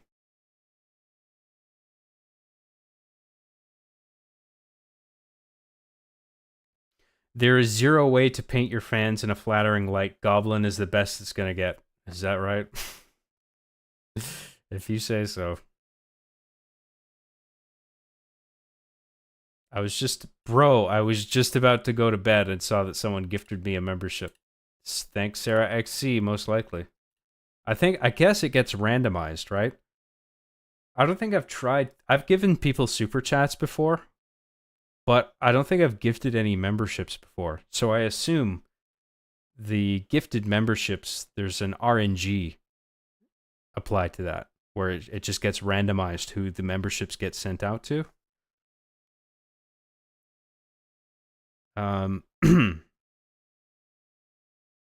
I can't wait for Halo 2 Rebalanced if anybody has seen it. I know the guy is working on it, and someone told me that it's coming out soon. So maybe when we do Halo 2 on these streams, we'll do the Halo 2 Rubies Rebalanced. I'd be quite happy to do that.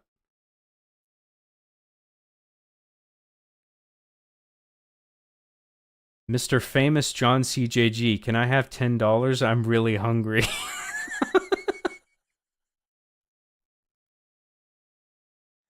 I'm so hungry. I need $10 right now. Look, I don't think I'm in a position to dish out super chats as the streamer currently, so I'm sorry. I assume you're joking, but I think I actually can't right now. I'm not in a position.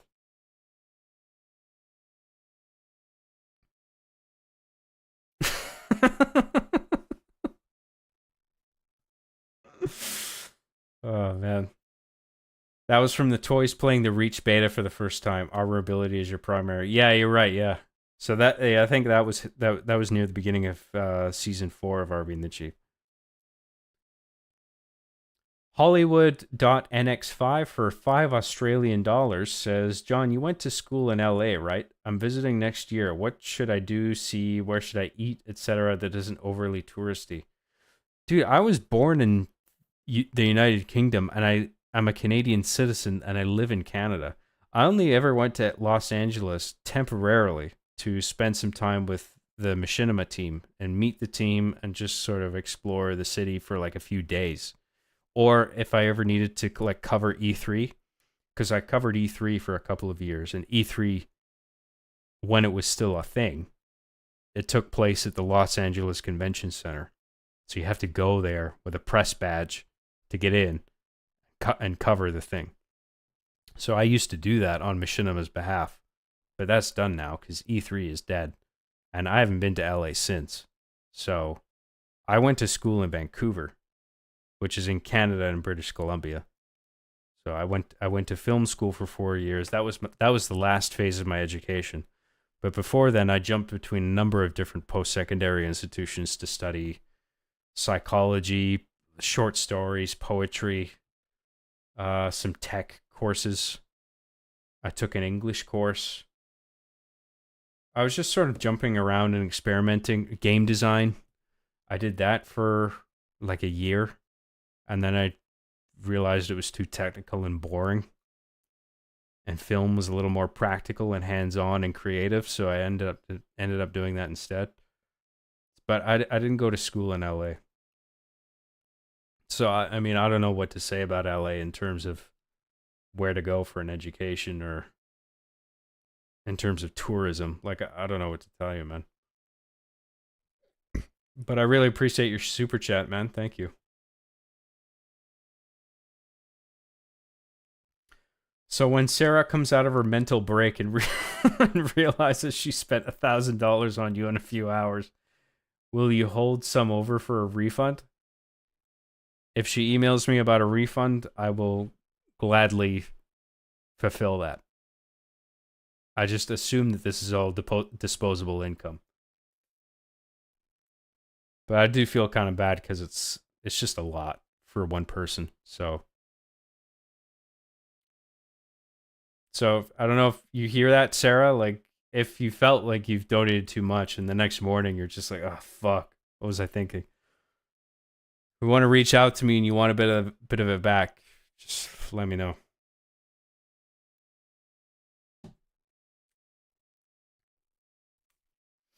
Um, I'm not thankful because I didn't get one. You can all go to hell. It's a very spiteful answer. John, can I have $10 to give you $10? I'm not in a position to send money out right now.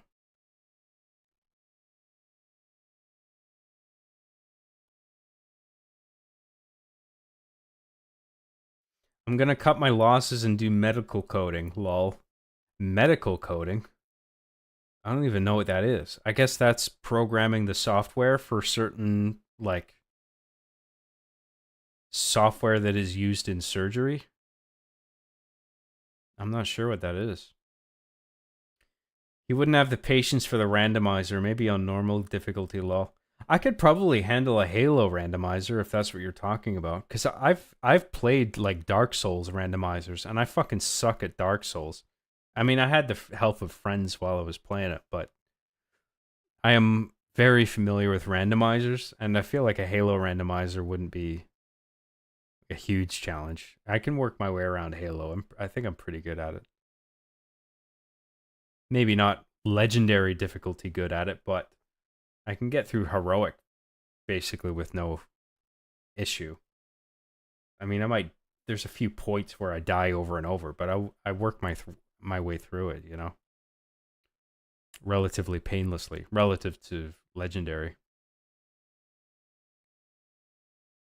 Gifted subs are random. Yeah, I figured. Okay. Even back then, corporations couldn't endorse anything with heavy language like that. Even Bungie couldn't directly endorse it. They posted "Do not watch this" on their page. That's right. Yeah. When I made Arbin the Chief, I made Master Chief Sucks at Halo 1, 2, and 3. Well, 1 and 2 on my own channel. And then Master Chief Sucks at Halo 3. I made that for Machinima. And then after that, I developed Arbin the Chief and I made the pilot episode. And then I made the second episode called Recon. And then that was when Bungie took notice of me, and they made a blog post on their front page that I think was written by Frank O'Connor at the time, because I think he was writing the posts around that time, the community posts. And it was a post that said, "Do not watch this," and it was linking to my show. I think specifically the Recon episode.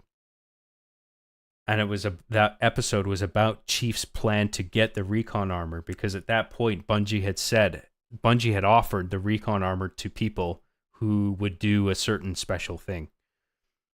Like there was one method of getting Recon that involved getting a whole bunch of in-game achievements, but you could get gifted Recon individually by doing something that served the community in some way, or like just stood out in some particular way. And in my case, it was making the Arbin the Chief show. So Bungie took notice of that. They took notice of the episode of Chief trying to get Recon, and they decided to give me it after that. And so then what did I do? The next episode was about Chief having Recon and then going online and gloating to everybody about how he had Recon and nobody else had it. It's like, fuck you guys. I got Recon and you don't. You all fucking suck. Go suck a dick. That was the episode. That was so funny.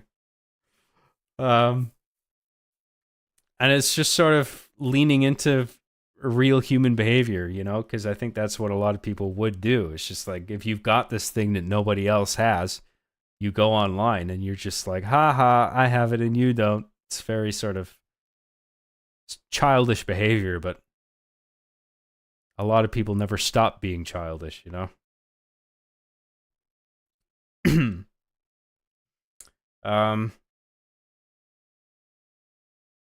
John Graham ever met any Bungie employees? I did, yeah, but I don't know if they're still employees. Probably not. They've probably moved on to different developers.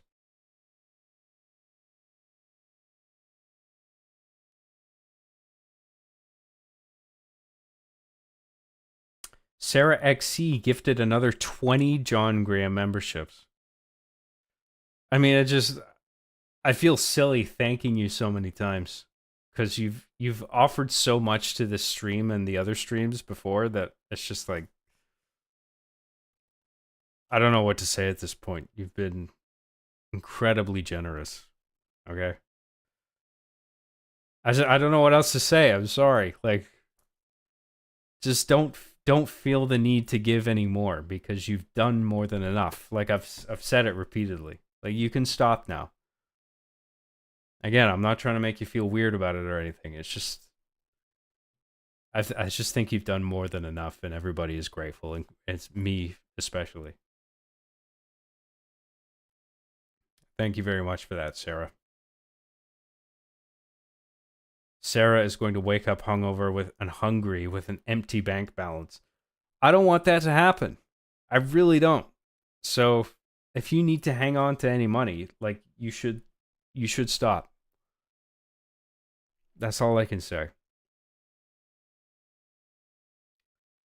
Turbo Chief for $4.99 says, John, have you ever watched Aqua Teen Hunger Force? That shit is hilarious. Yeah, but I'm not like a religious follower of that show, but I have caught a few episodes and it is a really good show. I never got around to really focusing on it, like giving it my full attention in terms of watching entire seasons. But every episode I've seen, I've laughed at, so I think it's a good show. I think it's weird to hear you say Los Angeles in a normal voice. Oh, when I just say Los Angeles instead of Los Angeles and shake my head like that.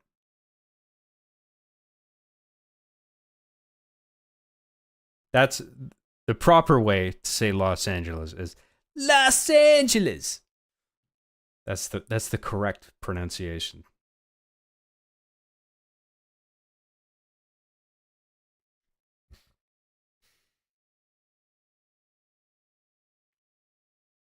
My bad, John. I have no idea where I got that you went to school in LA. I thought you did for years.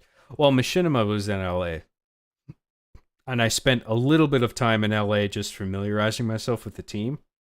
But even while I was working with Machinima, for the vast majority of the time, I was working from Canada, where I live, in Vancouver, delivering content remotely.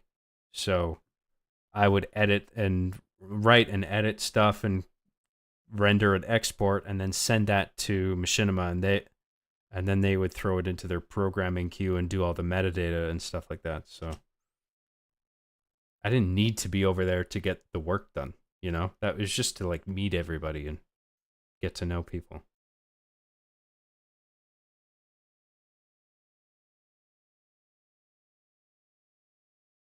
John, I'll give you your money back if you give me your email, Graham. What was with these nicknames? These quote nicknames. Just characterizing me in the most uncharitable way. So this is just about getting people's emails, is it? I didn't realize, but if you say so. John, the reverse Nigerian Prince Graham? Sure. Okay. Rigatoni says, Mr. Big Shot CJG, if $10 is too much, can I at least have some love and affection, pretty please? Rigatoni, you are great. Don't let anyone else tell you different. There you go. Sarah XC for $10 says, no, it's okay. Bills are paid and the fridge is full. This is honestly just disposable income. You know what? That makes me feel a lot better. Because I'm glad that you are looking after yourself. If it is disposable income, it's up to you how you spend it. I mean, obviously. I really do appreciate it. I'll try not to waste it on something fucking stupid. I'll put it in savings or spend it on something that I think is useful to my production, or maybe just, even if it's just a video game that I can use for a video or something. Or maybe it just goes to my rent, you know, like, in any case, it'll help me. So I really do appreciate it.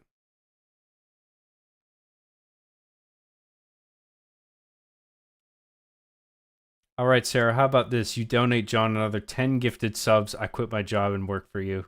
You don't need to, just a Wolf of Wall Street reference.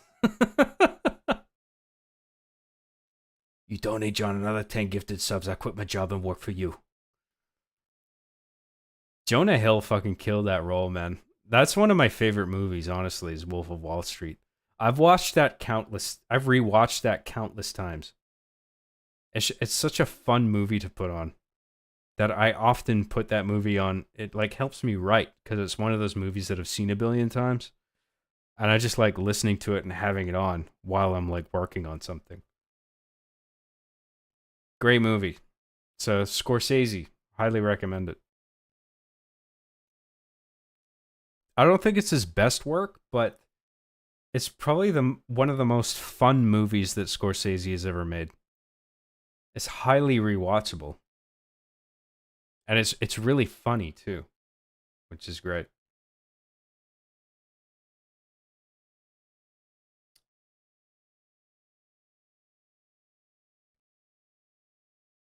Where was I?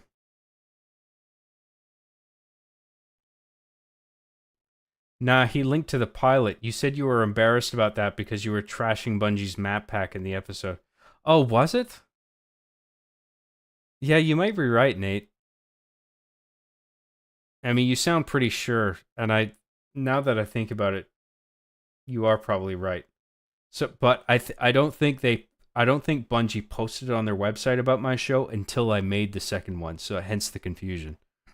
But after making the second episode, I think that's what provoked them to finally write a post about my show. And they may have linked specifically to the pilot episode in which I criticized their pricing of the heroic map pack. Which, I mean, I think $10, to be honest, I think it was a bit steep for what you were getting. But I don't know, compared to today's prices for DLC and shit, and just the price of games altogether, maybe it wasn't that bad. So, I don't know, you need to like adjust for inflation and all that shit, because obviously currencies are getting destroyed at the moment. So I don't know what the calculation is there, but like,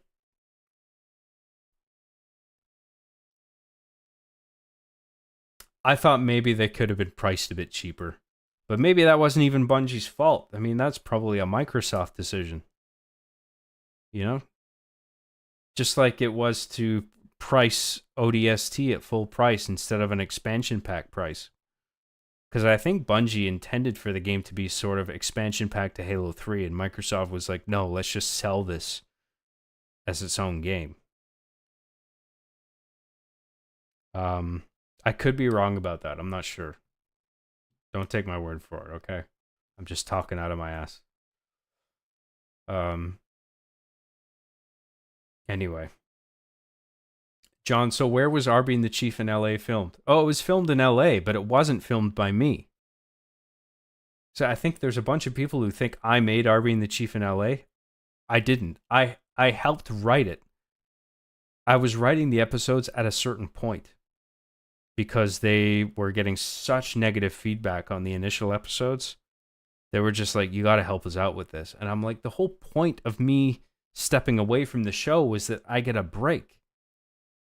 You know? But they were in such a tough spot. I said okay, and I shouldn't have. But like, that whole phase was just a mess. Like, I wish I hadn't have done it. I don't know what the right approach was, because I needed a break. I needed time off away from the show, because after season 3, I was burned out. And I didn't want to do the show for a while. But of course, Machinima wanted to keep the train rolling. So they were just like, okay, well, if you're not going to work on it, we're going to work on it. And we're going to have our own writer, our own cinematographer, our own camera operator. We're going to get the figures, and we're going to shoot everything over here in Los Angeles. And they put out the first 3 episodes, and they were terrible. And then they came to me saying, hey, can you at least write them? That was how it went. And then that whole season was just a shit show, because I had to work with what they had established in terms of writing. So after that was done, I then decided, like, okay, like, I have my energy back. I've got some ideas. I'll come back for season 4, and I'll start doing everything again. And then I think some people were confused. Some people understood the whole time. Like, that wasn't me, like the LA part, but they understood, like, I was coming back for season 4 to, like, have complete creative control. It was just a mess. Like, I navigated it as best as I could at the time, but it sucks to look back on and think about, because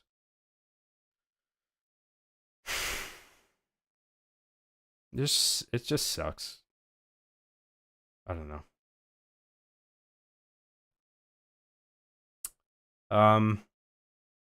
Recon isn't even all that. Well, yeah, nobody gives a shit anymore, obviously, because Halo 3 is come and gone. And the recon armor only ever applied to Halo 3, so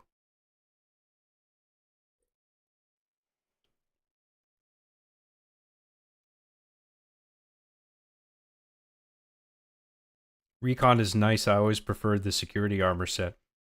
Yeah, but the difference was, regardless of the aesthetic, recon was the one that was handed out exclusively by Bungie. That was undeniable. So, it has a status associated with it, right?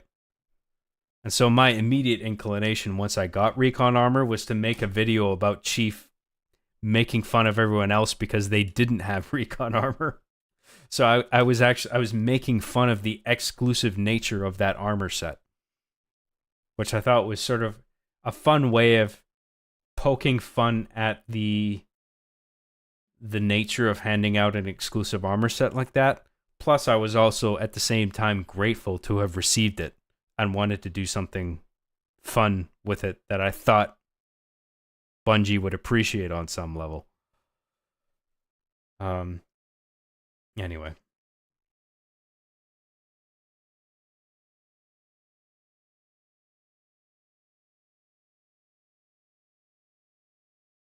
You ever see the bling ring? That's how I view LA now.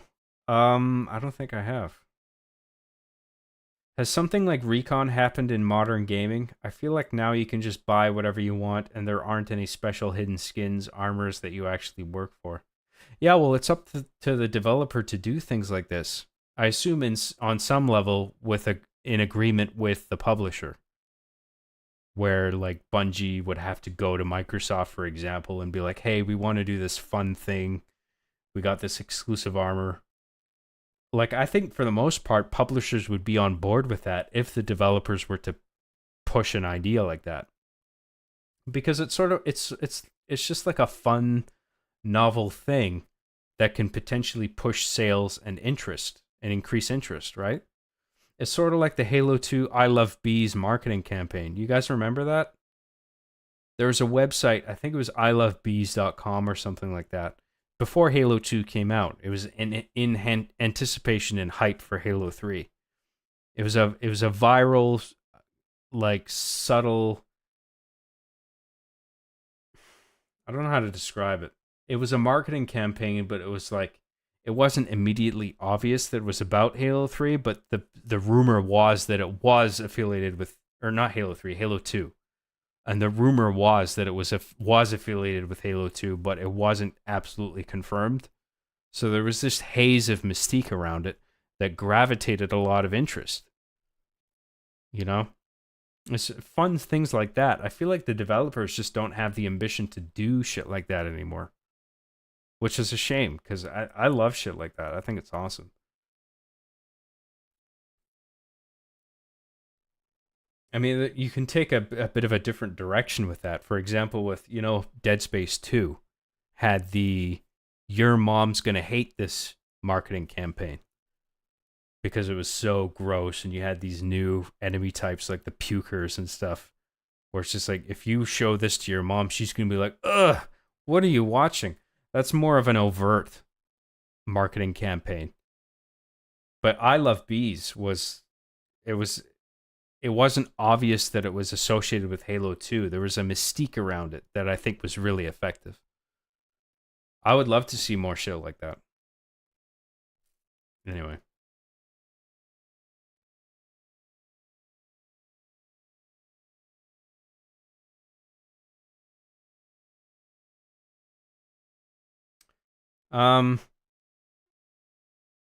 Sarah XC for $20 says no.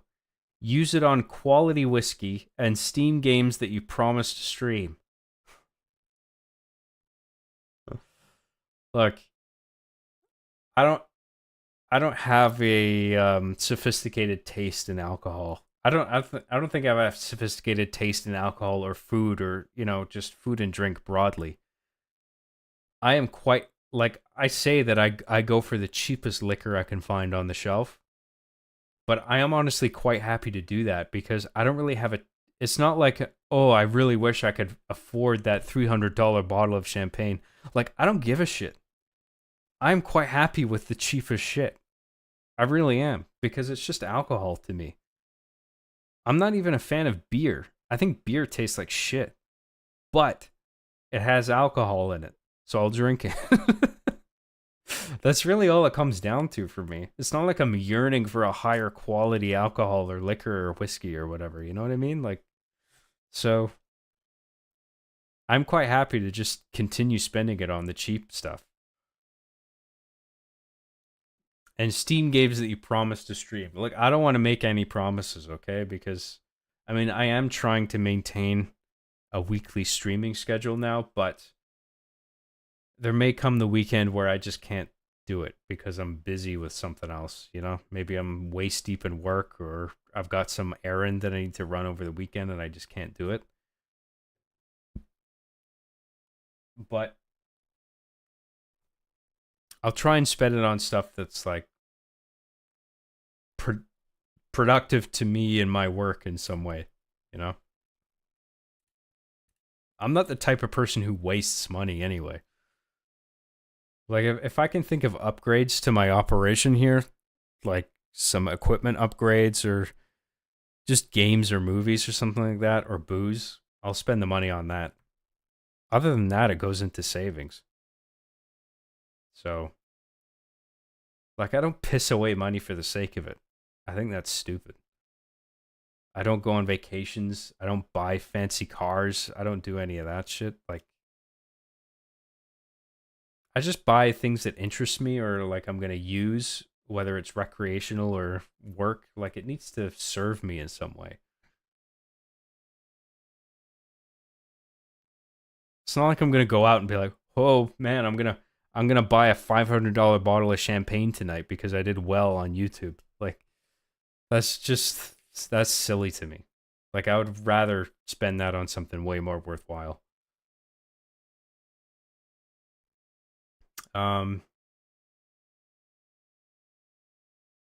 Thank you for your contributions to the Job Graham Plays with Toys Fund.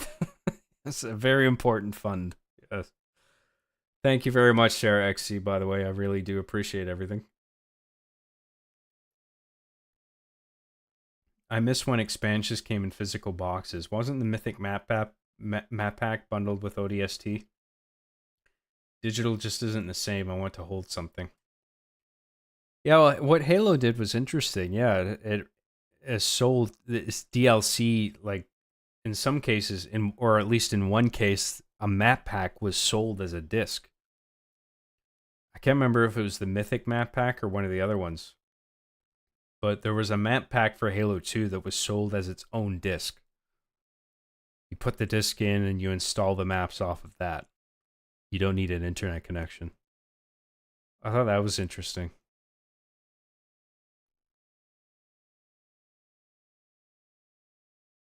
I'm not sure every game could do that, though, because I think there's manufacturing costs associated with that, like printing all those discs that a lot of publishers would rather not do. Because, I mean, if nowadays it's like if anything can go digital, just do that.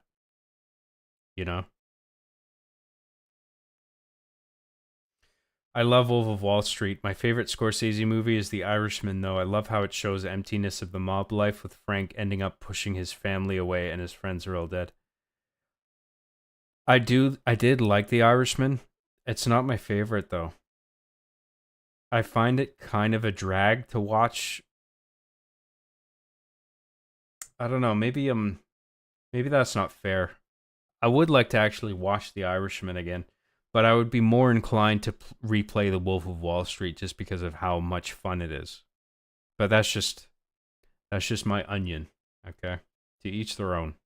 To each their own onions.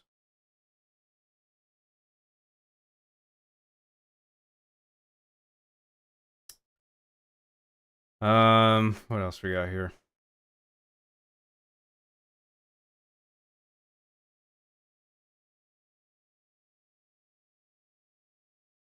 Sorry, I lost my spot.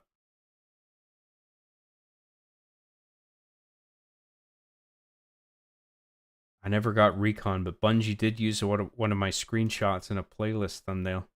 That's awesome, dude. I was supposed to go to bed an hour ago, and now I'm stuck watching you. Sorry, kitty cat, for forcing you to watch my stream. I hope I can make it up by being entertaining.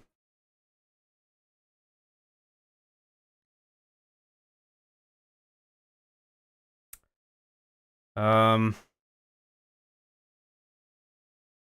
remember LA being so weird, especially with Mario and Luigi being introduced. Tell me about it. But I'm just glad I got to be a part of the show's history with the small voice role you chose me for. I'm not even sure what role that was. Sorry, dude. I honestly can't remember. There's a few of them. There's quite a few of them. But I appreciate your contribution, really. I mean, everyone that lended a voice to me ever, like,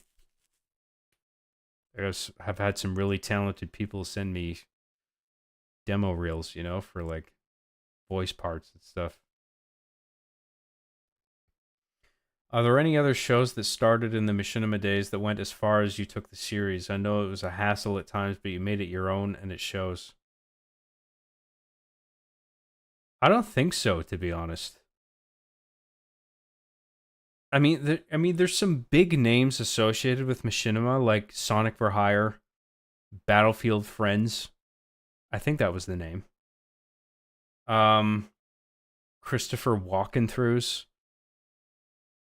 But I don't know in terms of runtime if they matched what I had done in terms of how long I've been working at the show. Like, the only thing I can think of is Red versus Blue that went as long as I did. I could be wrong. I think Pre-Game Lobby was another one, but I don't think they were with Machinima. I can't remember if they were. Maybe temporarily. Same with Darkspire Films. They may have had like a brief run with Machinima, and for the most part, they were like independent or something. It's not out of ego. I honestly, I'm not sure of another show that went as long as mine did.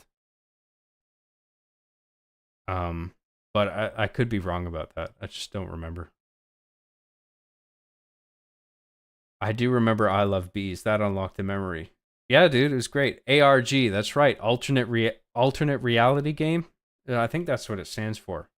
That's the name for that type of marketing campaign.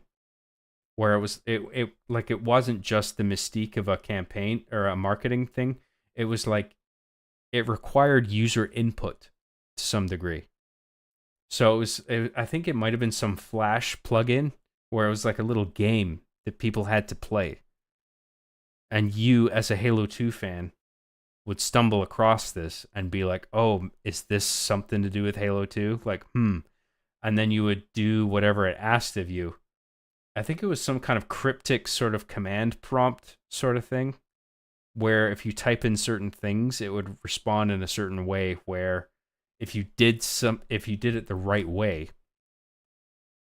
it would give you some Halo promotional material that alluded to Halo 2 in some way. I can't remember the specifics of it.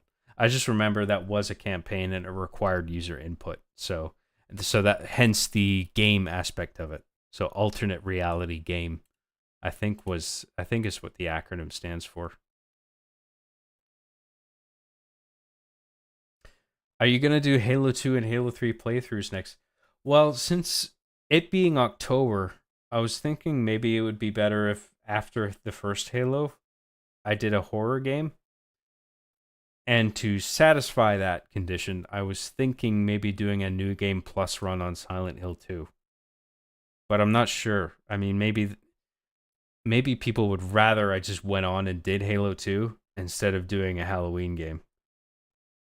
The only reason I pitched Silent Hill 2 New Game Plus is because that's something I would actually like to do, because I recently beat my first run through of Silent Hill 2, the remake, and I would actually like to do a New Game Plus run. And I figure, like, if I'm going to do that, I've already beaten it once, so the atmosphere of it is not a factor anymore, so I can just run through it and fuck around. And I figure that might be a fun stream. But if more people would rather that I just went on and moved on to Halo 2, like, I have no problem with that. So I don't know, maybe I'll do like a poll on YouTube or X or something when the time comes.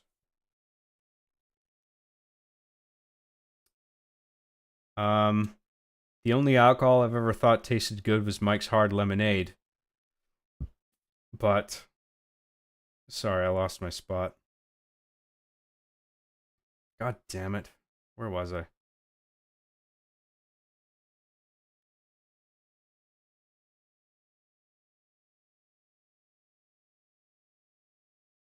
Sorry, I lost my spot and I'm trying to find it. But you can't drink it for fear of being labeled as a member of the LGBTQ community. Well, if somebody's a part of that community, I don't care. But what does Mike's Hard Lemonade have to do with that? John is just human Bender from Futurama. Alcohol is his fuel. Yeah, I guess you could say that. That's that's the Scots for you. Zach Rassman for $4.99 says, I know you mentioned this on your Twitter, but do you have any more thoughts on the Silent Hill 2 remake? Here's a clip for you. Yeah, I wanted to make a little video just on Silent Hill 2, but I'm honestly kind of... I feel like if we did this earlier, I'd have more energy to go into depth about it, but I'm in sort of half a mind to just push on with the game and wrap up chats. So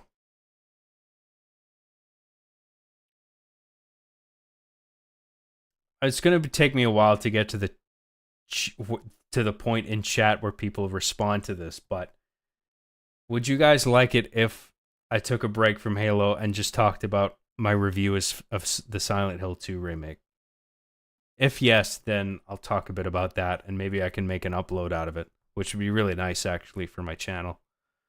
If not, we can just move on to Halo Combat Evolved, because I did beat Silent Hill 2, so I do have some things to say about it, and I actually, in short, I really did enjoy it, and I think it's worth checking out, so thank you very much, Zach Rassman, and in the meantime, we'll just get on with the chats and just try to wrap things up.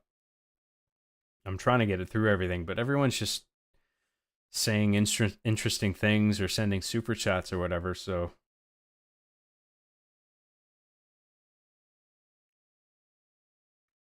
Vacations aren't pissing away money, John. If you go to a cool place and see interesting things, that's an experience you will have for the rest of your life. I think it's worth spending on personally. No, you're right. I don't mean to trivialize it, and I don't mean to trivialize it for other people. Like, if people see worth in going on vacations, I mean, totally, like, people are going to forge memories, and that's fine. It's just, I'm a single guy, and if I go on a vacation, it's nice, but like a week later, if that, it's over. And I'm back home and everything is just like it was.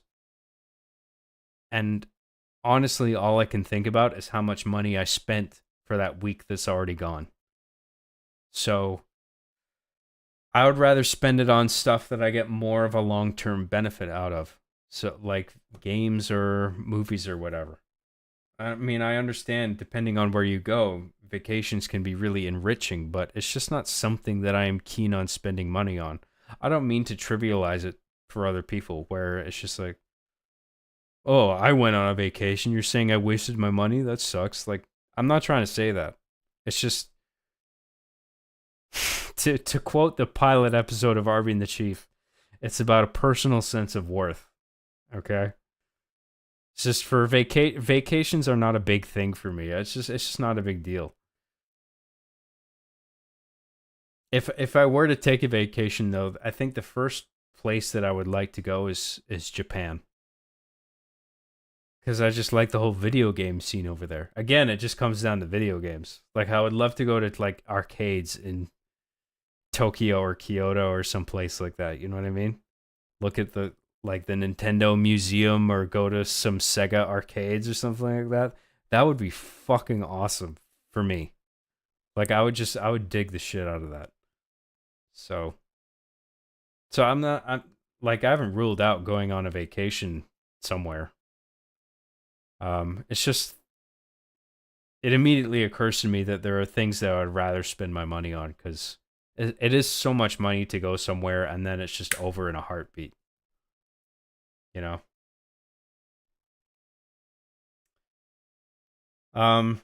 I loved reading game manuals upon getting a new game. They don't do that anymore. The Combat Evolved, Halo 2 and 3 ones added a lot of context and lore. Yeah. Yeah, manuals, I mean, they don't want to put in the manufacturing cost, right? They don't want to spend the money printing those because everything's digital right now, including instruction manuals. So now a lot of the time it's like if there is an instruction manual associated with a product, they want you to go to a website and just download a PDF because they don't have to spend the money printing something on paper. But there's something to having a physical thing like that, you know? Like when I got video games in the 90s, like that was always a real pleasure to like, because often if I got a video game bought for me, we would be out of town, right? And so then I'd have my new game sealed. I'd go in the car, my parents would drive me home, and then I'd be sitting in the back seat for an hour. And then I just open the game packaging up, open the case, pull out the instruction manual, and just read that back to front because I couldn't wait to get home and play this thing. So it was great to have instruction manuals back then. It's just like, okay, I've read this completely. I understand this game. I understand the story. I understand how it works.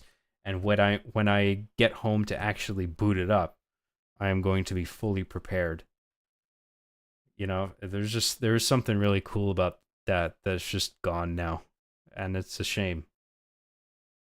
Like just having an actual physical book to read, booklet, was nice. Cars are hit or miss. I'll agree that is pissing away money if you aren't a car guy. If you're into cars and you spend a long time saving for something, then go for it. Otherwise, just get a Toyota. Well, I have a Toyota. Yeah, and I'm not a car guy. I don't give a shit. If a vehicle gets me from A to B, that's totally fine. I don't care what state it's in or what it looks like.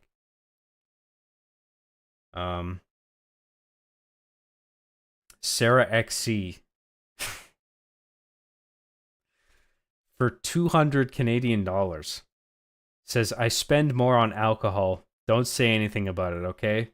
It's for you and your sanity. I'll chill out on my donations tonight. You'll chill out on your donations tonight, will you? Right after a $200 super chat? Jesus Christ, Sarah. I mean, what can I say that I haven't already? I mean, that is an enormous amount of money. So I really hope that it's just disposable to you. If it is, I'm happy to take it, man.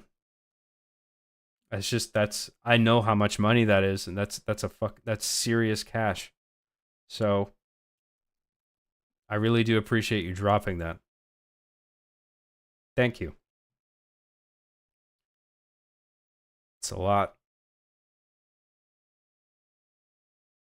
The job Graham plays with the Toys Fund. Yes, $200 successfully contributed to the job Graham Plays with Toys Fund. Yes.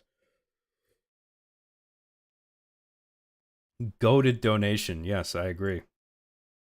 Thank you very much for that.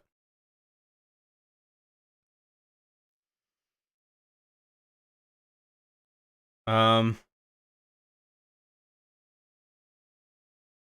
Damn, and you had the whole chat tricked into believing you were a Saudi oil princess trying to get John into your harem.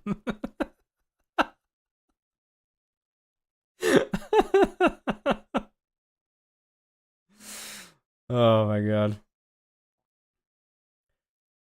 Holy shit, I forgot about Christopher walking throughs. Those are hilarious. Battlefield Friends tried to restart with 2042, but the launch was so bad they couldn't continue. Um I can't remember what launch are you talking about? The Battlefield 2042 launch? Yeah, that was bad, wasn't it? I forgot about that. John, why was your blog spot taken down? You had all your work there. I vaguely remember a film of you teaching us how to act or direct, something like that. Well, that's still on my YouTube channel. I mean, the blogspot website was only a front end for the content. The content's still all there on my YouTube channel for the most part, barring a couple of things, but it's most of it's still all there, including what you mentioned there, my filmmaking in you video. It's just that by that time I had a new website, so I wanted to promote that instead of my blogspot site. So I just took the blogspot site down. It wasn't that somebody else took it down; I took it down because I wanted to generate traffic for the new thing, which I think was a little more refined and focused. I also had more flexibility in customizing the look of it, because now that I'm on Squarespace, like I can sort of make the website look however I want, which is cool. I Love Bees is genuinely interesting to me as someone who wasn't even alive at the time. I wish there was something like that for modern games. Um, yeah, it's cool. I love ARG marketing campaigns like that. I wish more stuff would have that. Didn't Marble Hornets do some ARG stuff? I I suppose. I don't know what they did outside of their YouTube uploads.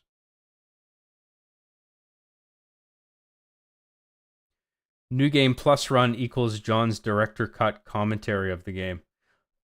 That's actually sort of how I see it. If I were to do a Silent Hill 2 New Game Plus run, like I would just run through the game knowing what's coming and then just sort of give my thoughts on the whole thing. So that's why I see value in it in terms of streaming. But I mean, if people would rather I didn't do that, I mean, I pose that because not only am I really interested in the game and I have shit to say about it, but it's also Halloween. So I figure it's appropriate. Plus, we take a break from Halo. And then once we're done with Silent Hill 2, we go on to Halo 2. I figure. Just an idea. At this rate, you won't be done with Combat Evolved before Halloween. Come on now, that's hyperbole, you know it. People are writing a lot and I want to address the chats, okay?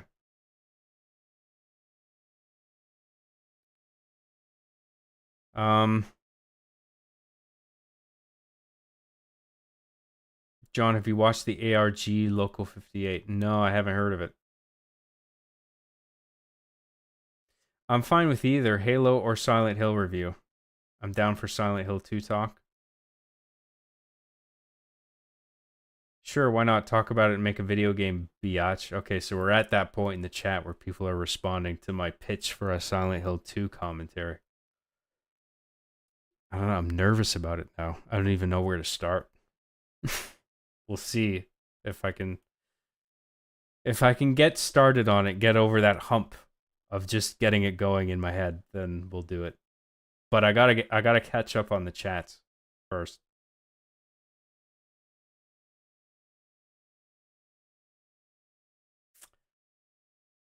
I've gone to Tokyo and I'm going back for the new year. People like you and me are made for it, to be honest, man. I would love to go there, man. Sounds cool. I plan on going to Japan sometime in the foreseeable future. Finally have a stable job and I've wanted to go there for years. The video game scene over there is awesome, I agree. Yeah, I would love all that. Yes, exactly. The manual was a greater appetizer, especially with screenshots that sometimes didn't exist anywhere else. Yeah, instruction manuals were great back in the day, but like I said, they don't really make them anymore because they'd rather not dedicate the money to manufacturing, printing those pages.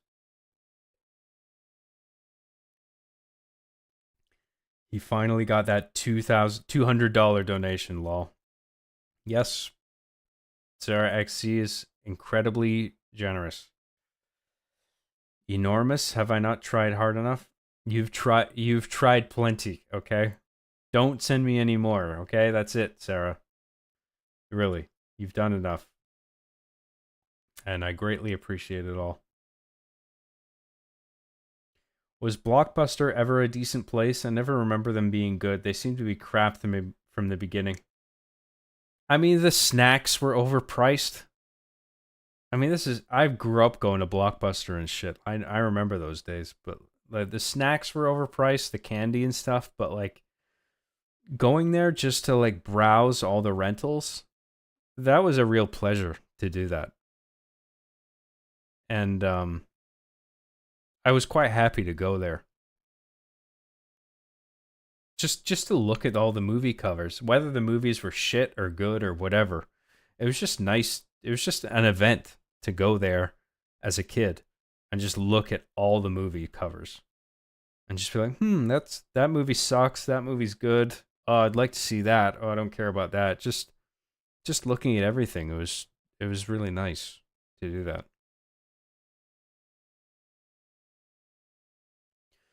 John, what do you think is the scariest game of all time? Honestly, I think Eternal Darkness Sanity's Requiem is one of the creepiest fucking games I've ever played. And that would be my first recommendation for people who want like a real quality horror experience in terms of psychological horror, not jump scares. In all of Eternal Darkness, there's like one jump scare. Other than that, it's all just the creepiness of the story and the atmosphere and the music. Like there's just a foreboding feeling throughout the entire thing. Some parts of it are like stomach churning. And just in terms of how unsettling they are. Not just like in a gory way. You know, it's just like if it's like quality, it's some of the highest quality horror that you will find in a video game. If we're just talking video games here, aside from films. Like, because films, I can name some things like The Exorcist or whatever. That's just like, that's like quality stuff. But like, it's hard to figure out a game that matches that, what that film achieves in terms of horror. But Eternal Darkness, I think, comes the closest.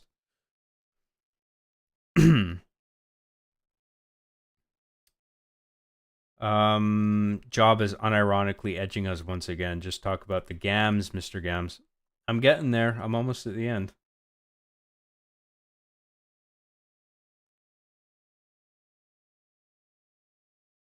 I hardly ever went to Blockbuster. Instead, my dad would take me to a local mom and pop rental place. It's where I found Godzilla films. I'd rewatch them over and over. That's cool, man. Yeah, I think a lot of if as a kid going to Blockbuster was a I mean, it's the kind of experience that at the time you would think of as nothing, but then now that it's gone, now that it's a bygone era, sort of browsing a store for video rentals, you you don't know what you had until it's gone, like that song, right? I mean, there was something really nice about that experience that just won't be experienced by a lot of people now because everything's so much of stuff is digital and streaming now that you don't need to go out to a rental store, right? Hence why Blockbuster is not a thing. But it was just nice browsing all the shelves and picking out a movie for the night or a few movies.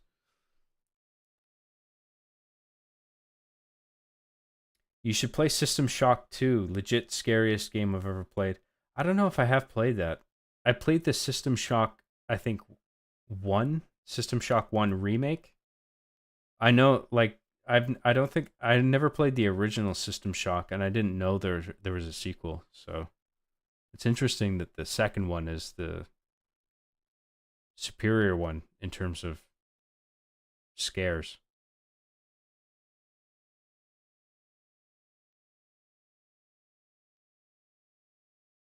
It was nice. That magic is sadly lost. Yeah, it's unfortunate. I'm not old enough to know about blockbusters, so I have no feelings about the topic. It was a different era, man. This was before streaming. This was before Netflix. Netflix sort of started a whole thing. And it was funny.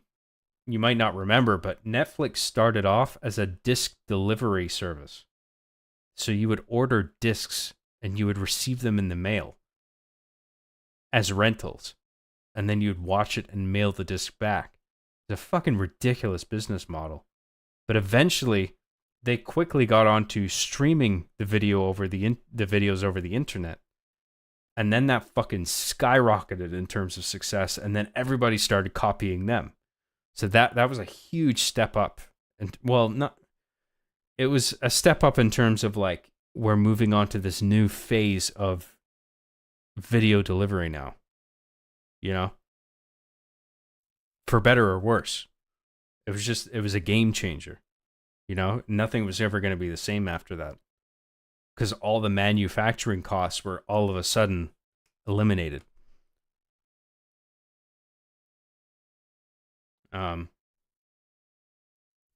Anyway.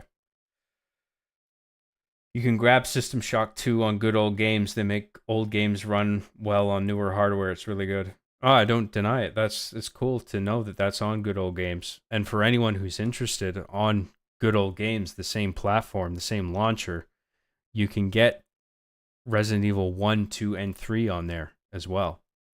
And they're all DRM free and run natively on Windows, so there's no emulation involved. It's actually running natively on the hardware, and they are built upon, I think, original like Windows 95, 98 builds of the same games, just improved for modern tech.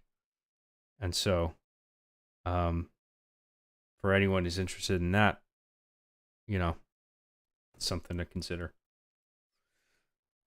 Anyway, I'd like to talk a bit about Silent Hill 2, if you guys don't mind. So I'm not going to look at the chat for a period of time, okay? I'm just going to talk about Silent Hill 2 and just think about what I'm trying to say.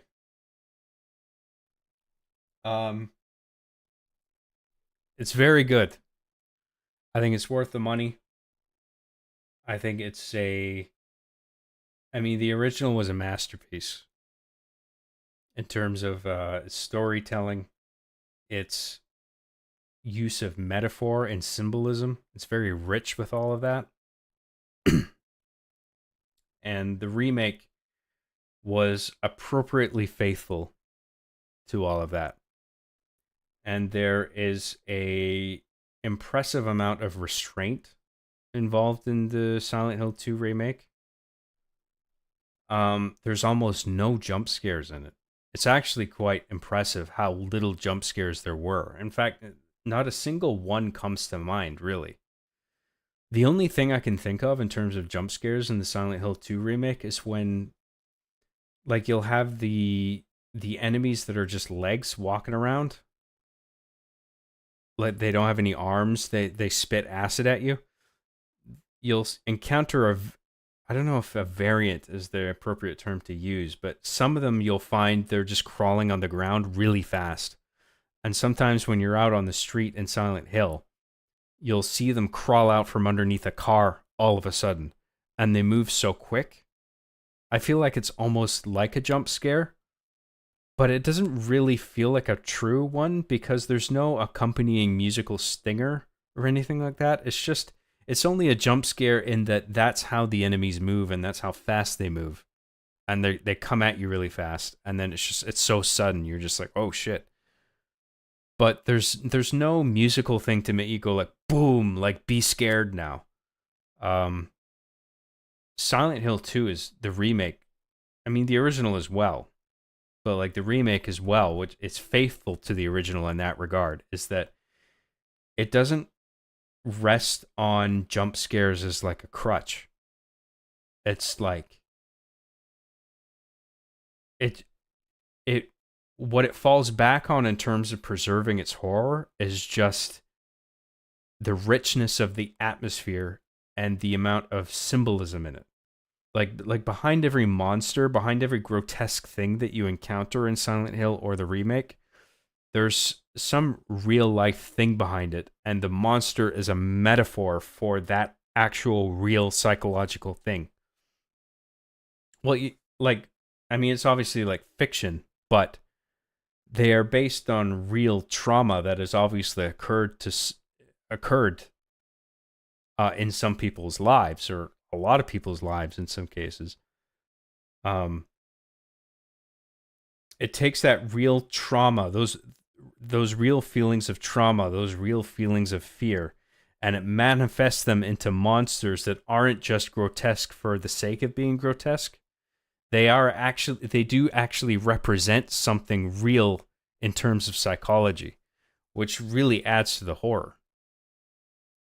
You know? So like, I mean, there's one boss in the game in particular, closer to the end, which is a metaphor for sexual abuse. I mean, there's some really hardcore shit in this game, in Silent Hill 2 and the remake, in terms of subject matter. And the game will turn those actual psychological things into monsters manifest. And it gives everything a sense of weight. Like, it's not just gross or weird or horrific for its own sake purely. There is some psychological component that's giving it substance, that gives it a reason to exist the way that it does. And so that makes it sort of, it increases the fear of the things that you're encountering, however many fold. Like, I mean, I think in terms of horror, I think it's actually ends up being a stronger piece of work than something like Dead Space, even though, like, I'm a huge fan of Dead Space and I think Dead Space plays better. But Dead Space, in terms of just the horror aspect of it, it's very just flashy, in your face, loaded with jump scares, loaded with just like loud noises and screeching, and a very loud score, a very good score, but it's just very, like, Dead Space is just about, part of the horror is just about bombarding your senses with just like, fuck, music's fucking playing loud, and like the screeching is loud, and the monsters are huge and in your face, but on some level, they are just kind of gross for the sake of being gross and horrific. What Silent Hill does is it actually, there's something psychological that makes them the way they are. So it actually amplifies the horror to some degree. So it doesn't feel cheap. The combat in Silent Hill 2, the remake, is nothing special. I would say the combat is functional. I found it a little bit clunky, to be honest, but I don't know, maybe clunky isn't being fair to it. It is functional. The dodge works. The hitting the enemies, it works. It's just, it's a little too simplistic and repetitive, and I wish there were more enemy types. It does feel like it's a bit lacking in terms of the enemies that you encounter, but what's good is that the enemies that are there, they are all symbolic of something, right? So, this is spoiler territory, okay? But in Silent Hill 2, you play as a guy who killed his sick wife because he was unsatisfied with the life that taking care of his sick wife brought him. And the Silent Hill serves as this place that sort of lures the damned into itself. And it lures people with some kind of psychological trauma or regret or something that's like haunting them in some degree. It lures them to this town in some way that And these can be like very real to the characters. Like in terms of James, in regard to James Sunderland, it was a letter that he gets from his wife. The letter says, "Come to Silent Hill, meet me in our special place." And that's sort of the thing that kickstarts the entire game, right? And it's like, oh, could Mary be in this town? And the reason he's so perplexed, you don't know this at the start of the game, but he knows that he killed his wife. But he's in denial to some degree. Maybe full on denial where he blocks out even having done it. But he did kill her. And now he's received this letter from his wife saying, "Come to Silent Hill." And he's just like, what the fuck? So, like, I mean, there's a bit of like, there's some supernatural force surrounding this town, right? This is a town that is old, that has existed for like hundreds of years, was involved in some like plagues, witchcraft. I mean, the whole history of the town is a bit hazy, deliberately so. I don't think you're meant to completely understand the nature of this town. But it's just this place for the cursed and the damned to sort of revisit the trauma that is haunting them in some way, where all their nightmares and trauma is made manifest in regard to like the monsters that you encounter or the environments that you encounter. It's actually it's a brilliant premise for a video game. Because, like, in the case of Resident Evil, right, it's like, I'm a huge fan of Resident Evil, but there's certain environments where it's just like, they come off as a bit silly because it's like, there's a locked door here, there's a locked door there, and it's like, you need the fucking ace of spades key to open this, and you need the fucking wacky whatever key to open this door. And it's just like, who would build a thing like this? Who would build a building like this? This makes no sense. But in the case of Silent Hill, this is a ancient town. Not ancient, but like it's an old town surrounded by the mystique that is cursed in some ambiguous way. And people go there, and the terrain sort of terraforms in accordance with somebody's tormented psychology, whoever goes there to face their fears or their trauma or whatever it is, right? It's like people go there to sort of, whether it's of their own accord or not, to face things that are haunting them. In that regard, Silent Hill is quite a brilliant premise because you can then make the environment anything, as long as it sort of matches up in some level with the person's psychology. In regard to James Sunderland, and who's the protagonist of the second game, the enemies and the environments are sort of transforming in accordance with what's going on in his head. So it could be anything, you know? And James's story is that he had a wife who got sick and ended up bedridden, and then he's a very selfish character. And he ends up wishing that he was with somebody else and he didn't have to care for this person. And he feels bogged down by Mary, who got sick. It may have been by a virus that spread throughout Silent Hill around the same time that they were visiting. I can't remember. It's a bit unclear. But she got sick by something. And James didn't want to deal with it because he's selfish. And that's his fatal flaw, right? So, like, behind every element of horror in the game, there's a sense of weight to it that is really cool. And it makes it scarier than most other games. I mean, I would say this is probably one of the scariest games I've seen.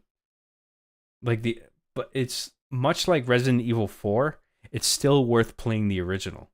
It doesn't replace the original, if you know what I mean. Like, now that the Resident Evil 4 remake has come out, I mean, it's really good. I'm a huge fan of the Resident Evil 4 remake, but I would still play the original Resident Evil 4 because it plays in such a unique way. And I think the case is similar, not identical, but similar with Silent Hill 2, where there is reason to still play the original on its own, regardless of the remake having come out. Because I think one of the criticisms that people had of the Silent Hill 2 remake before it came out, or even as it has come out, is that it has done away with the fixed perspective camera angles.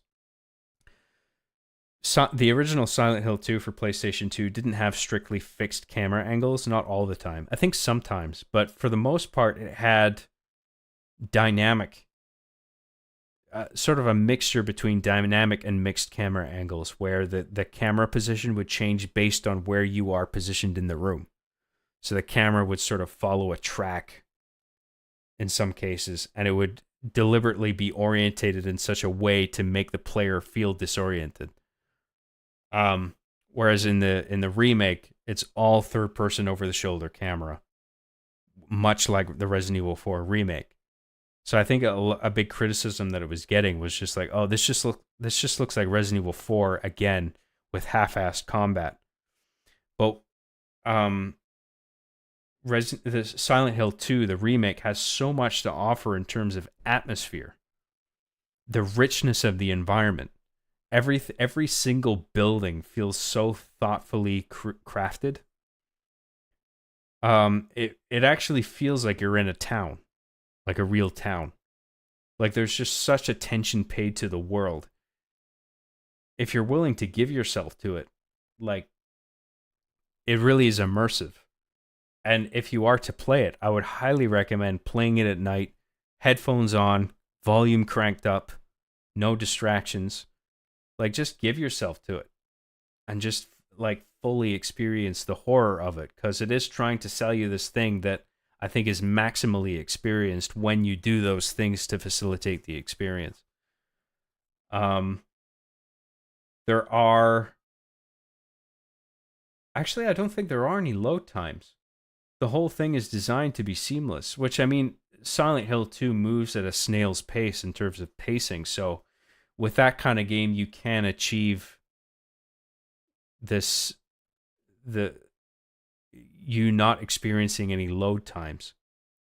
You know what I mean? Because like the game moves at such a pace that it can be designed in such a way where while you're inhabiting one area, it's loading the next area for you, and so everything sort of feels seamless. The only loading times is when you quit and you load a save. And it's just like loading the state that you saved in, and then it's just like boom, you're in it, and then there's no load times after that. It's all seamless for as long as you're playing before you quit. So yeah, I mean, it's all about experiencing that atmosphere, and if you're going to experience that atmosphere, you want to facilitate it as efficiently as possible, right? And I mean, I'll be honest, I turned the combat down to light because I was actually having problems with the combat. I found it difficult I'm terrible at timing dodges. I found I was just really clumsy with the combat and wasn't really getting a handle on it. So I decided to play on light because I felt like I was dying so often that it was pulling me out of the horror experience. Because I was playing on standard at first, and I just couldn't quite get the hang of it. And so, like, there's certain games I'll do that with, and certain games I won't. Like Resident Evil, I beat that on standard and then professional and whatever. With this, I didn't feel too bad about turning it to light. I felt like kind of a pussy, but I was just like, the combat is not the point here with this game. In the case of Resident Evil 4, the combat is largely the point. Right? The gunplay of it, the shooting enemies, getting headshots, that's a huge part of it. With this, that's not the case. The point is the atmosphere. And so I wanted to make it as immersive for me as possible. And I felt the way to do that for me was to just reel the combat back to light, because I was having a hard time with it. Just the way something about the way it worked. I don't know. I couldn't get the hang of it. So I did that, and I had puzzle set on standard just because I felt hard was a bit too... I didn't want to be standing there scratching my head for too long. Like I wanted to maintain a flow throughout my experience of the game. So I set combat to light and puzzle to standard. I started off with standard combat and I was fucking up too much. And then I kept like reloading and I was just like, fuck, I kept running through the same parts, and I was just like, I'm not like scared of this anymore. This kind of sucks. So that's why I dialed it back. So when I do a New Game Plus run, I'm going to up the difficulty because now I finally feel like I have a handle on the combat. It took me a while to get a grip on it. As weird as that sounds, because I know, like I said, it sounded basic, and I don't know. The combat is just, it's hard to describe. I find it hard to the moves that the enemy makes against you are telegraphed to a way, but I can be very impatient and non-observant, and it's just I wanted to dial it back to make the playthrough seamless. And so in my New Game Plus playthrough, I intend to up the difficulty, because now that I've gotten the hang of it, because like by the end of my light playthrough, I had like a shitload of syringes and health drinks. But I was just happy to I was happy that I was always moving forward, because I felt that actually aided the atmosphere. It aided in my immersion. And that was the key point of that game. So I did that. And there's a bunch of cutscenes that they're a bit odd. Like, people talk sometimes in such an odd way, where you're listening to the conversations and you're just like, why is she saying that? Why is he responding in that way? That's a bit weird. Like, this feels inauthentic. How does she know that? How does he know this? Like, why? There are some cutscenes early on where it might occur to you, like, this doesn't feel natural. I don't know why the characters are interacting in this way. But then later on, to a degree, you will be like, oh, that's why. That actually does make sense. Like, I didn't understand that before, and I didn't think it would tie together. I didn't think it would make sense eventually, but it actually does. And so there is a sophistication in the writing. And a lot of it's metaphor, and sometimes it's ambiguous as to whether or not something is symbolism or metaphor. Like, because at some point I used to think, like, all the other characters that James Sunderland encounters in Silent Hill are sort of manifestations of his psyche, right? So, for example, Maria, who you see in the trailer, I think she is intended... I thought that she was just intended to be...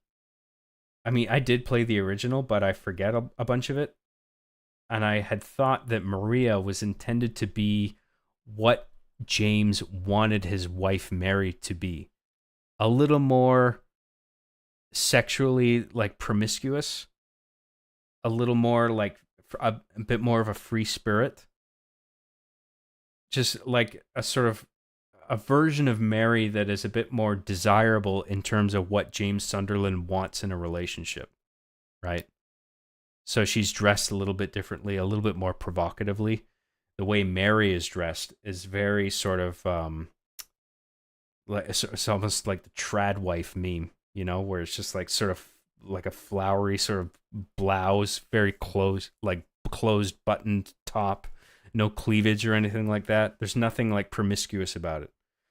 And I think James sort of resents that about her, and that's part of the horror that ends up being manifest around him. Like, James is sort of a very sexually frustrated character. This is actually, I think this is actually part of his psychology. This is why the sexy nurses are a thing, right? Because, like, when you get to the hospital part, for example, there's an enemy type that are like scantily clad nurses that are sort of wobbling after you with weapons and trying to kill you. And the reason they look the way they do is because James was distracted by how attractive the nurses were in the hospital while he was looking after his sick wife. So it's actually a fucking kind of sick thing to think of, but you can understand it. And I find it really interesting, like, deriving an enemy type over that kind of psychology, where James has to sort of... this lust that he feels is being manifest into actual monsters that he has to fight. I think that's a really sophisticated in terms of video game horror. Like, there's not a lot of games that achieve that level of psychological horror. And Bloober Team actually managed to pull it off. And not everybody's a fan of Bloober Team. A lot of people weren't willing to give Bloober Team a chance because they fucked up. I haven't played a lot of their games in their past, but I did play, what was it? Their Blair Witch game. So they made a game based off of the Blair Witch Project. And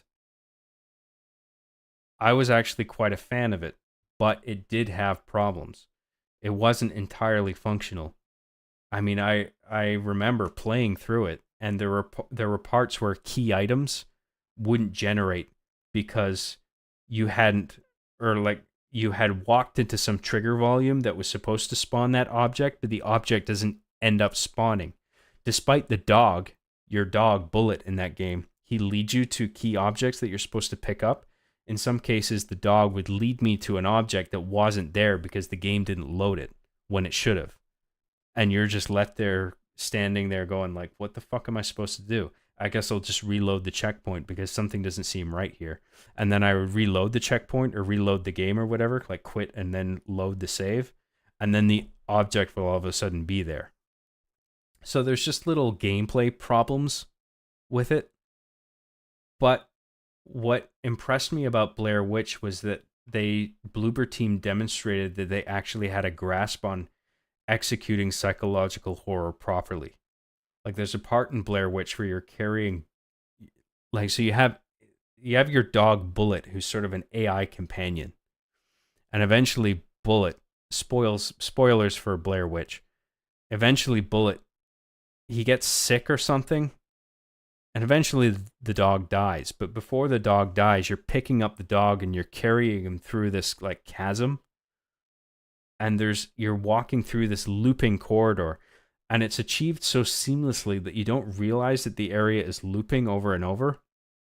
It's sort of like a chunk of terrain gets loaded, and you're walking through it. And as you approach the end of it, the chunk like regenerates and like duplicates, and then you're walking through the same chunk again, but you don't even realize it.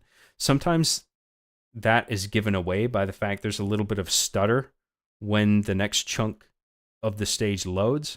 But with this, I actually didn't notice the seam. So it actually feels like you're walking through this endless thing until you finally realize like, oh, this is just the same environment over and over again. And then you start paying attention to the walls, and there's writing scrawled on the rock that says leave the dog behind or something like that. And I'm just like, fuck, that's actually really creepy. Like fucking hell. Like I don't see this kind of sophistication in horror in gaming barely ever.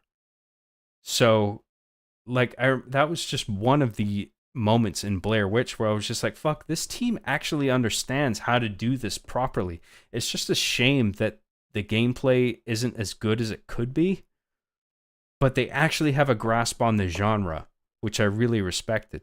And so when I heard they were doing the Silent Hill 2 remake, I thought, you know what, maybe based on what they've learned from Blair Witch and the fact that they're getting help by Konami to remake this game, which, I mean, I don't think Konami would put this in the hands of people that they didn't think were capable, because this Silent Hill 2 is widely regarded as a masterpiece of horror gaming.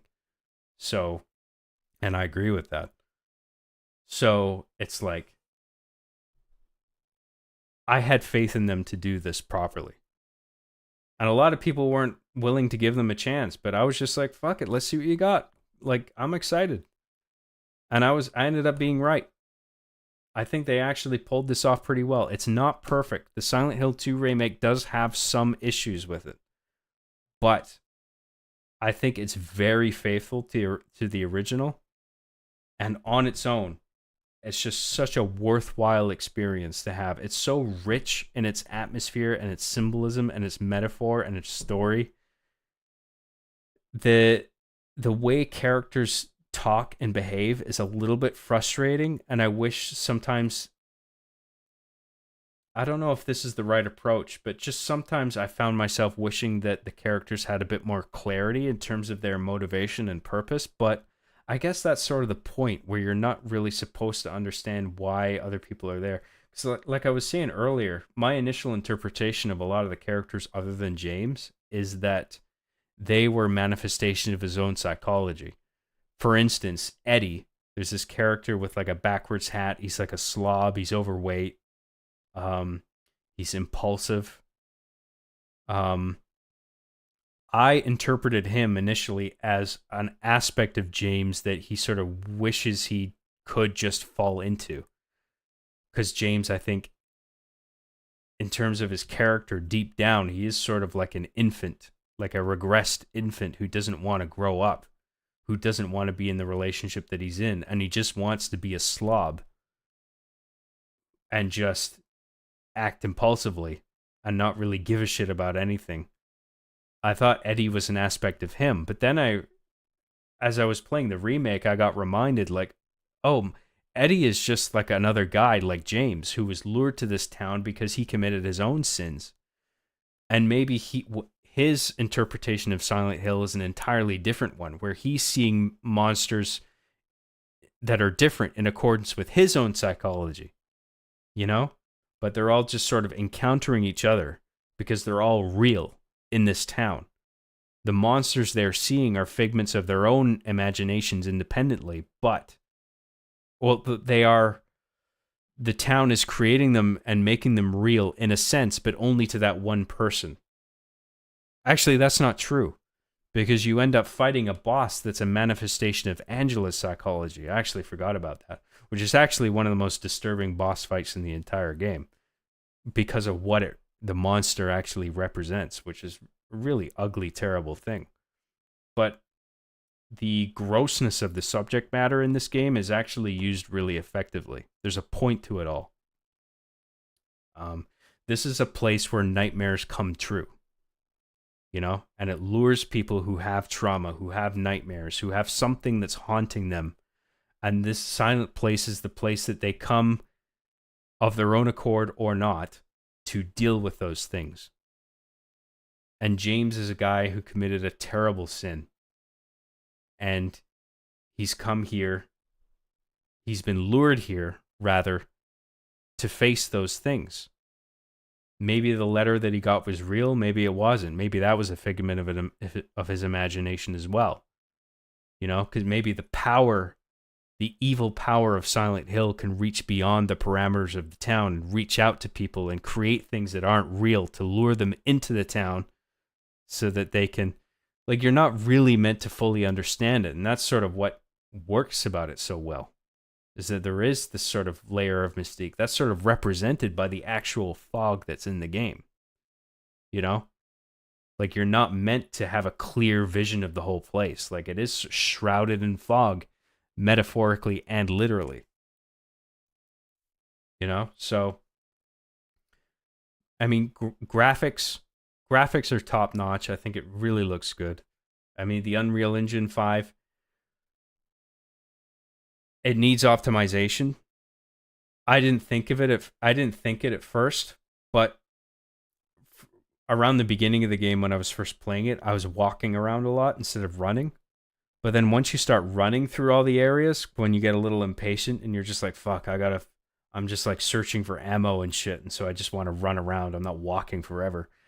When you run around, you start noticing stutters and like new areas and enemies loading in a way that you didn't before when you were just walking around. And so I do agree that the engine itself, because I don't think it's the game specifically, I think it might actually be Unreal Engine 5 that needs further optimization. It looks very good, but it needs to play better. A bit better. And that was me scaling down the graphics too. Like I'll happily play a game on like 1080p or even 720p, as shocking as that might sound to some people, and then crank all the graphic settings all the way up, because I actually don't mind the loss in resolution as long as everything plays smoothly. But even then, like when you're just walking around an area, you get like 60, or running around a limited area, you get like 60 FPS at least, which was good. But when you sort of enter some new broad area, you'll see a bit of stuttering, and that sucks. So I think the engine could be optimized to iron problems like that out. But if you can forgive things like that, which I can, it's a quality experience. The price is steep. I mean, for me, it was like $93 Canadian or something. altogether, and it's just like that wasn't even for the deluxe edition. The deluxe edition's like another 10-15 bucks. But like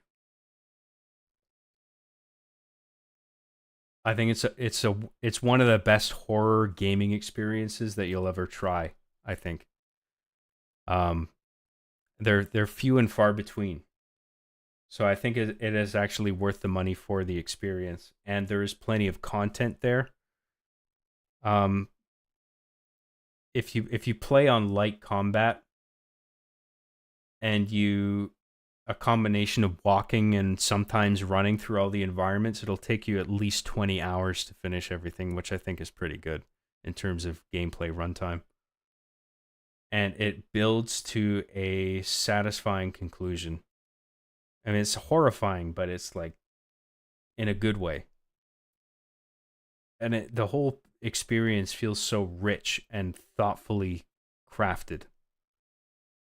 That I recommend it. The combat is nothing special, but the combat is not the point. The atmosphere is the point. The idea of putting you there in Silent Hill in a horrific situation. The lighting of it, the graphics, it's just it all looks, the sound design. I mean, play with headphones, crank it up because the sound design is fucking awesome. You really feel like you're in there in that space, occupying that space. And I haven't even tried the New Game Plus stuff, and the New Game Plus execution in this game is quite interesting from what I understand, because like you play New Game Plus and all the stages, all the areas are the same, but there's like new items that weren't there before that you can discover, and you collect those to unlock a multitude of different endings. So I think there's like at least 7 or 8 different endings in the game altogether. And a couple of them are like really deliberately silly, and you have to like go out of your way to unlock those silly endings. And I'm looking forward to playing through it again. Like I've beaten it once, and New Game Plus is not just the same thing again, but you carry all your weapons and ammo over and whatever, you know what I mean? Like there's actually reason to explore all the nooks and crannies again because there's items there that weren't there before.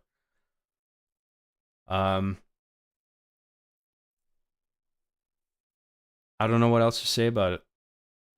It's one of the best horror games that I've played in a long time. And I thought it was worth it, and I really enjoyed my experience. That's it. So I haven't looked at the chat this whole time, but I'm gonna bring it up now. So I appreciate I appreciate you listening to all that. I hope I didn't bore the fuck out of you guys. That was my TED talk on Silent Hill 2. So anyway, I'm gonna start reading the chats now. I appreciate that you let me talk about that because I can clip that into a video and turn it into a thing. So that'll be its own upload. So I appreciate your guys' patience with that. I'm just about to go through your guys' chats about what you guys are saying.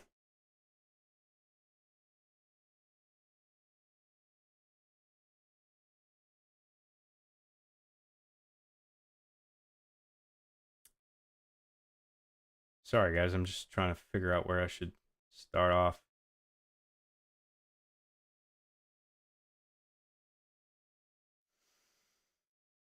Some of y'all weren't born in the 1990s, and it shows. Yeah, there's some young people here, I guess. If you haven't even been in a Blockbuster, like, ever. I can't remember exactly when Blockbuster went out of business. It would have been like several years after Netflix started taking off, I think. Or a few years after.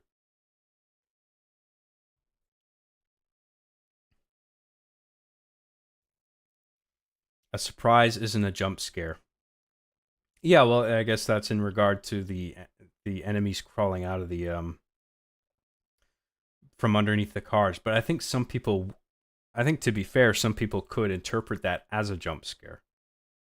because it's just like a thing that comes out at you all of a sudden, where it's just like, oh shit. But it's an organic thing. It's not scripted. I think that's one of the key differences. That's purely based on enemy behavior, not because you enter a certain trigger volume. Disagree on Dead Space being all jump scares. No, I don't think it's all jump scares. But I think Dead Space has its fair share of jump scares. But that's okay. Because Dead Space is like that type of game where you can get away with that even gratuitously and it actually works. Like if Silent Hill 2 were to do that, I don't think it would work in the same way.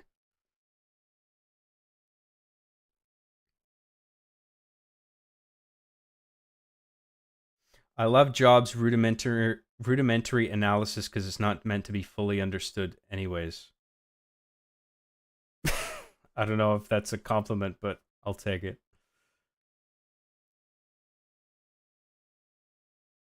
She didn't exactly make it easy on James. She wasn't perfect either. That's true. Mary wasn't, because she was angry that she was sick. So she would lash out at James, I think. I think some of that gets unveiled in the final letter that you hear that she wrote to James. So, I mean, you are right about that, yeah.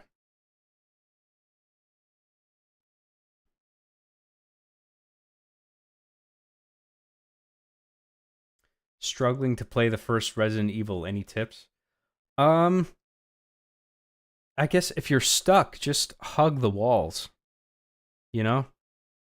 It's like if you're not sure where to go, it's just like, okay, start from scratch and just hug the walls and make sure you explore every room, every single crevice in every room. And then look at the items that you have in your inventory, see if there's anything you can combine, anything you can examine. Sometimes you have to examine something in your inventory to sort of open it up further and reveal a thing that you can use. Like a chest, for example. You might have a little box or something. You can combine that with a key, open it up, and then there's a thing in it. Sometimes it's just examining an object will give you an object within it that you can use to unlock a door or something, you know? The problem with most remakes is that they have to stand on the shoulders of what came before, so they will always be tied to that. Yeah, that's true.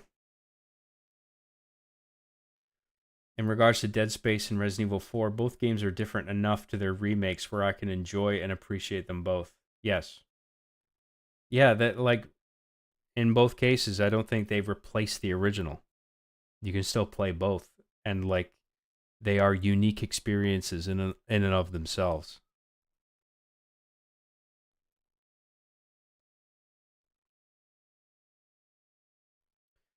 This stream was already going in my game design notes playlist, but now I'm doubly glad I put it there. Oh, well, people liked my review. That's a relief.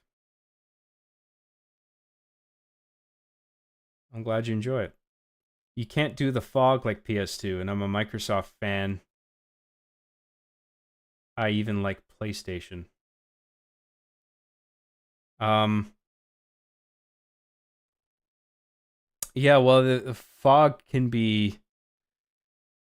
It's not as it's. I think in the PlayStation 1 Silent Hill, it was very simple. Like it was simply like a gradient wall. You know, where it's just like this is where the gradient starts, 0% or 100% opacity, and then you sort of within a certain window you go from 0 to 100, and then it becomes impossible to see beyond that. And that was the extent of the fog. There wasn't any more sophisticated than that. But in this, there's actually the fog feels volumetric. You know, it's like actual clouds coming at you. Maybe a little bit too much, if I'm being honest. Like I wonder if maybe it would be better to just execute it a little bit more simply, maybe closer to how the PS1 did it. Because I think that is sort of how actual fog behaves. Like it's not like a most of the time that I've experienced fog in real life, it's not like a cloudy mist that's coming at you. It's just sort of it is sort of just a natural gradient of visibility. But I thought the fog in the remake was pretty well done. It did look cool. John isn't a real gamer because he doesn't play on max difficulty. Yeah, I know, I'm a loser.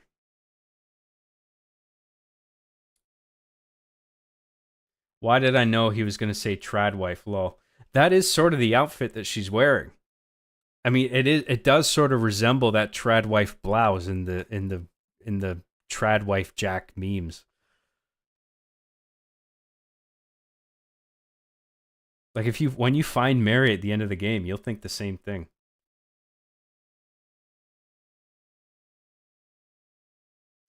Physically speaking, mentally speaking, psychologically speaking, economically speaking, anthropologically speaking, geographically speaking, John is always right, lol. Well, I'm trying to phrase certain things in a certain way that I think makes sense. Bubblehead nurses and Pyramid Head should never have been in any other games. Oh yeah, like when Pyramid Head shows up in the movie. I mean, don't get me wrong. I actually like the Silent Hill movie, the first Silent Hill movie by Christoph Gans. I think that's actually that's a surprisingly sweet horror movie. But Pyramid Head shows up in that movie, and it's just like he doesn't belong in that movie at all. Like one of the great things about Pyramid Head is that he's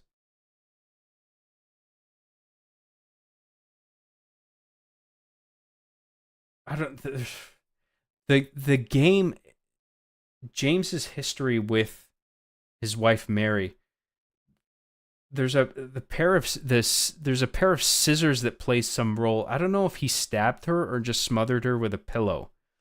But there is something about the scissors where Pyramid Head is dragging one blade of a giant pair of scissors. That's like his weapon.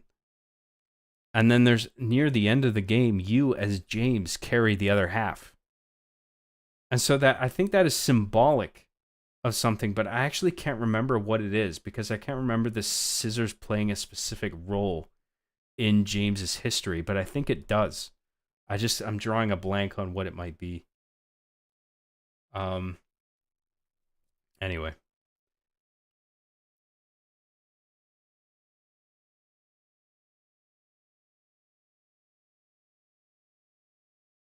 Where was I? Sorry. Does John still not know what jelking is? No, I don't know what fucking jelking is, okay? That's a made-up ass word.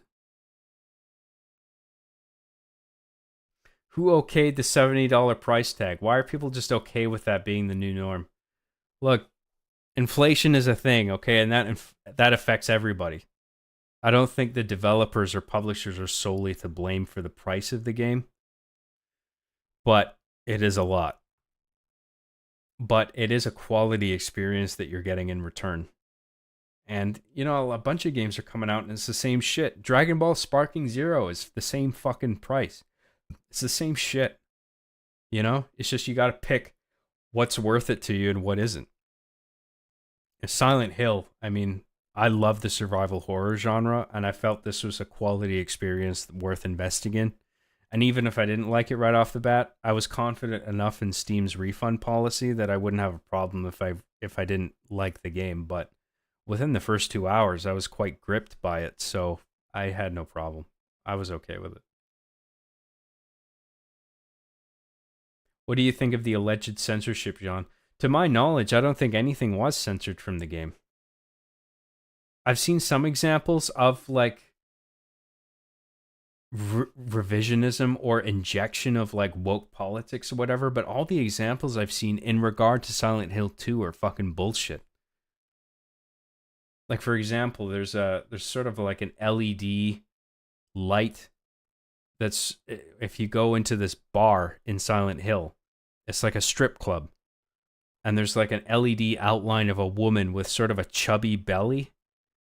And above her, it says the word paradise. That's in the original game. And then the remake did it. And then there's people saying like, oh, they made the strippers pregnant in the remake. Like, this is just woke bullshit. But that was actually in the original game. I remember the same sort of thing with the Dead Space 2 remake where there's like scrawling in the wall saying "fuck capitalism" or something like that, and people interpreted that it's just like, oh, these fucking socialists making these games, like they're injecting their politics. That was actually in the original game as well. So there's these situations where they're actually being faithful to the original material. It's being reinterpreted as an injection of ideological activism or whatever, and it's just like, there are certain cases where that is an issue, but not here. You're reaching for the wrong. This is a bad example to pick because this was actually in the source material. So if there was something censored in this, I don't remember what it was.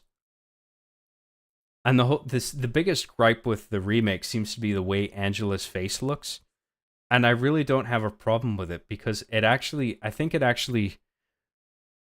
her sort of widened face, I think, draws attention to Maria's more conventional sense of attractiveness, which strengthens her as a symbol of what James wanted from a relationship with Mary that he didn't have. So it actually serves to strengthen that symbol. I don't think that's purely just about, oh, let's make all the chicks ugly because of some sort of DEI initiative. I don't think that's the case here. Maybe a little bit, but like honestly, it's not enough to bother me. I think Angela looks fine in the remake. It doesn't bother me.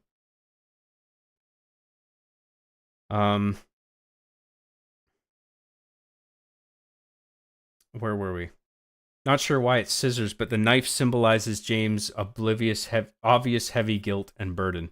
That's certainly an element of it, because when he grabs the giant scissor blade, because he needs to get it to cut through a part of the end of the game, it's very heavy to drag. It's sort of quite awkward to control as well when you're at that part of the game, which actually kind of annoyed me how awkward it was to control and finesse my way around corners. But I appreciated the symbolism so much that it actually didn't bother me.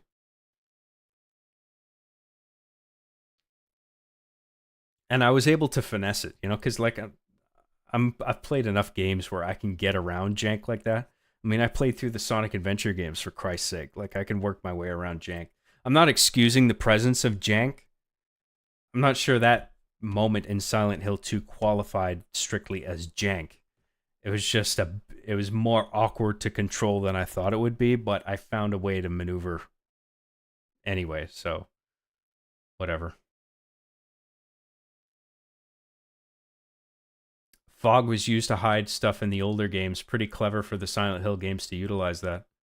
Well, PlayStation 1 hardware was so limited in terms of hardware, especially relative to what we have now. So, like with a game like Silent Hill, with a sort of a camera that's level with the ground, and you can potentially look at an entire span. Like, if that fog wasn't there, that would be a hell of a lot of terrain to render. But because the fog is there, it doesn't have to render that all at once. It can render everything in a concentrated amount of detail within a limited radius. That was what was so great about, like, I mean, it was the same sort of thing with Resident Evil, right? Like, one of the reasons it had fixed camera perspective in the first place is because it didn't require all that hardware taxation to render all the environments in real time, right? It was all pre-rendered environments because the camera was absolutely still. You could get away with that. And then you could pour the entire polygon count just into the player and the enemies. And that was it. None of the environment. The environment was all just pre-rendered graphics. So it was an efficient use of the hardware for the time.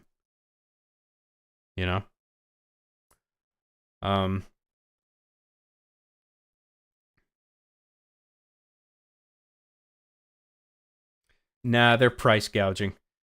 It could be a mix of that. I do think inflation of the currencies, whatever nation it is, plays a role. But companies could very well be taking advantage of that. Like, they could be raising their prices and just saying, oh, well, inflation. Like, oh, this economy, oh, $90, please. I think there is a bit of that. But I don't know. Like, I was willing to spend the money personally because I think it is a worthwhile experience. I disagree, John. I think the industry is bloated with many useless roles and people who overinflate their skills. There's no reason a UI team should cost $5 million. A UI team?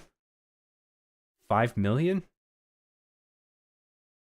I mean, I don't know where you're getting UI team in that figure, that specific figure from, but I don't disagree with you that there are people in the industry who don't deserve their jobs, that are slacking or whatever, or not contributing anything to their projects or companies or whatever. Yeah, I mean, I don't think I entirely disagree with you there. It just depends on what you're talking about.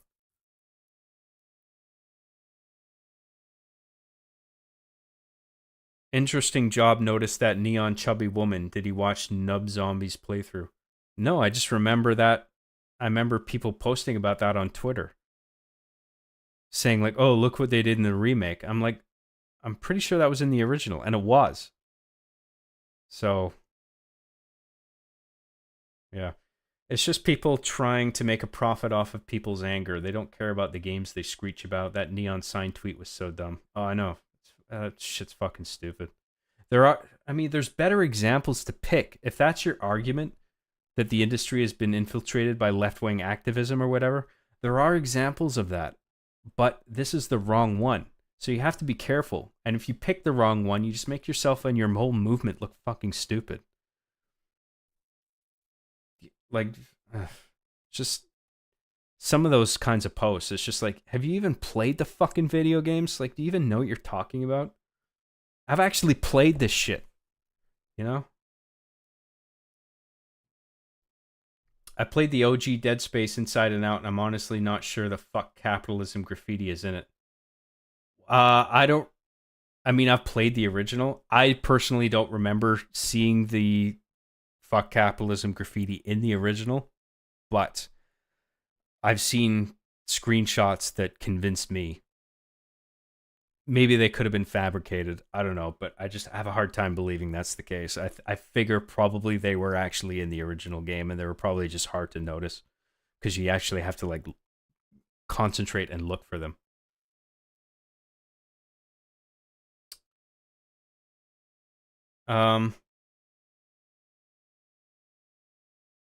Sarah XC for $20 says, I missed another half hour, but I have no idea what you guys are talking about, XD. Well, I went on an entire tangent about the Silent Hill 2 remake. That's what we were talking about.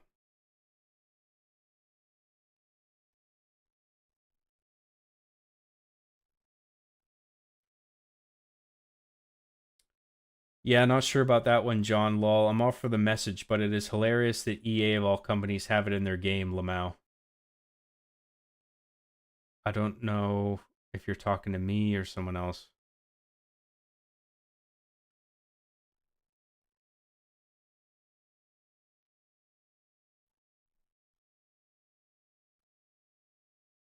How Team Silent pulled these games off is a feat of God himself. Well, it's just it's an efficient use of fog and hardware. I mean, like, just the mere inclusion of fog means that you can render things in increased detail within a limited radius, right? Whereas if you're playing like fucking Spyro the Dragon on PS1, where there's no fog and you can see things as far as your eye can see, all of a sudden you have to render things in a lot less detail in terms of texture and polygons because the game has to render all that without stuttering, right?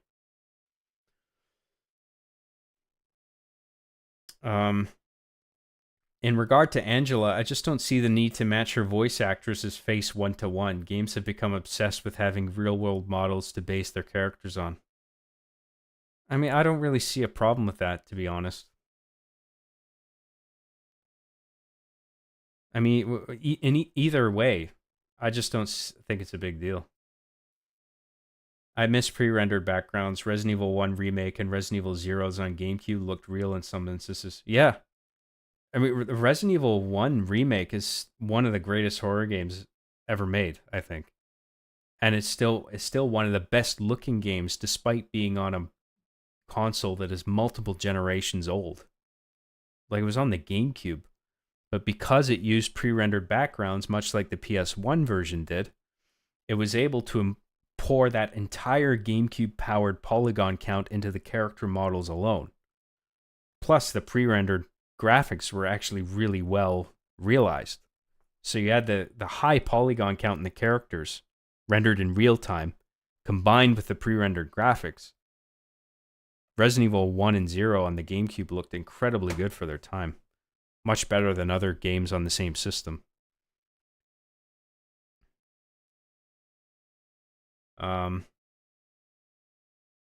There was a Sony leak that showed the budget for a specific game and their UI team was being paid $5 million. Oh, I mean, I'm not saying there's not bloat in the industry, man. I mean, I agree that there's definitely some people who don't deserve to have the jobs they have because they're not working hard enough. You know, or they don't need to be there because they don't do anything for the company or the product. Is that even relevant to Silent Hill 2? 'Cause I don't think it is. Maybe it is. I don't know. I just missed that.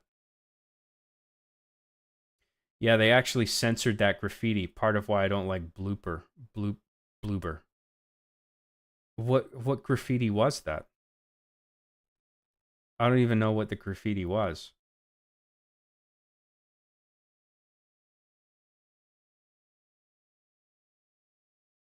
Greedy consumers refuse to pay a measly $80, so the poor corpos that make a humble $100K a year can afford to buy their third yacht this year. I'm not saying corporate greed isn't a thing. I mean, I don't know exactly what you're saying there, if it's a criticism of what I said or whatever, or if you're just making a general sort of statement on corporate greed. But like, I don't deny that that's a problem. Of course it is. I question the role that it plays in like Bloober's development of Silent Hill specifically. I just don't like the Dead Space remake because it's EA stealing someone else's work and giving it to someone else. It's not, I wouldn't say it's stealing someone else's work. I mean, they secured the rights to it.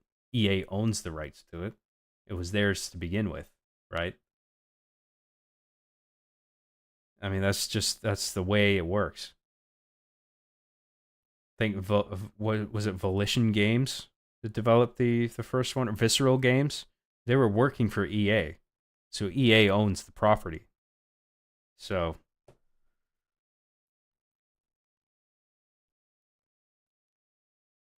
I'm just going off of what happened with gas prices increasing because of inflation. Meanwhile, oil companies were seeing record profits and wages of people down the line didn't increase either. I don't deny that's going on. Yeah, I mean, just feel like I'm talking about a very specific thing here, but you're talking about economics in a more broader scale, and it's just like, yeah, there's corruption in the world. Like, I get it.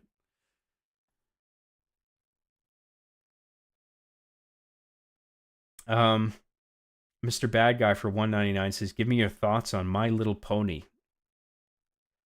I think I caught an episode or two. I mean, it occurred to me that it was fine, perfectly fine children's programming. It's not really my show.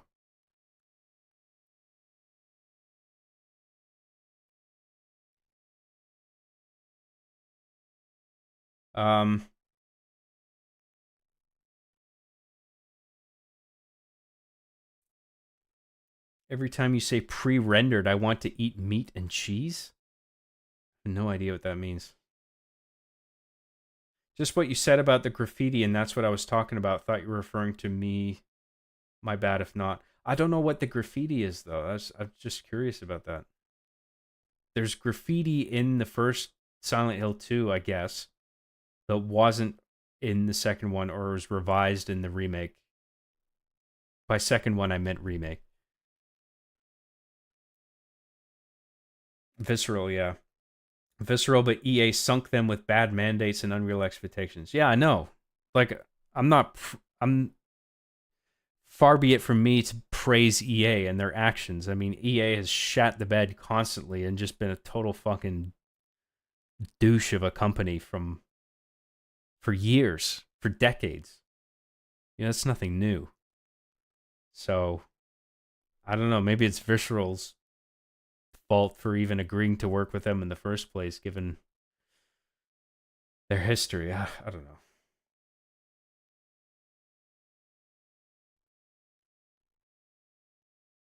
One game I'd really like to see that has been dead for way too long is Prototype 3. Loved the first two and forever heartbroken Activision left it to die.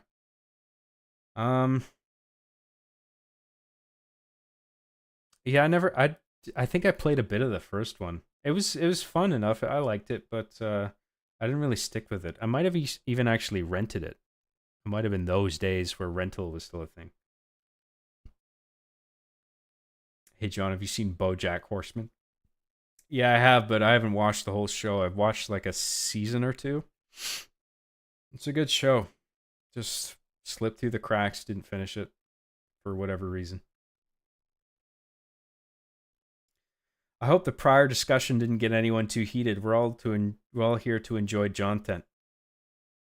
I mean, I certainly didn't have that intention. I just wanted to talk about Silent Hill 2 and some of the social media discussion surrounding Silent Hill 2. Some of it valid, some of it crap. And some of it frankly involves politics because everything is so fucking overtly political now, especially in social media discussion. It's kind of hard to avoid it, especially in gaming where, like, I think in some cases you have these political activists in gaming who are trying to inject all these politics into games where they don't belong. But then sometimes critics of that ideology are finding it in areas where it's not to be found. And they're saying, oh, look, this is so ridiculous. And it's like, actually, it isn't. If you look at the original game, like, this was there already, or like, this isn't what you think it is. You know, so it's just, whatever anybody's political affiliations are, I mean, people are prone to just taking things too far, or taking things the wrong way, and I don't know. I'm just trying to navigate it as best as I can without sort of alienating anyone or trying to take one political side or another. Because, I mean, I have my political beliefs, and people can disagree with them or not. But I'd rather not talk about that. I'd rather talk about things and talk about them in a way that is politically neutral, because I'm just not interested in that sort of division. Like, I want everyone to sort of, I want to hear from all sides. I want everyone to hear what I have to say if they're interested, and feel that they can say whatever and not feel like offended that I went one way or another. You know what I mean? It's just like, I'm just trying to talk about the thing and what's going on with it. Anyway. Yo, whoever mentioned Prototype, man, that brings me back. Arkham Asylum, Infamous, and Prototype really changed gaming. Yeah, I played a bit of all the Arkham games, but I haven't beaten any of them. But I've always wanted to beat the first one. I find that getting through that game a little bit of a drag. I don't think it's a bad game, but there's just parts of it where I just like, oh, I'm bored now. I want to do something else.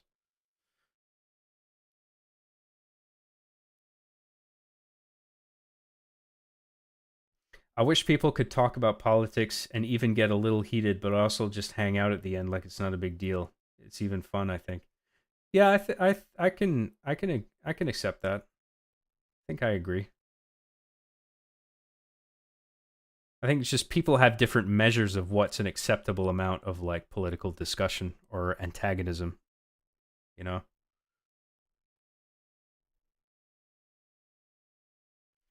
It's also just much better, or just much easier to complain about something than it is to give positive reinforcement, which is why people love bad products. It gets an opportunity to gain something by bashing it. Yeah, well, that is something that bugs me in modern, like, online discourse, like especially video content, is just overtly just completely shitting on things, like so aggressively, where there's no room for nuance, like nuanced discussion. about like the pros and cons of something. It's just like if anything is even slightly bad, then it's just bad, and then it's just like let's all shit on it because it's super bad, and then cultivate an audience where they all do the same thing, and anyone who sort of steps outside that boundary is just like you're not one of us. That fucking pisses me off. I don't like that. I want to facilitate nuanced discussions about these things, or not on my own channel, but like that's just something generally that I would like to see is more nuanced discussion on things where it's just like this thing did this right, didn't do that right. There's some good there, there's some bad. It feels like in order to be maximally profitable, it's just like this thing fucking sucks, or it's like this thing is the greatest fucking thing ever. It's like one of the two, and then you cultivate one audience or the other, and it's just fucking annoying because it's just like both of you are missing the mark, because there's a more nuanced discussion here that you are deliberately sort of overlooking in favor of just cultivating your lucrative camps of belief. But that's just my onion, you guys.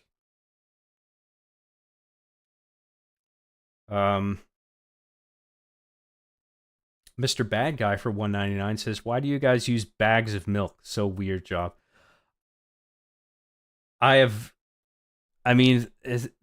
This has become a thing where people believe that bags of milk are everywhere in Canada. I have rarely seen that. I've seen that maybe once or twice.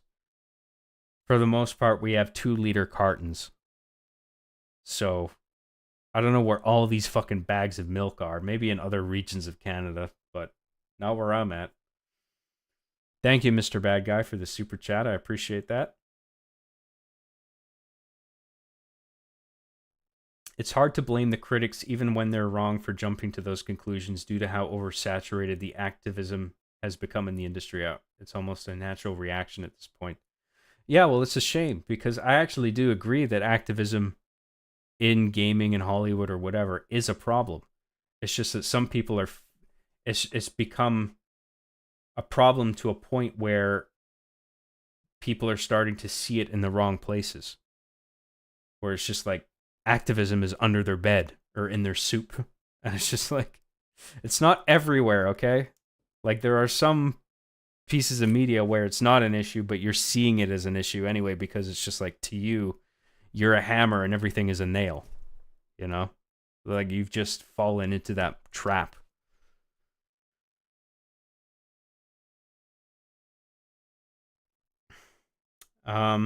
Positivity can be toxic as well, don't forget. I am aware of that, yeah. I mean, you don't want to give undue credit, especially if a company is doing something that you don't like. Like 343, for instance, they've been shitting the bed constantly, and they're still apologists for 343 for what they're doing, saying they'll get it right this time. And it's just like, what reason do you have to believe that that's the case? You know? So I don't have faith in the new Halo game, for instance. But I'm willing to have my mind changed. But I just want a better video to demonstrate that than the Unreal Engine video that they put out. That's not sufficient. Because I feel like they don't have any vision for the franchise, the Halo franchise, in terms of story and character. I feel like they don't know what they're doing. And it's just going to be Halo Infinite all over again.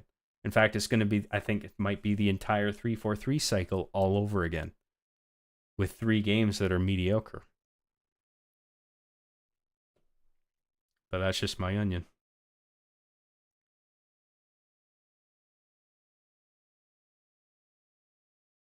Job isn't that bad, is he? What are you talking about? What did I say?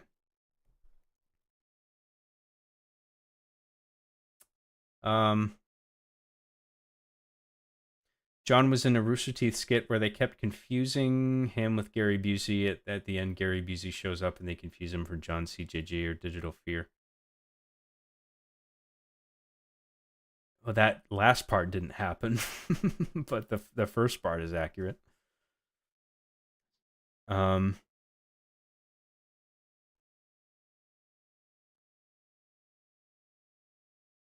When I saw that new Halo video, I was so mad. I said, "This is unreal." I see what you did there. That's funny.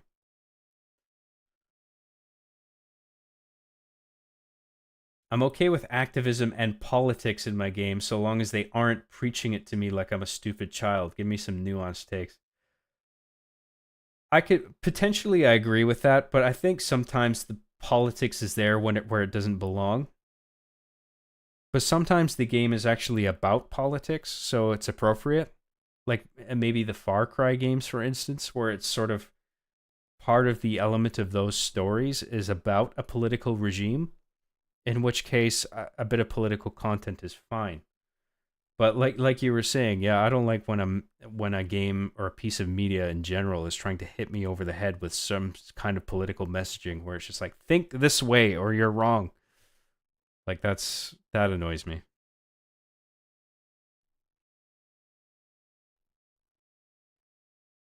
At the end of the day, with all the activist stuff, it's all about pattern recognition. That's why some people get upset even when it isn't warranted. Yeah, well, as humans, I think, are sort of geared to identify patterns broadly in terms of behavior. So I think that is a thing.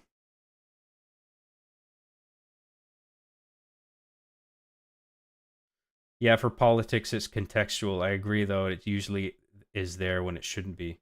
Yeah, well, I agree. I think for the most part, gaming is about sort of escapism and doing something sort of like Halo or Space Marine, where you're just fucking killing aliens. I mean, Halo 2, I think, is maybe a bit of an exception because it is part of that game is sort of about the Covenant political system and their hierarchy. But it all felt contained within the story, and sort of it didn't feel like the messaging was the goal. It was all in service of like the broader story of stopping the Halo, stopping the Flood, saving the universe, Master Chief doing his thing, Arbiter helping him out. That felt like the focus throughout the whole thing. So a bit of political content in the peripheral, I think, can be okay.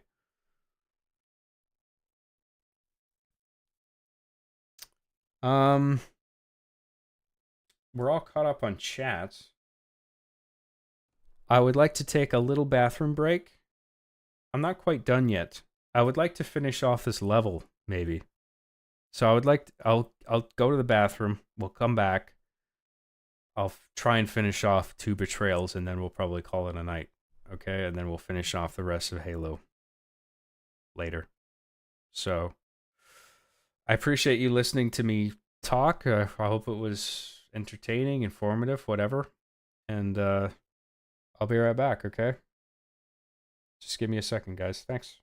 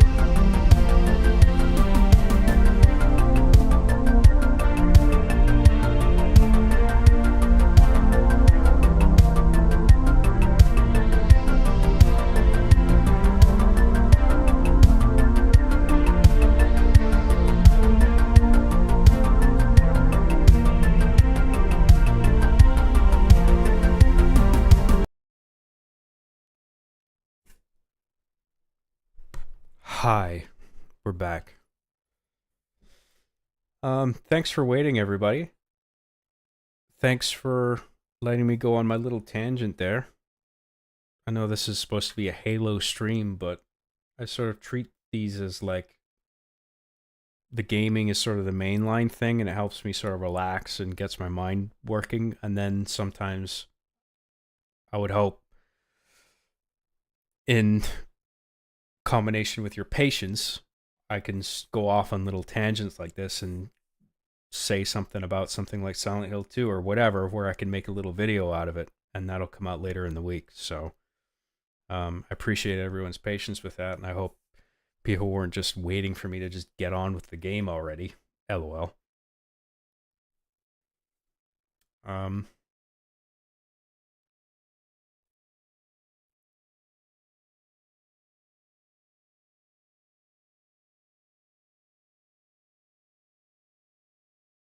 Sorry, I'm just trying to catch up on chat here before we get started.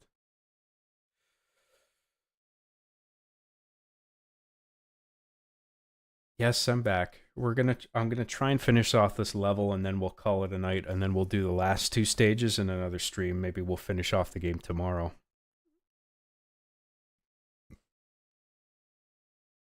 Two fangs for 222. It's a lot of twos. Thanks for talking to your fans and for your onion as well. Well, you're very welcome. I'm happy you enjoyed listening to me. Thank you for the super chat, man. You really need to start a podcast. I easily fall asleep to your nonsense. Nonsense, is it? Thanks, man. But I mean, these are podcasts. This is the same shit I was doing before. I just changed the name to the John Graham Show because I think that's a bit more fitting. I think it's more appropriately broad of a name, where it's just my show. Weren't you thinking about streaming Castlevania 64 and 2 other games for Halloween? Well, I mean, I would only do one of those. But with Castlevania 64, I actually have to hook up the N64. Whereas I just beat Silent Hill 2. I would like to do a New Game Plus run, and that's easily launched on my PC through Steam, right? So I can get the N64 hooked up, but it's just a hassle. So maybe we'll do that another time. Because that is a game that I would actually really like to play on the stream. John, set up a Streamlabs so Google doesn't get a cut. Dude, there's a link right on the fucking screen. Right there. Okay. I have a Streamlabs, okay? So if you want to use that, you can use it. And I do actually have the tipping history dashboard brought up, so if you do leave something, I'll read it.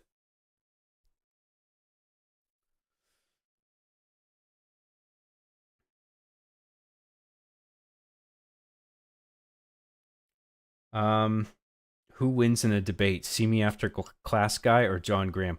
I would kick that guy's ass. Would Luigi's Mansion be able to be put on the table for Halloween game of choice? I would love to do Luigi's Mansion, but again, I either have to hook up the Wii or the GameCube to get that going.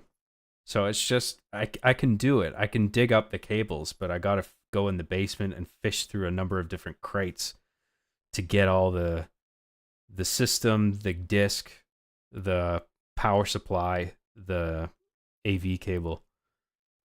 It's just way easier to just launch something through Steam.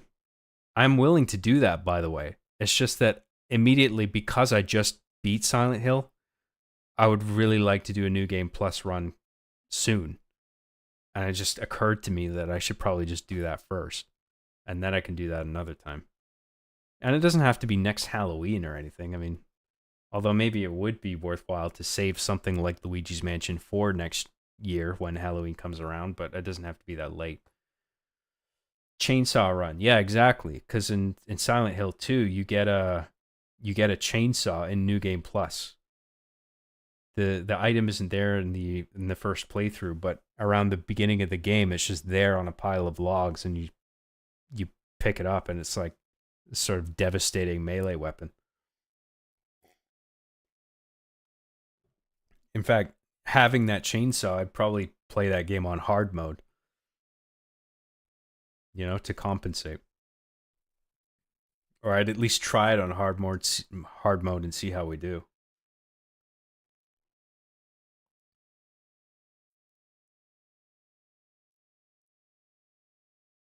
Is Halo Studios just a rebrand, or is it more than that? I I think it has a. To be fair, I think there's a different creative head than there was at 343, and I think it was the guy who was in charge of not Master Chief sucks at Halo.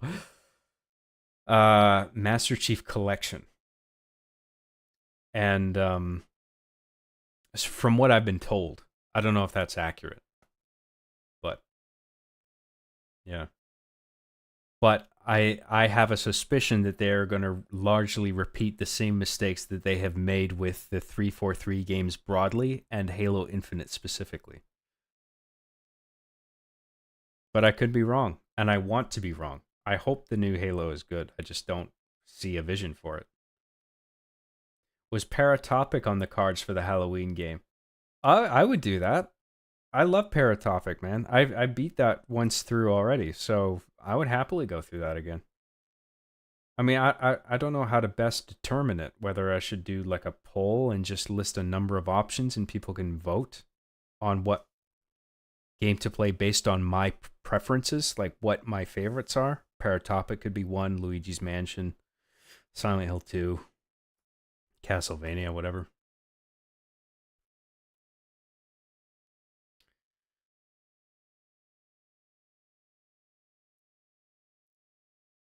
Halo Studios is probably going to make the same mistake 343 did, hire a bunch of contractors, rotate them out, have the code base easily become an unmaintainable mess. That could happen. I mean, I think with the Slipspace engine, they had sort of shot themselves in the foot with having this engine that was sort of a hybrid of new code and plus code that was like at least 20 years old. So maybe there is a chance with Unreal that the process will go smoother, but there's still problems there that are fundamental that I'm not convinced have gone away, such as the hiring methods, the fact that they are cycling contractors in and out. So, and plus they haven't announced that they have a creative vision for the Halo franchise going forward. So I have no reason to think they won't repeat the same mistakes for the most part.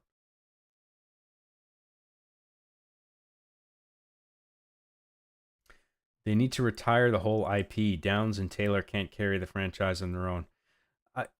Yeah, I don't think they should rely on them solely. I think those two actors have done plenty, and I think they need to come up with a story that is deserving of their talents.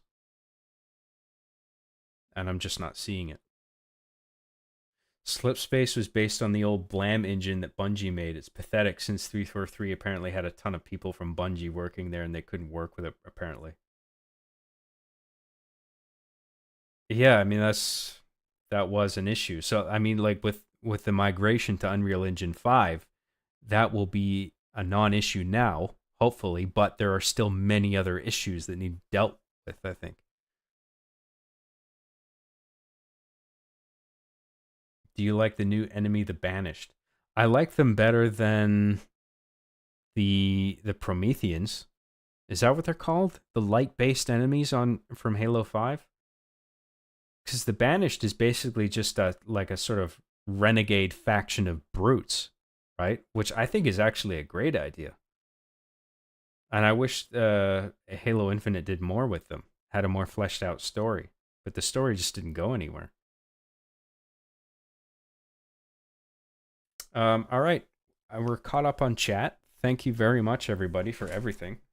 For listening to me, all the super chats. And let's try and finish this level off, okay?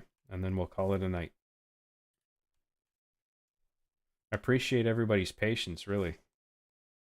I might have been a bit too long-winded with Silent Hill there. I didn't mean to be, but I had a lot to say about it, so I'm glad you guys let me get all that out.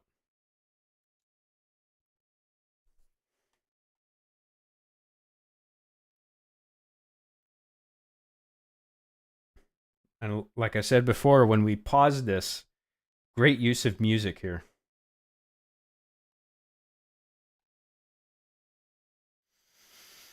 We're off to a great start, aren't we?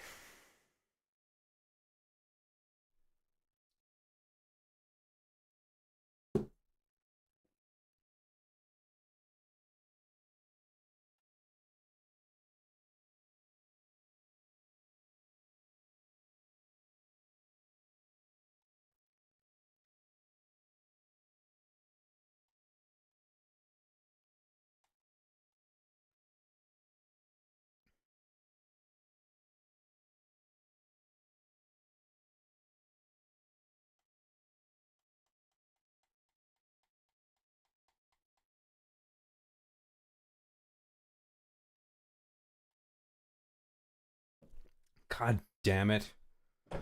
Sorry, guys.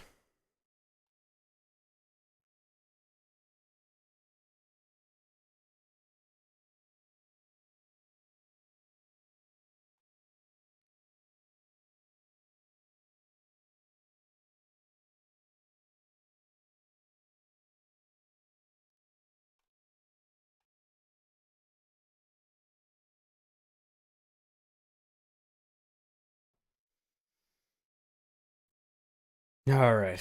I got to change this up. I got to take out that fuel rod guy.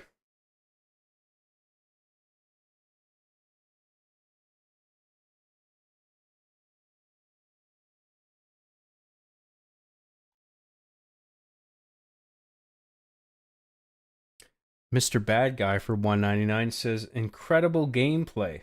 Look, I'm trying here, okay? I'm fucking tired. I was droning on and on about Silent Hill, and now I'm fucking exhausted.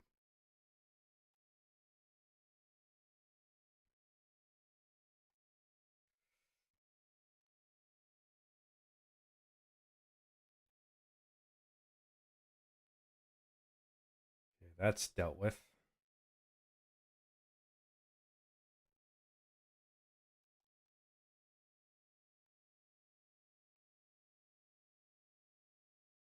Oh, fuck. I've got no health on this thing.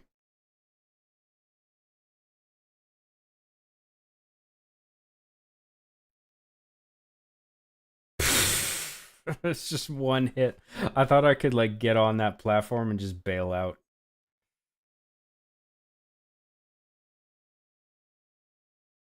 Marcus Wolf for $2 says, watch out for that guy. Oh, that guy, yeah.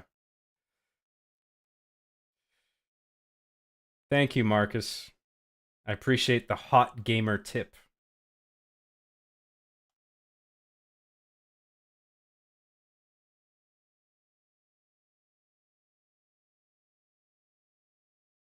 Thanks for your super chat, man. I appreciate it.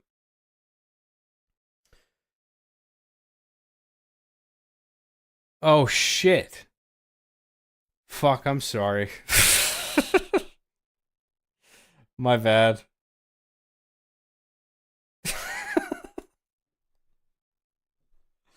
I didn't know what you guys meant. I thought I had it. Oh, shit. I'm a fucking idiot, man. You gotta be specific with me sometimes, okay? The joke's gonna go over my head. I'm fucking tired, okay? I'm gonna miss shit. It's like blatantly obvious. I know you guys are thinking, like, he gets it, right? Like, this is... He's fucking up here. He knows that, right? Is he fucking stupid?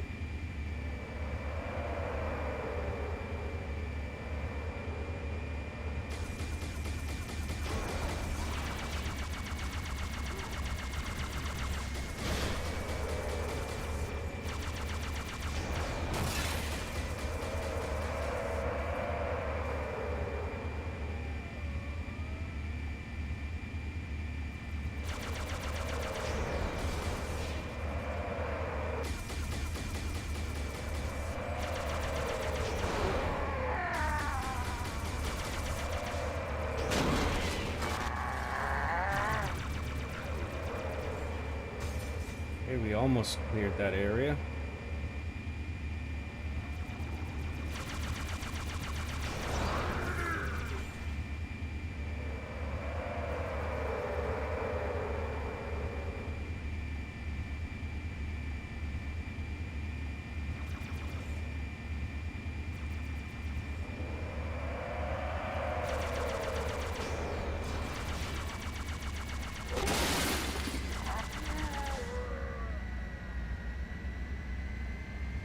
Okay, I think we're in the clear. So that's good. Plenty of ammo. Let's grab this fuel rod cannon instead. That'll come in handy.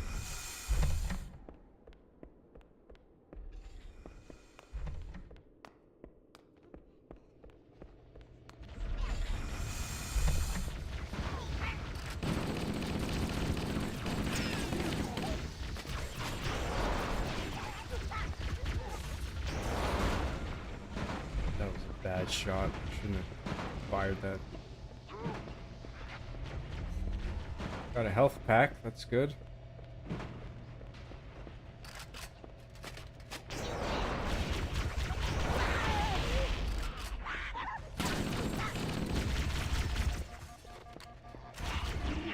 Guess we can just skip all this shit. Bye. I'm gonna go this way. Okay, bye. Okay, thanks. Bye. Wait, is this the right way? Because I thought I was supposed to head in the direction that the arrows aren't pointing because we're going in the reverse direction this time. Oh, this is the wrong way. Where the fuck am I supposed to go? I should have figured that I was fucking stupid. That's the answer to everything. You're just fucking stupid, John. That's it. It's as simple as that. Don't try to complicate it any further. You're just stupid. Your brain doesn't not work very good.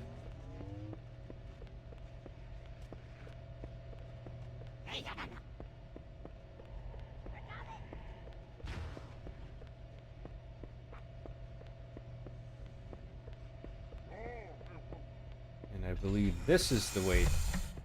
Is it? Is this just the same shit again? It is, isn't it? I'm gonna walk out there and the Banshee's gonna be right in my face. There it is. So there must be another path in here. Because I'm thinking there's a door on the other side.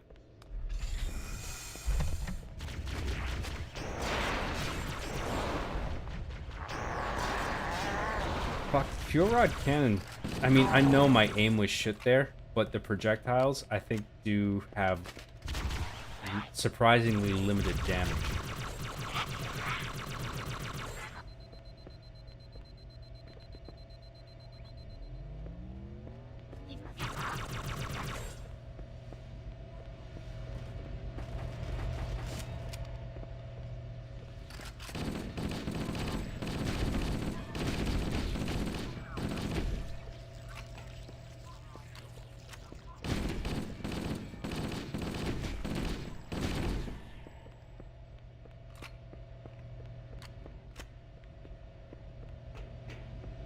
Oh, yeah. So I've totally spaced on the fact that we're supposed to sort of EMP these cores. Generator overloaded. So that's what I was missing.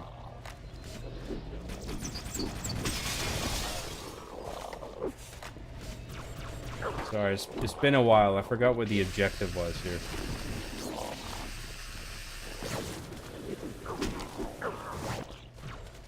So I guess now we just go back outside.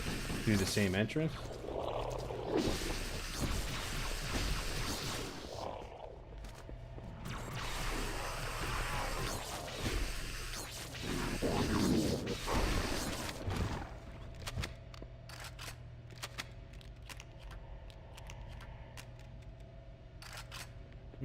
Let's just stick with this. Classic combo.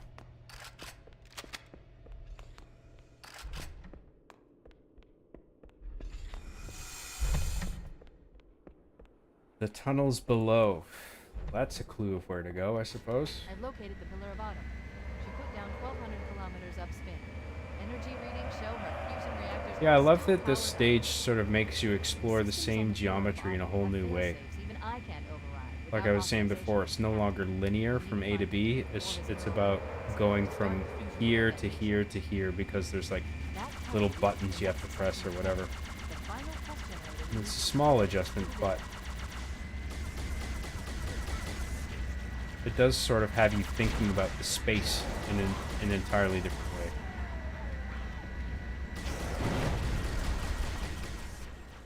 Ideally in a way that is intelligent and not...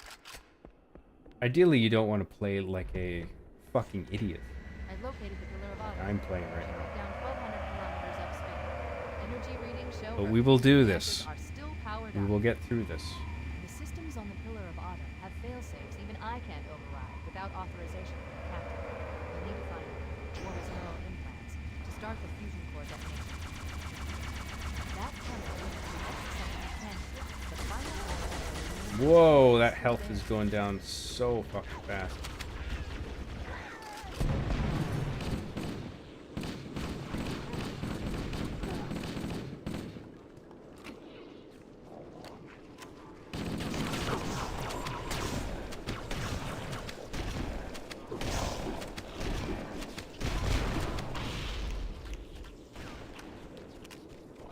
Damn, that flood form has a sniper rifle. It's fucking fairly accurately. That's dangerous. Gotta take care of that. I do want the sniper, but I feel like it's not really beneficial here.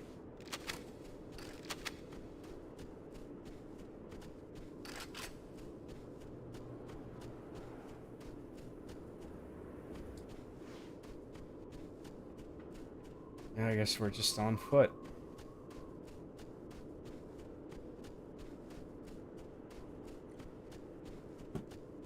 Oh, hey, we got a ghost over here. That's nice. Yoink.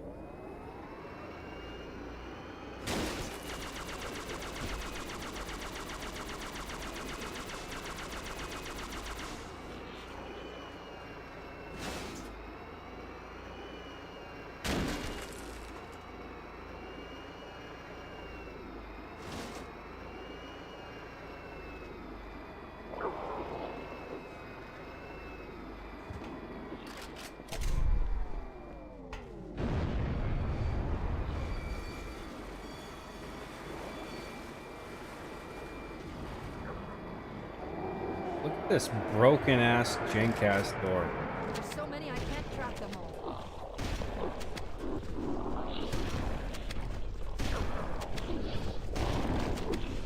This is pretty cool.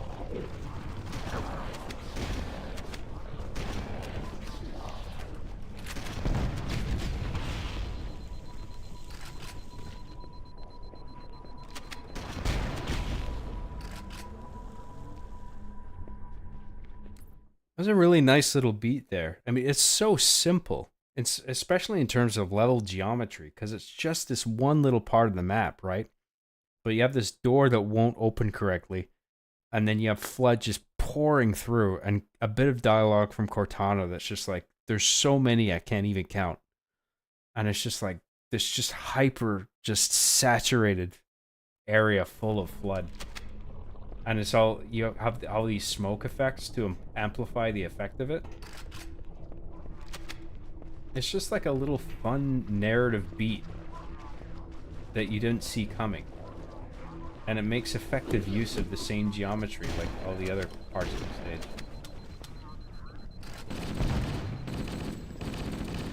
Like, it's such simple execution.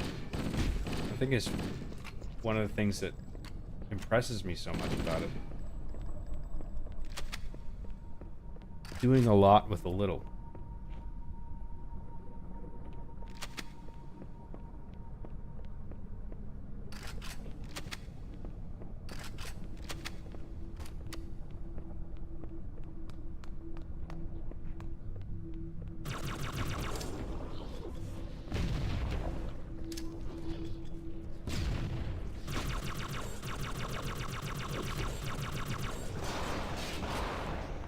That guy needs to go. Like right now. Too dangerous. Take the turret, because he's just gonna blow the fuck out of me. Okay, he's down. Now we get on the turret.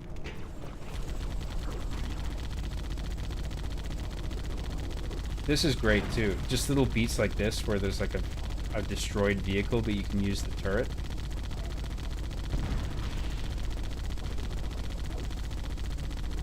But there's like a shitload of enemies.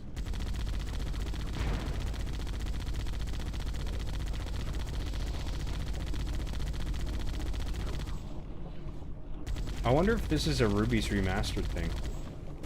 The inclusion of these destroyed, like semi-destroyed vehicles, where you can use the turret, but you can't get in the driver's seat.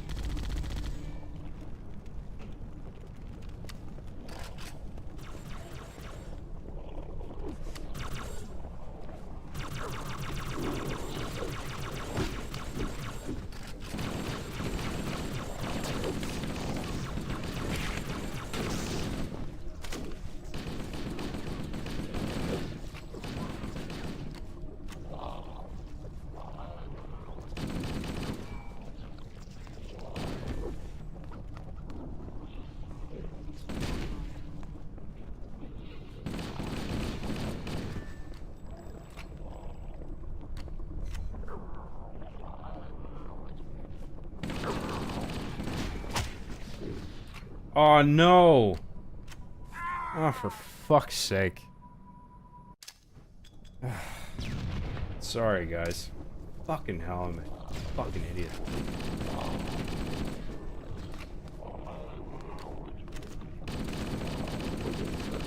My bad.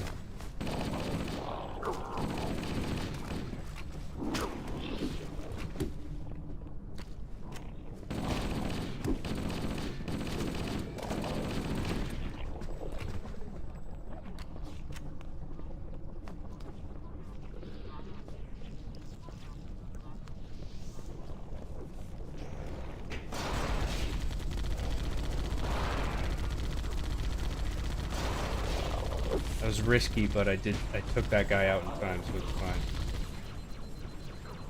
But now there's this fucking... Let my shield recharge. Try that again.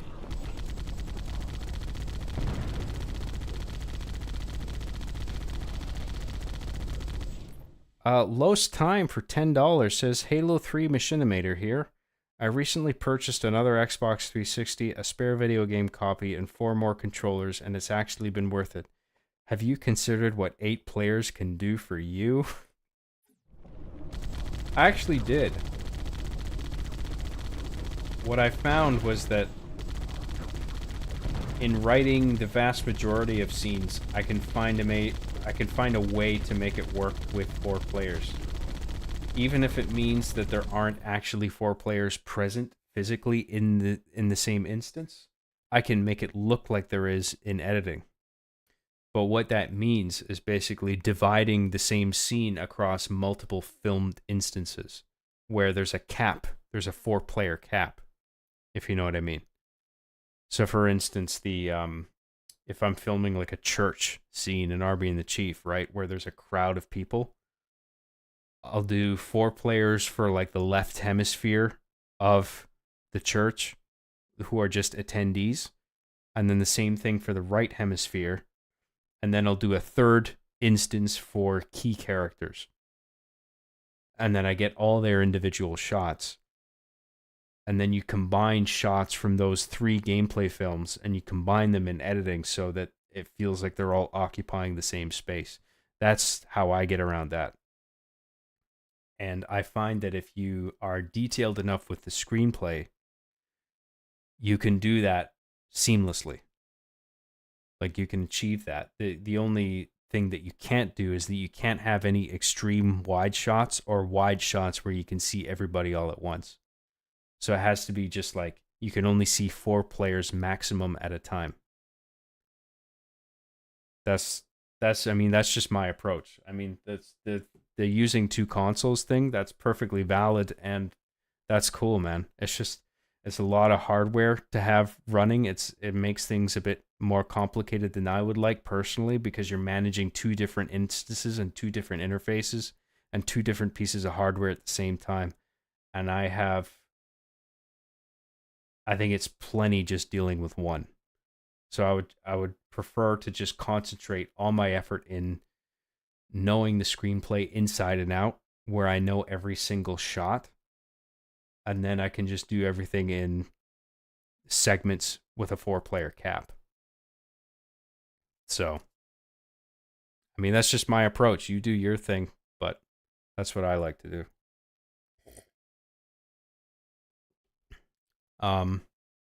That's cool though. I respect the work. I respect the dedication. That's cool, man. Thank you very much, Los Time. I really do appreciate that. Wish you luck with your projects. Well done on your creative endeavors, really. I mean, I respect anybody who tries to do anything creative, because I know how much work it is.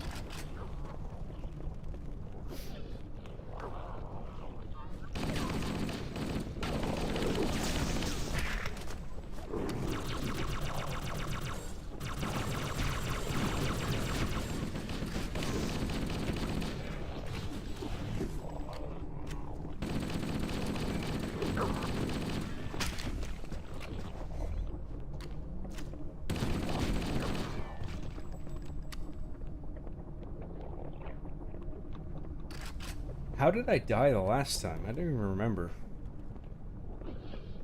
Oh, I ran off the edge because I was a fucking dumbass. Oops.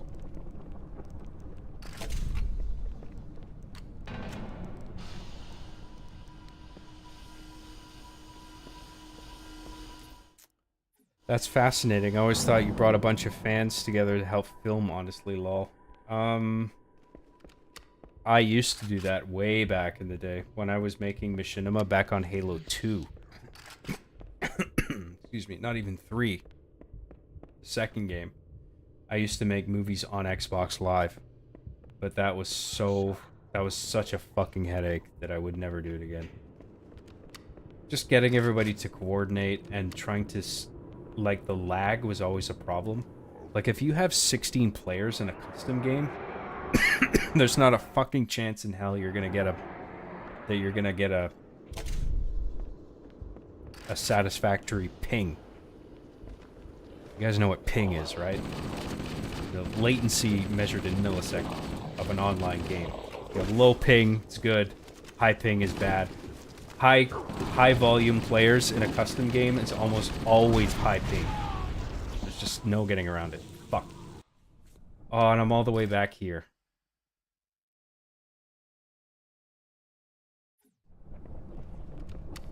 God damn it.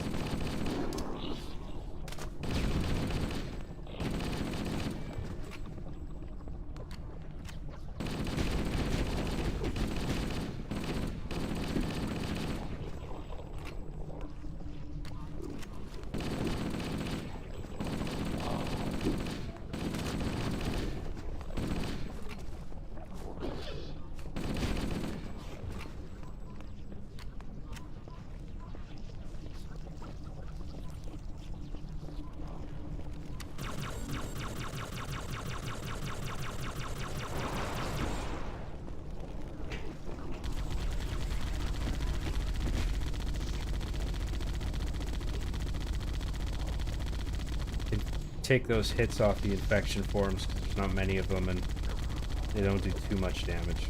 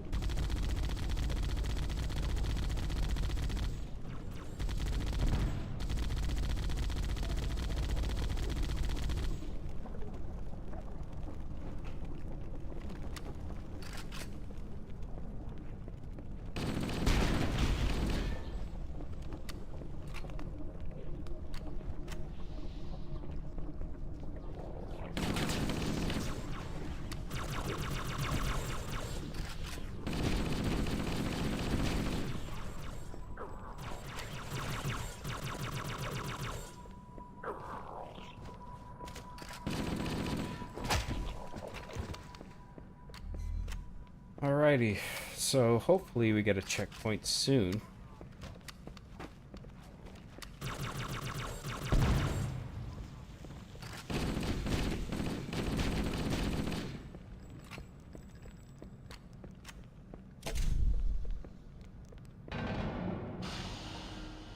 Sorry about the fuck-ups, guys. I'll try to do this smart this time.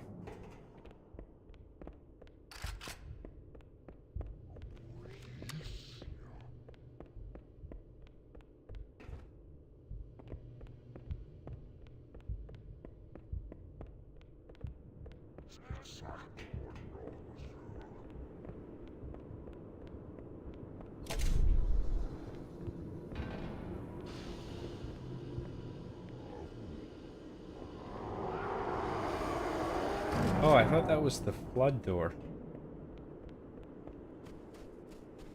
I guess I passed that already. I got confused there. Well, we got a checkpoint at least. That's good.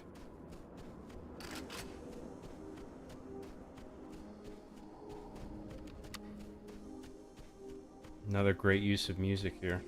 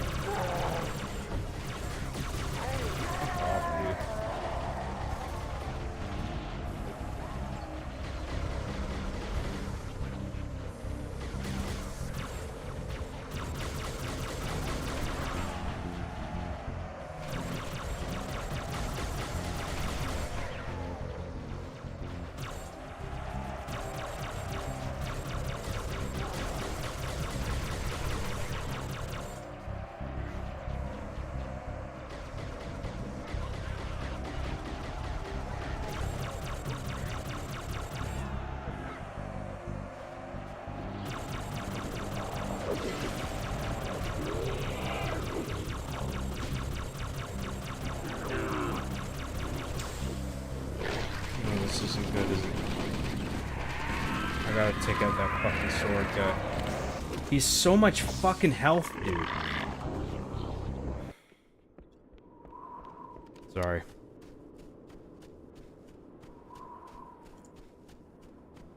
It must be a better spot to shoot from than that anyway.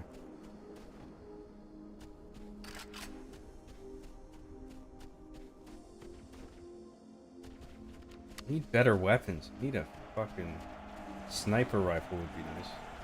Maybe I can get up on that cliff and at least have higher altitude up there. Maybe the game will give me like a sniper rifle or something.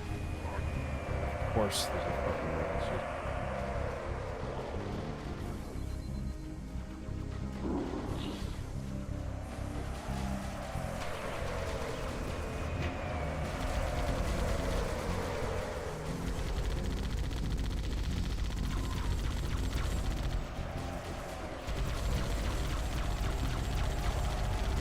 No, this isn't good. It's a bad tactic, but I'm doing it anyway. Nah, fuck, there's too many enemies to do this shit. They're just gonna keep occupying the turrets. Gotta try it. Gotta change tack, you guys.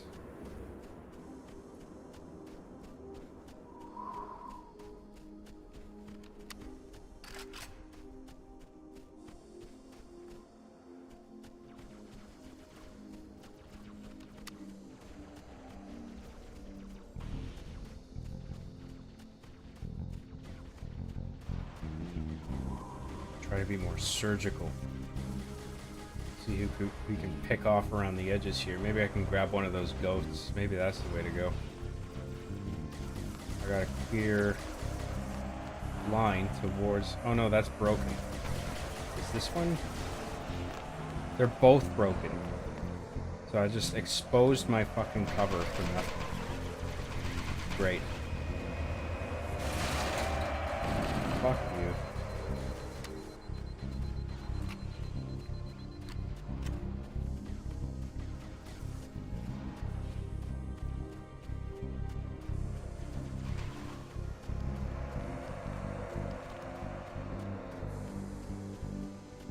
guess that's where I'm supposed to go. But feels a little too cheap just running up in there.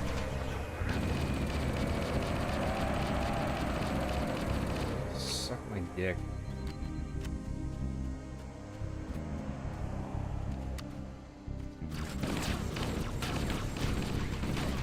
Oh, here we go with this fucking missile.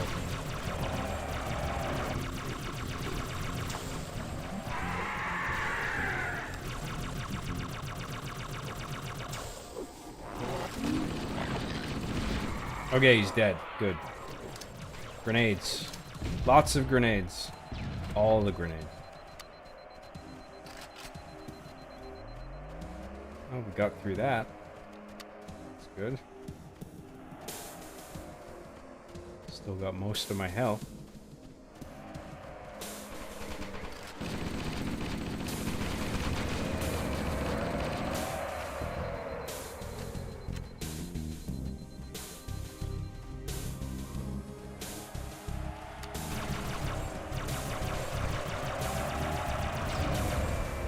And she's down. Wait for the shield to recharge. Take out the turrets. Is there no one left? Everyone's died to death already? Shit, man. Alright then.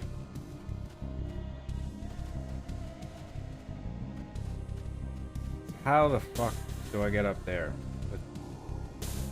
Presumably with a Banshee, but I don't think there's any functioning ones around here.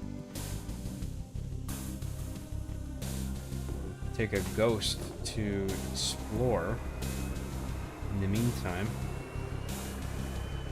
And I guess we'll just go the only way we can go right now, which is this way.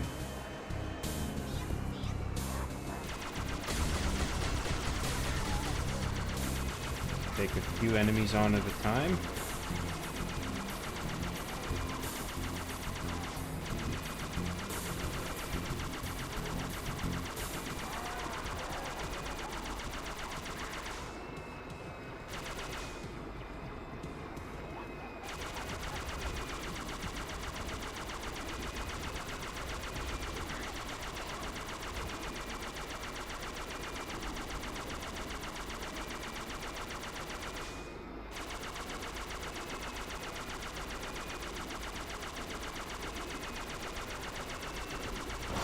Oh, gotta take care of that fuel rod cannon. Wherever that's coming from. That guy right there. Oh, both of them. All three of them. They all have fuel rod cannons. Not for long. Soon they will be died to death. Until they are killed.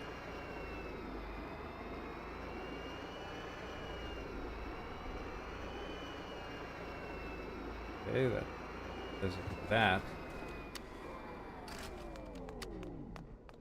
Let's take a rocket launcher and... Do I want rocket launcher or sniper? Let's do the sniper rifle for a while. Might not even use it if I'm on the ghost, but... whatever.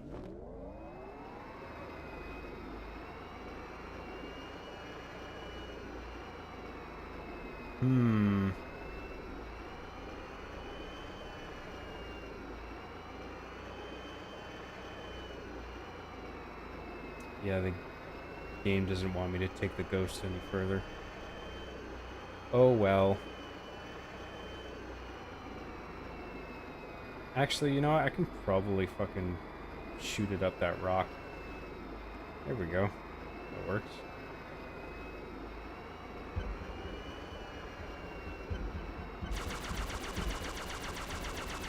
Some different music this time.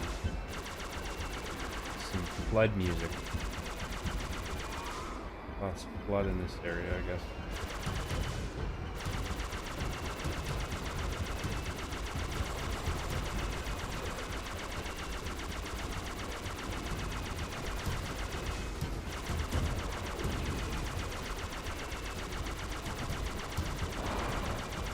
Okay, we need to take out the heavies.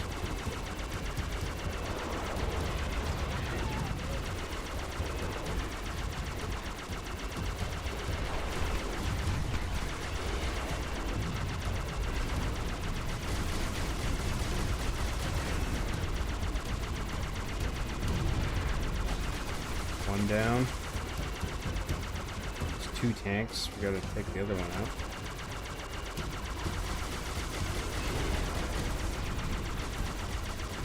Oh, this ghost is about to blow up. Fuck that. But we can grab another one. Go over there. Bilal L for 11 euros says, so I watched Longlegs. What a boring movie that was. I don't understand how it got an 85% from Rotten Tomatoes. I want to watch Speak No Evil with James McAvoy in it tomorrow. Have you seen that one? No, but there's a movie reviewer I listen to called Mark Kermode. He used to work. He was on BBC Radio. Can't remember what it was. BBC 1 or 2, BBC Radio something. Anyway, he's working independently now with Simon Mayo. He gave quite a positive review of it. I don't agree with everything he says, so I'm not quite sure what to make of it. But he quite liked it. And I agree, I didn't like Longlegs either. Longlegs was marketed as like a new Silence of the Lambs, and it doesn't even come close to Silence of the Lambs. If you haven't seen Silence of the Lambs, it's one of the greatest... I guess you would call it a horror film. Oh, I'm fucking dead. I got stuck. I was fucked. Silence of the Lambs is like it's like a crime horror thriller. And it's one of the greatest films of its kind ever made. And Longlegs was marketed as like a sort of rebirth of that in some way. And it isn't. It doesn't even come close. Longlegs is just a mess structurally, where so much so that you can't even really engage with it, like beat to beat. It's just like you're sort of scratching your head most of the movie, trying to piece together what's going on in your head. It's like distractingly disjointed. And I really didn't like that about it. But there were things that I really did like about it. I liked Nicolas Cage. I liked the woman that is the FBI agent. I thought she was fine. The performances were mostly okay. I wasn't happy with everybody's acting, but I think in the key roles, I thought it was fine. But the dialogue and the structure of it, like, not only was it a mess in terms of structure, but characters in the movie do things that make no sense. And when that happens, it's really hard to just get on board with the movie broadly. So I wasn't a fan of Longlegs, but I am actually curious about Speak No Evil. I didn't think much of it based on the trailer, but I'm wondering if maybe it's actually not that bad and I should just go and see it. I don't know if maybe I should just wait until it comes out on streaming. I don't know if it's that good, but I'm sure it's probably better than Longlegs. So, I would like to check that out because I really like James McAvoy. I think he's a really good actor. I think he takes on challenging roles, and I really respect that about him. And this, Jesus fucking Christ. I do respect anybody who takes on challenging roles like that. Sort of like Split, you know? Where he's having to play like 20-something different people in the same character. Because it's like a split personality thing.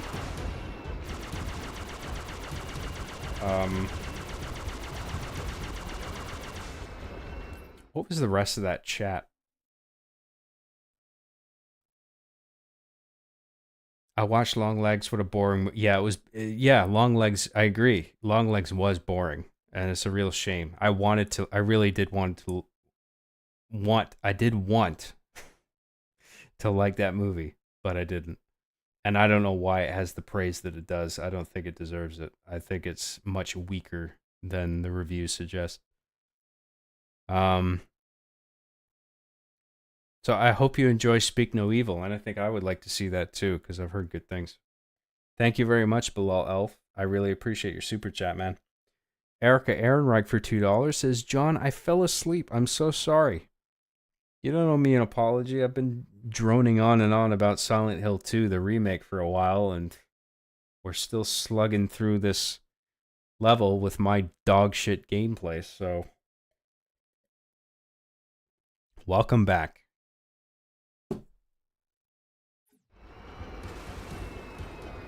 I really appreciate your super chat, Erica. Thank you very much. And it's nice to see you again.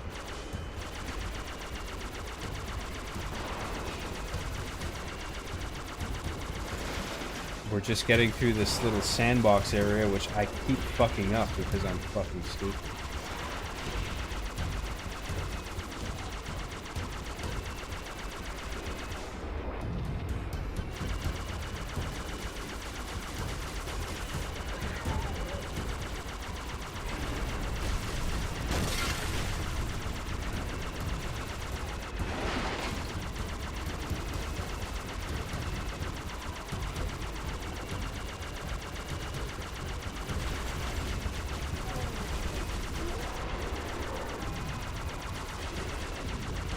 Can I at least take this tank out before this ghost expires? Come on. Thank you.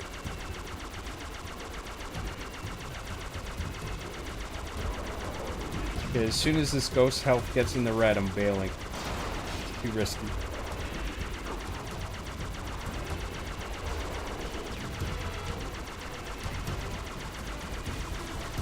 But if I want to bail, I gotta keep my distance, so...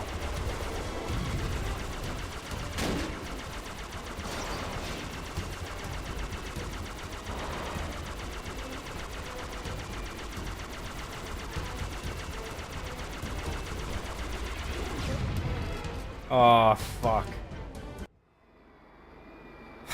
It's a direct hit. Fucking asshole.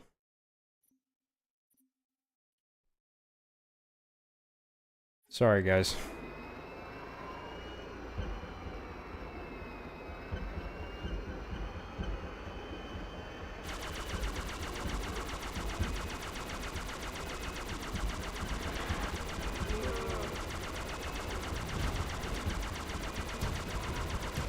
A little piece at a time. Take care of these pricks, and then we'll move up.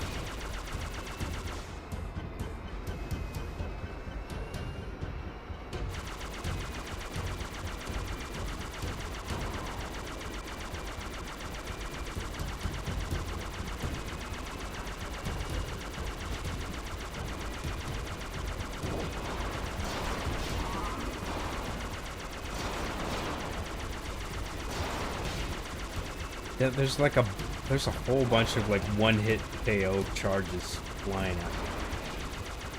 To my credit. Most of the time I do a decent job dodging it all, but sometimes I miss one, and then one is all it takes to fuck.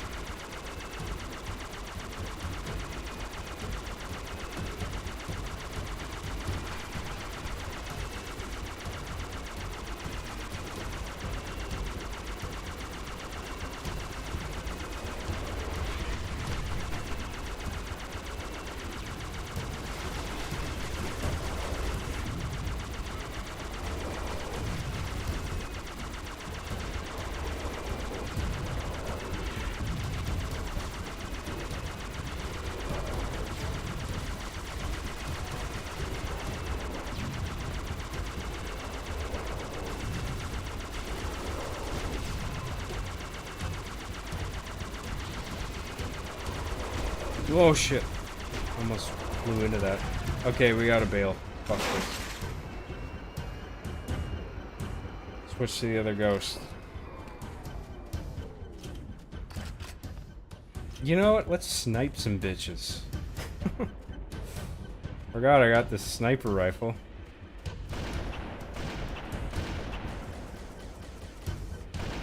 Ah, Jesus, I'm dog shit at sniping now, too.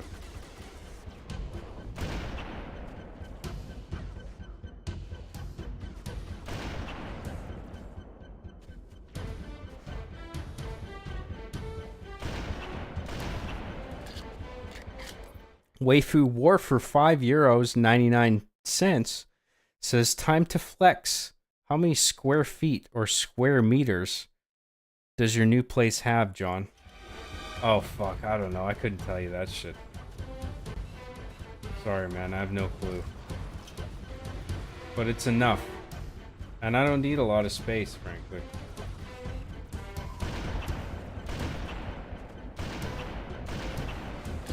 Thank you very much, Waifu Wharf. I really appreciate that super chat.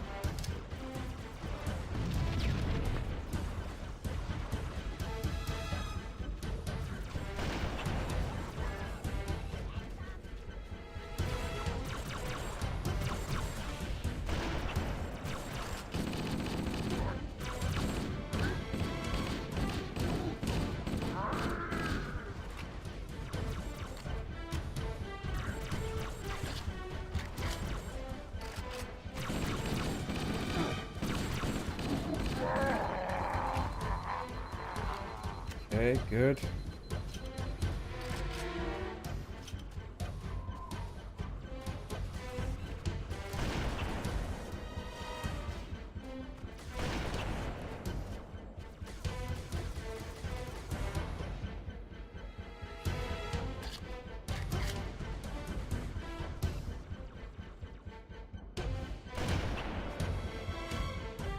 Fucking shield had to be right there, didn't it?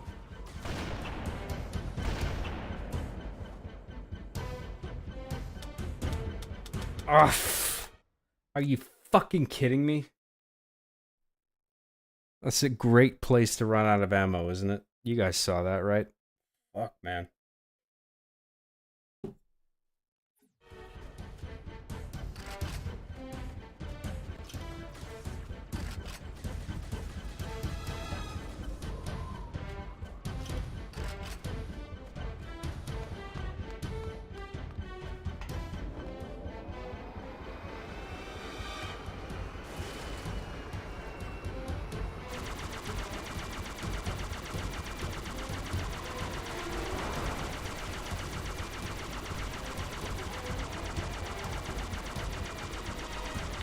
Alright, we gotta take this guy out.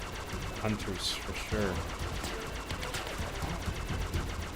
Okay, one down already. That's good.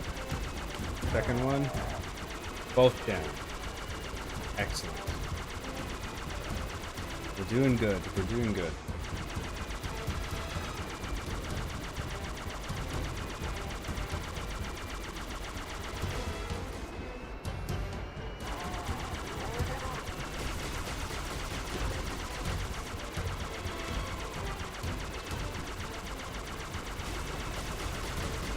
I fucking killed your ass.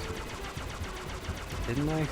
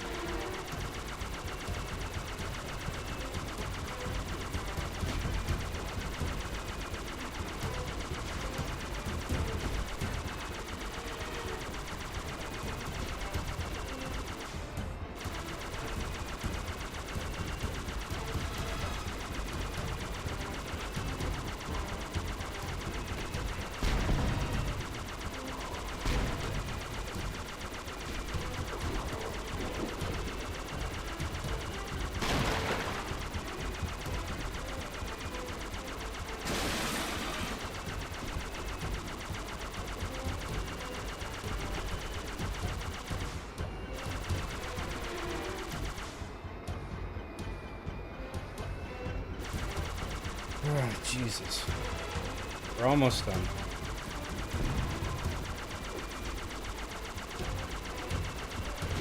Oh, this ghost is gonna blow up. Fuck that. Do the rest of this on foot.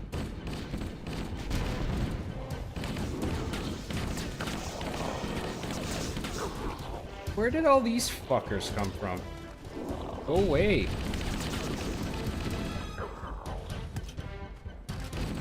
Use a plasma weapon. Bye.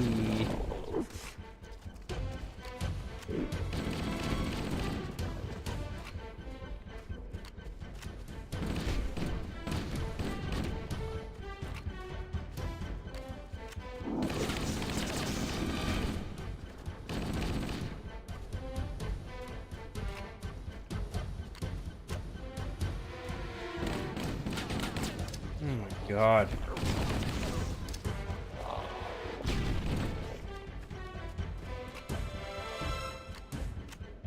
Oh, so we need... So the whole idea is to come here for a Banshee so we can get to that elevated area. So what's over there, then? Probably nothing, I guess. So we'll just go to wherever the waypoint's telling us, because I'm fucking tired. Gotta get this shit over with.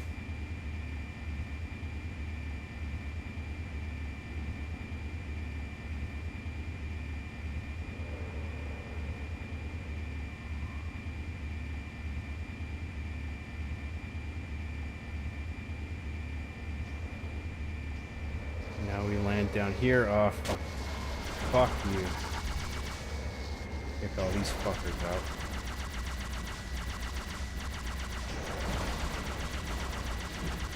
Oh no, I'm gonna blow up. No, maybe not. Okay.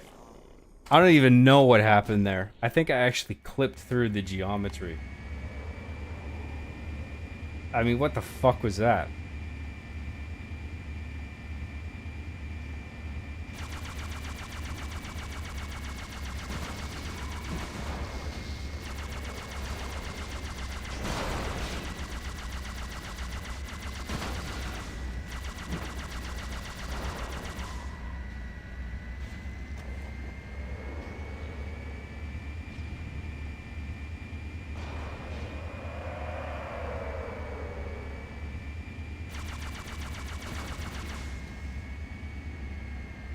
Alright, well, no big deal. Who the fuck is down there? Fucking asshole flood with a fuel rod cannon. With a remarkable amount of precision for a fucking zombie. Shooting me from all the way down there. Get the fuck out of here, dude.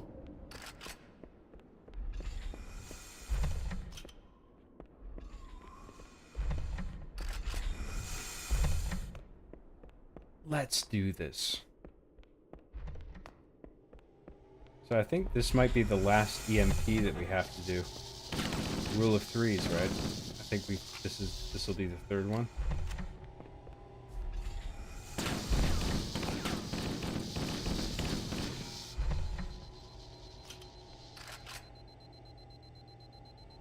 I need a plasma pistol, dude. Fuck this assault rifle shit. There must be one up here, right? That'll do. That has some ammo in it. Is there no plasma pistol up here? Ooh, that's a full fuel rod cannon. I'll take it.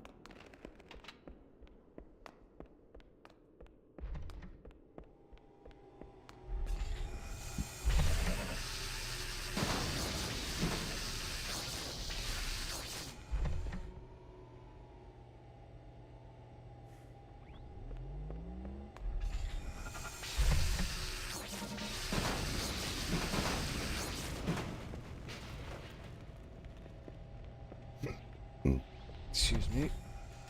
Okay.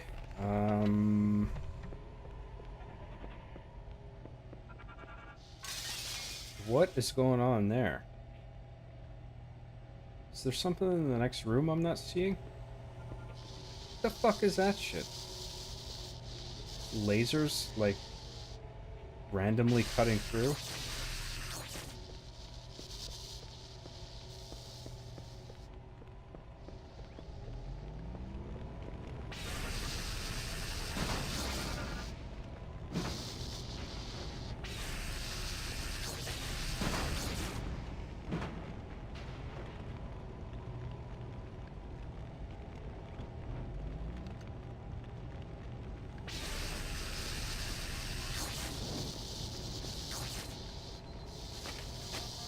Oh boy, shit.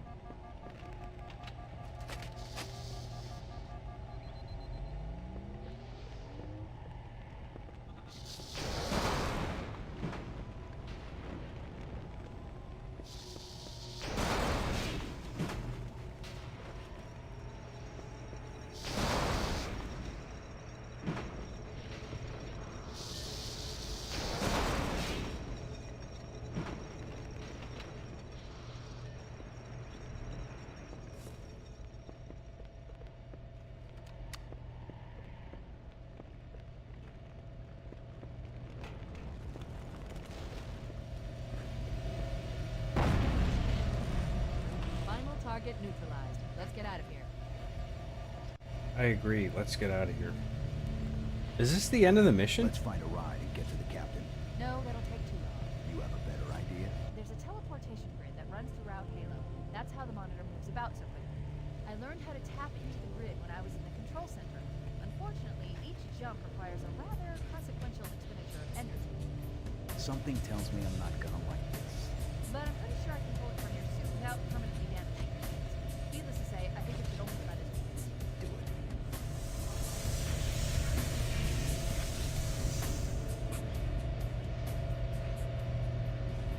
You see what the game did there? That is so cool. The Covenant network is Hang on. absolute chaos. From what I've been able to piece together, their leadership ordered all ships to abandon Halo when they found the flood, but they were too late. The flood overwhelmed this cruiser and disabled it. The Covenant are terrified the flood will repair the ship and use it to escape from Halo. They've sent in a strike team to neutralize the flood and repair the ship for immediate departure. I've got a good lock on Captain Key's CNI transponder signal. He's alive, and the implants are This is intact. just truth and reconciliation again, pretty much, right? I mean, that's probably the same geometry as well, to a degree. That's a nice little touch with the Oh, I see. The turning it coordinate upside data down needs to be- thing. Right. Sorry. So what the end of that end cutscene did is it took the narrative bridge that was established in a rush to sort of bridge two levels together, with the thing with 343 Spark intervening and suddenly teleporting Master Chief to a new stage, right? And then at the end of the following level, you have a bit of dialogue saying Cortana is just like, I figured out how to do the same thing. Like, it took a bit of processing, but I figured out how to tap into that same teleportation technology. And now Chief can do it, right? So it's just like taking that thing that was so improvisational initially, but then turning it into an actual plot thing that actually services Chief getting from point A to point B very quickly. And just like preserving the narrative integrity of that. You know, and not drawing attention to the fact that it was a quick fix. You know, it's just like it's treating it as if it was like part of the world. Like it's just really smart and efficient storytelling. And even if it was done under pressure to just like get to bridge the gap between levels in a hurry, it's just very thoughtfully done. And it's just like, okay, we've established this in this cutscene. What else can we do with this now that this has been established?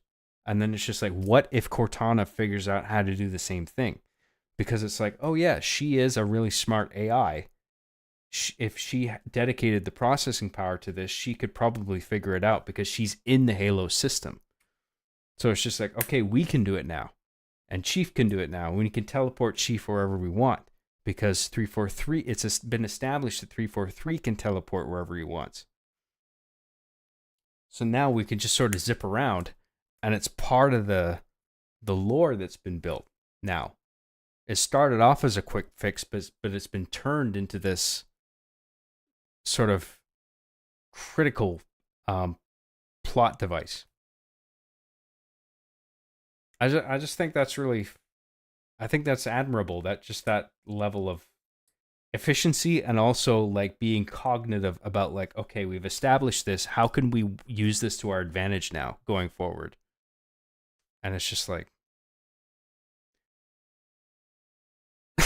I don't even know what the chat is talking about. Like the chat doesn't even give a shit. It's just totally devolved into some, I guess the meme right now is coming up with titles where my name is incorporated into various titles of media, like John Ball Z. It's just all like title puns. Anyway, look, we're gonna call it a night here, but in terms of gameplay, but I'm gonna wrap up the chat and then we're gonna end the stream. All right. Because I am lit tired.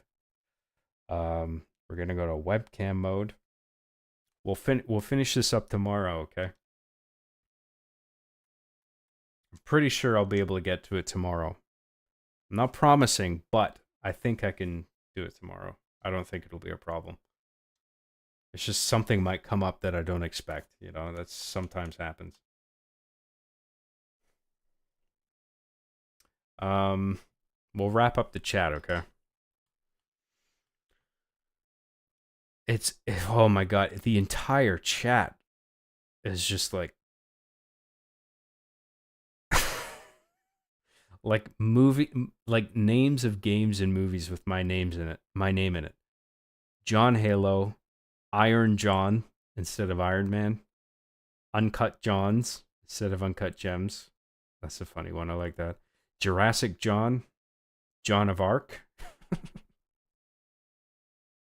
John Lee Frost. It's a play on my Polly Frost character. This is a long stream. Yes, it is. It's almost 8 hours, but I was happy to do it, and I hope you enjoyed it. Johnception, Fast and the John Urius, Codename John Next Door, Planet of the Johns, Chicken John, Don John, Planet of the Johns, The Powerpuff Johns, Scary Jovi 2. Come on, that doesn't even have an N in it.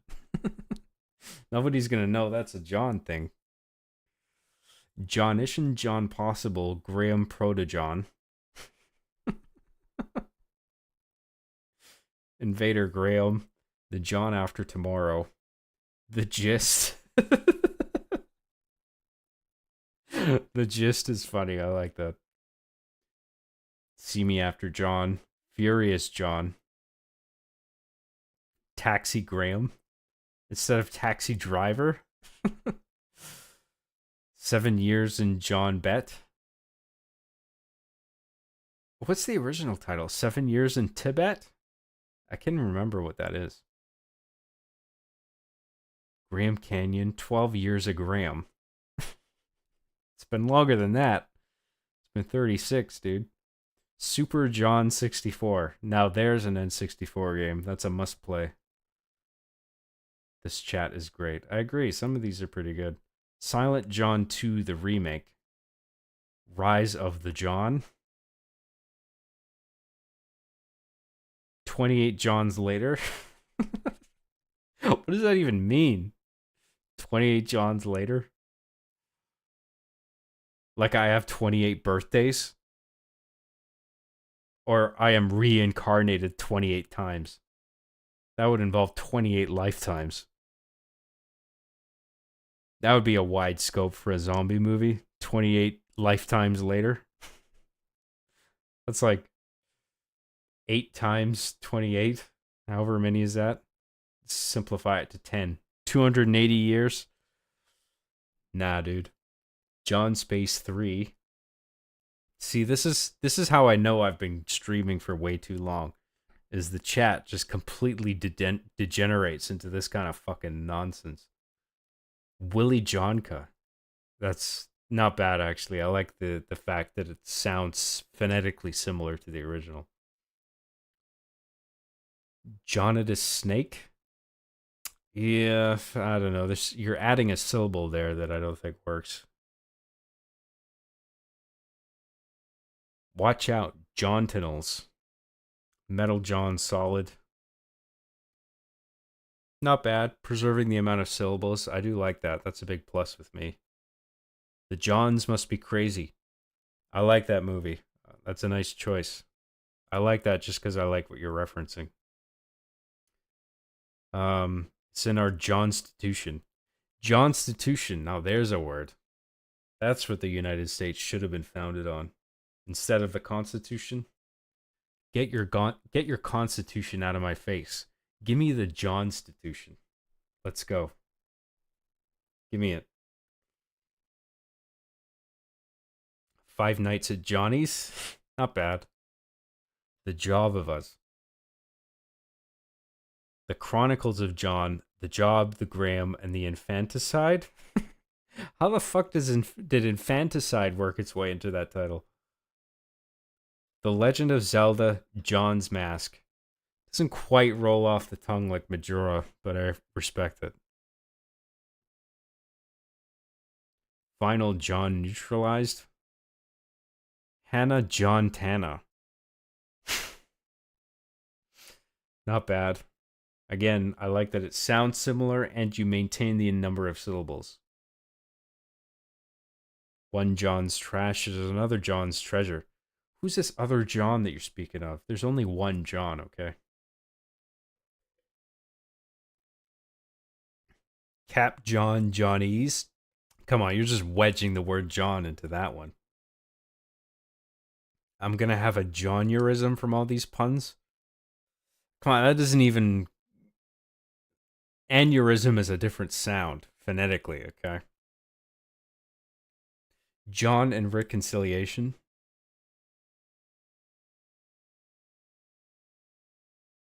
John artist. John tact. Now that's interesting. Because I do like that movie. Contact. John tact.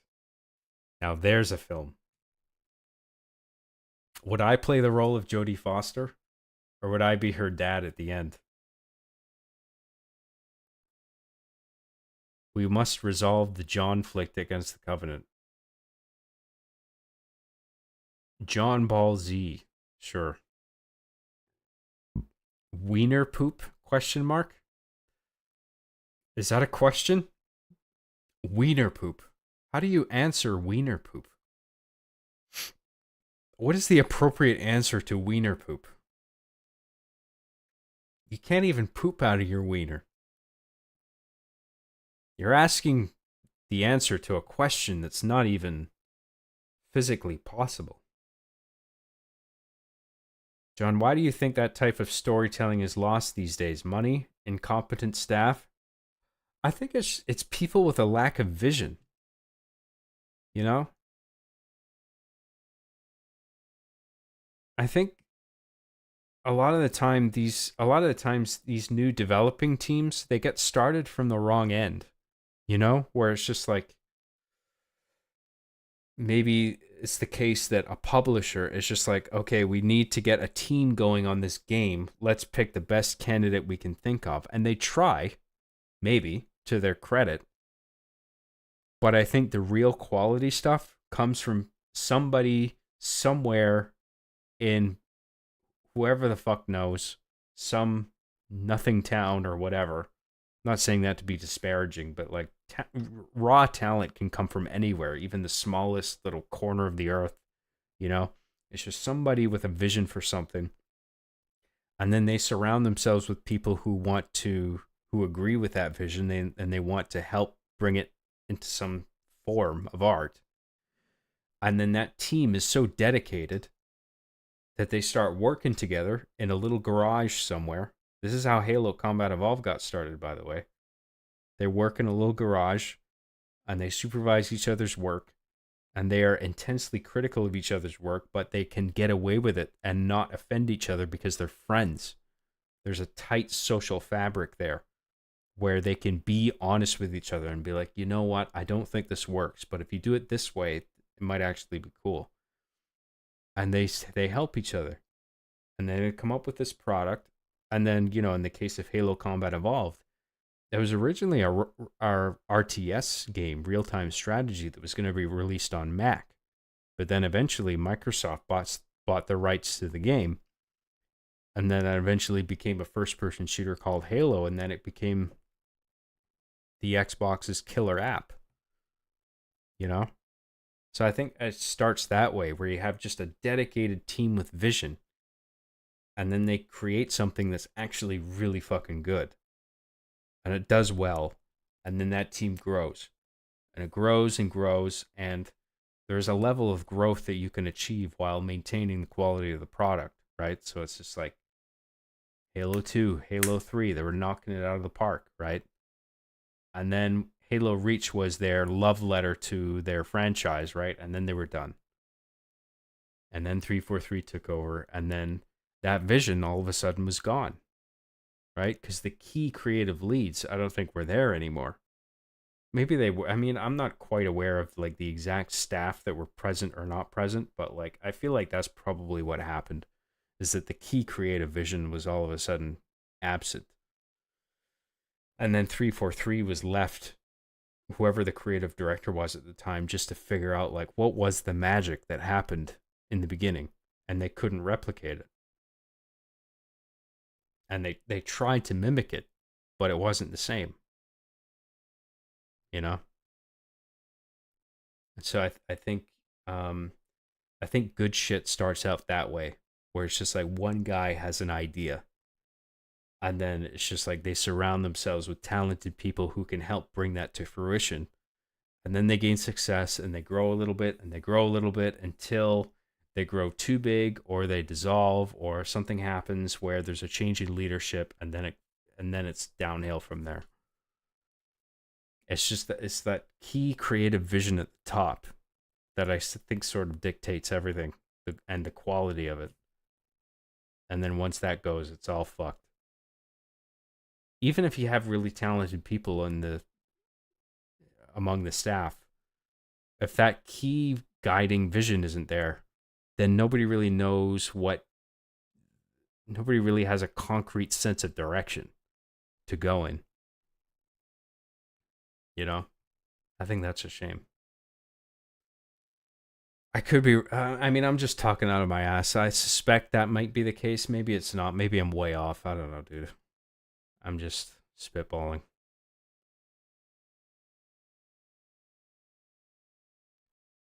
John and Graxter instead of Jack and Daxter. Okay. John, you must answer the wiener poop debate. I didn't even read that comment, and I was thinking about it. Wiener poop. What is the answer to wiener poop? I have no idea. You can't even poop out of your wiener, no matter how hard you try, even if you really strained.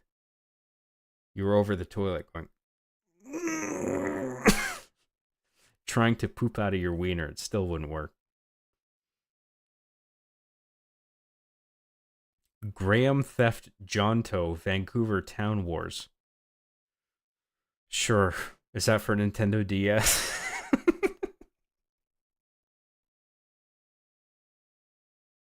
Was that for DS or 3DS? I can't remember which one.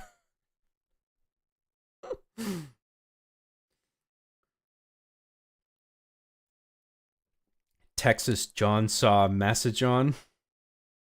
I like it. John, I appreciate you asking my storytelling question. I hope you had a great night streaming, and I hope to see you tomorrow if you feel like it. Yeah, dude, I had a lot of fun. It's just some days, like, some shit will come up unexpectedly, and then I have to go deal with that, so I don't like to make promises. But chances are I'll be able to do this tomorrow, so we'll do it. If I'm available. I give credit for ID Software, not recently, but the old crew. Those guys focused on the engine first.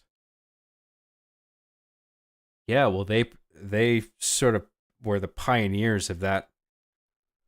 Oh god, what do you call it? Like tile refresh something. It was just the technology that allowed for games that at least appeared 3D, like Doom, Duke Nukem, that type of. It's the same tech involved in both. You know, I don't think it was true 3D because shit wasn't being modeled in 3 dimensions. It was being modeled in 2 dimensions, I think, if anything.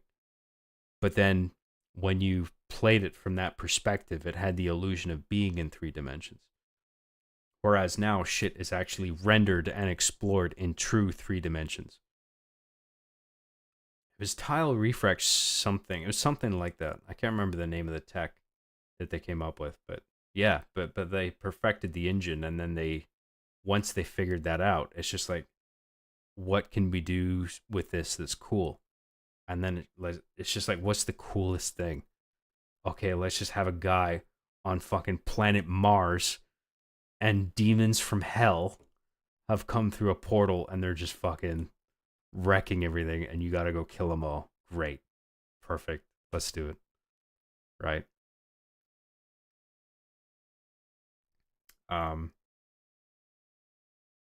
I have audibly laughed during this stream more than I have in years. Thank you for saying that, man. I mean, I honestly, it's hard to assess sometimes. I try to be entertaining.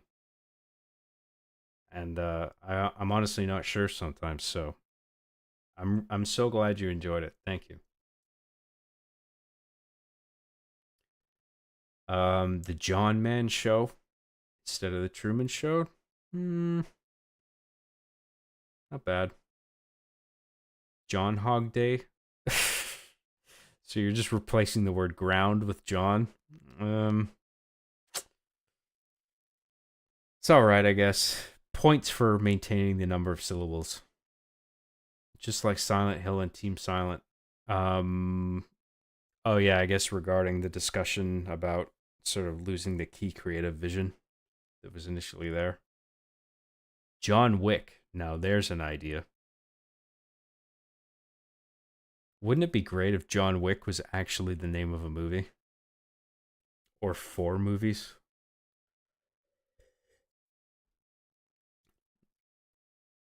Graham pulling hook instead of grappling hook? Doesn't really roll off the tongue. There's an interview between Marty, Joe Staten, and Jason Jones about the ending of Halo 2 and going into 3 where they showed all the storyboards that goes into detail about what happened, crunch, etc. Oh yeah, well I think there's a Vidoc for pretty much every Halo game, isn't there? I know, I remember I saw one for Halo 1, but it might have been just a YouTuber's video. But I'm positive there was a Bungie official Vidoc about Halo 2. And probably another one about all the other games henceforth. So I remember the Halo 2 one I remember that the best. Like that's the most sharpest in my head, that one. That was a good one. Johnson Bourne. Johnson. The fact that the word is now Johnson, I give you points for that. That's pretty good.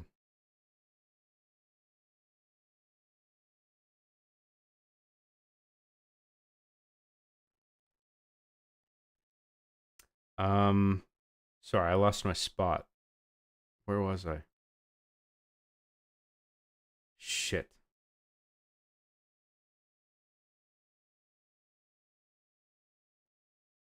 Donald Trump.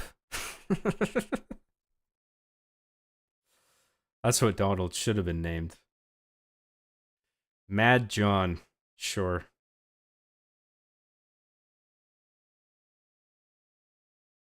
John Ruto shit posted.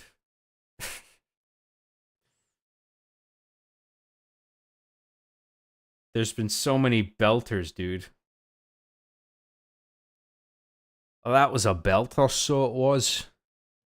Oh, that was a terrible fucking Scottish accent. See, sometimes I have it, but sometimes if I try to wing it, it just comes out fucking terrible, my Scottish accent. That was a belter. Belter.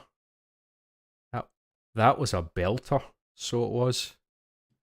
So it was. You better read it every word. Any wiener poop episodes, John? Well, an R being the Chief episode where somebody tries to poop out of their wiener. Is that what you're asking me? No, I don't have that written down. But I'll think about it. Maybe there's some comedy I can squeeze out of that idea. Pooping out of your wiener. Just maybe. Johnception took me out. Inception is so heavily memed, though. There's so many Inception gags. Like, that is a meme in itself, is sort of turning Inception into, like, whatever thing, whatever noun. You know? If anything can sort of be loosely interpreted as a thing inside of a thing, it's like Thingception. If you know what I mean. John fellas. Not bad. I like the original reference. The Sopran Johns. What? So I'm every member of the Sopranos family. Hmm. John of War. Okay, so it's just me instead of Kratos. Jungle to Jungle instead of Jungle to Jungle. Was that a Brendan Fraser movie? Was that the one where he's like sort of Tarzan? That was George of the Jungle. I forget what Jungle to Jungle was. John Wiener poop episodes, please. You guys are begging for this now, are you? Please, please give us an episode where John tries to poop out of his wiener. This is the one thing that we want.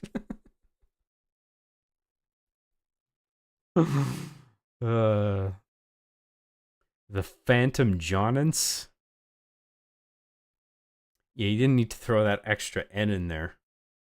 Phantom Jonas would make a bit more sense. Because there's no N in the original. Well, except for the one. But that's where the John is right now. There's no second N, if you know what I mean.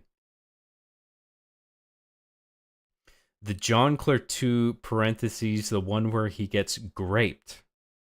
Oh boy. Graham Runner 2049. See, I knew I streamed too long. I streamed too long, and this is what happens. And now we gotta deal with this. We gotta deal with all these fucking puns. I gotta fucking read them all out, and you gotta fucking you gotta deal with me reading them all out. I'm sorry about this, but they're all here, and now we have to fucking deal with this. This is your doing. Godzilla cross John? Dude, Godzilla would kick my ass, dude. You just step on me. What am I gonna do to Godzilla? Hey, Godzilla. Stop shooting those pink lasers out of your mouth. Stop exploding all the buildings. People are just trying to live their lives, god damn it. And you keep coming along out of the water and just blowing everything up. Neon Genesis John Vangelion. Blade Johnner. I just got back, John. You gotta sleep, dude. Yeah, fucking tell me about it. Instead, I'm sitting here, reading all these fucking John puns.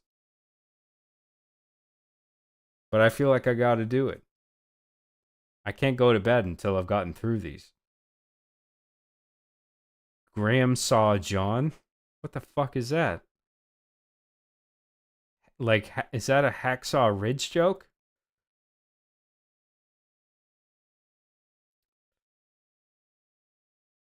Oh my god, chat, he has started rambling now. I'm just reading out this fucking horse shit that you guys are typing out. I guess that's the rambling, as you say. John, I appreciate you asking my storytelling question. I hope you had a great night streaming. Oh, sorry, I think I read that one already. Fuck. I'm like going back and reading more titles. Sorry about that. A John and his dog. The Jong Dark. Yeah, you're sort of sticking John in there and sort of making it a new word. Like, I don't think that works as well. Forrest John? What, instead of Forrest Gump? Life is like a box of chocolates. You never know what you're gonna get.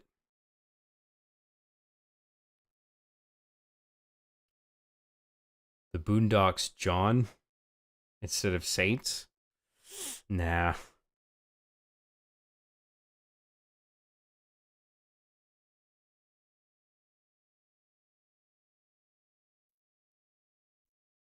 Sorry, I keep losing my place. 1,000-Pound John? Isn't the show called My 1,000-Pound Life or something like that? Can't remember what title show has 1,000 pounds in it.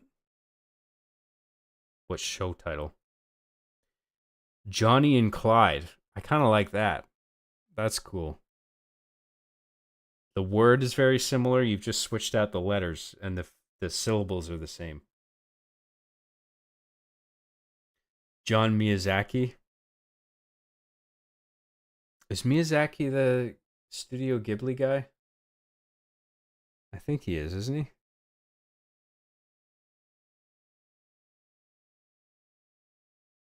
The Wolf of John Street. I thought you were going to say the John of Wall Street. I feel like that would make a bit more sense.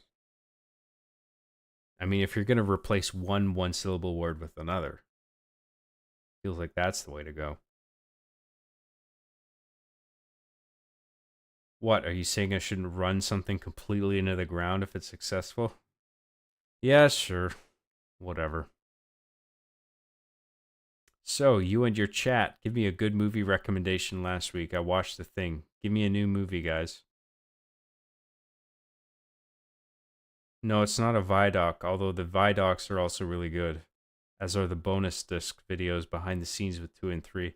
I'll see if I can find it. It was a huge discussion piece on our webpage. I forgot that the Halo games came with those bonus discs, man. I had those too. I had the Halo 2 Steelbook edition and the Halo 3 Collector's Edition with the helmet, so I would have had those 2 bonus discs. I totally forgot that they came with those. I would like to watch those again.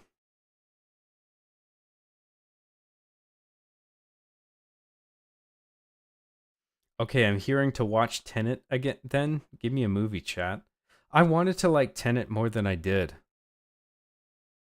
I just found it more confusing than anything. Like the reverse footage was like cool to see, but a lot of the time I was just like, what the fuck is happening? Which is unfortunate. You don't want that to happen in a movie where you're just like, what's going on? Ah, I found it. It's a Vice article with a lot of the original crew discussing the early development of Halo and its sequels. It's called The Complete Untold Story of Halo on Vice. Really? I didn't know that. Vice did a special thing on Halo? I'm going to write that down. The Complete Untold Story of Halo.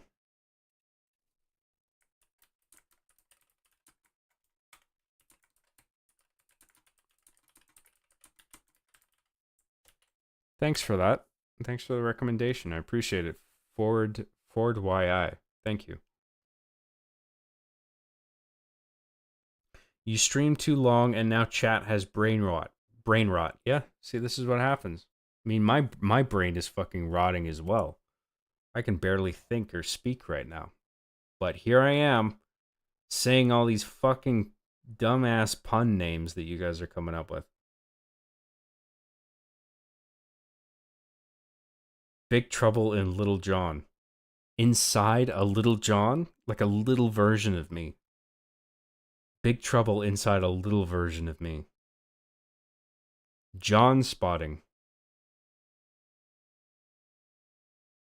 I like that because I'm a big fan of train spotting.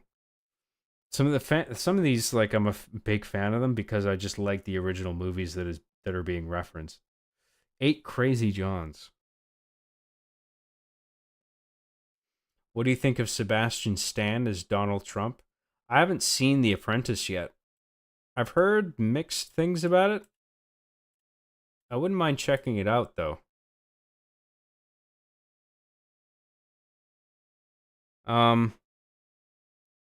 If I may say, look, people either like Donald Trump or they don't. That's fine. I just think that I find it questionable that the trailer for that movie came out on the day of the presidential debate between Trump and Harris. The timing of that strikes me as propagandistic, where it's just like, don't think positively about this guy, just only think about this positively about this other candidate. I didn't like the timing of that trailer. I wish the trailer came out that in a way that was entirely divorced from the debate. I didn't like the political interventionism, if that's a accurate way of putting it. I wish it just sort of came out on its own, where it's just like, here's a picture about Donald Trump. I just didn't like the timing of it.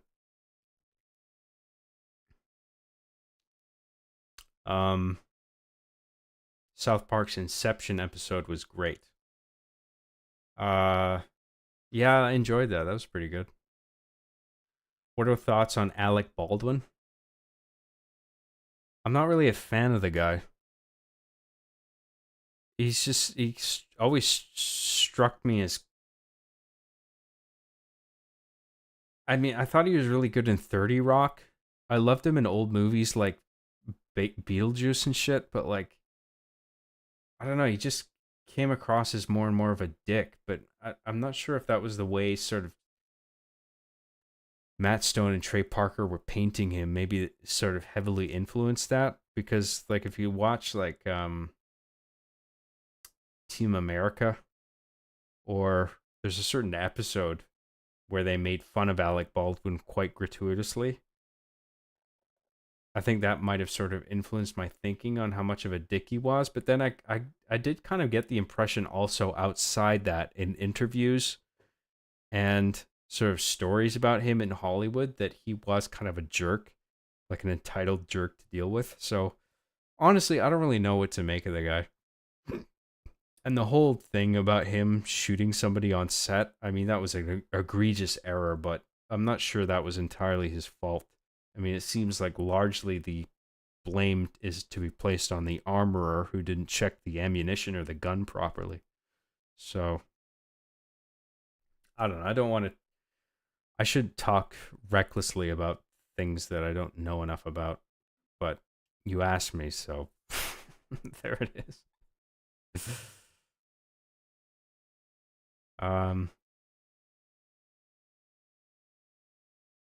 Where was I?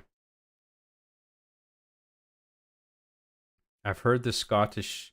I've heard the Scottish accent is all from the throat.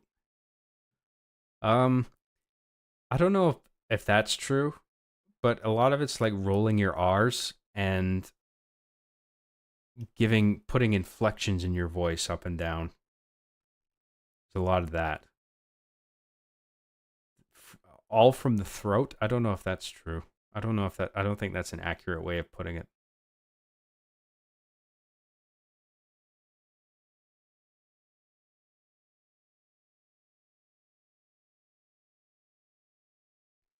I appreciate him legitimately going through most of these, Lamau. Well, I'm happy to do it. Whatever. It's funny. It's funny. I am really tired, but like, it is actually funny. 1,000 Pound Sisters. Oh, that's the show with the 1,000 pounds in it?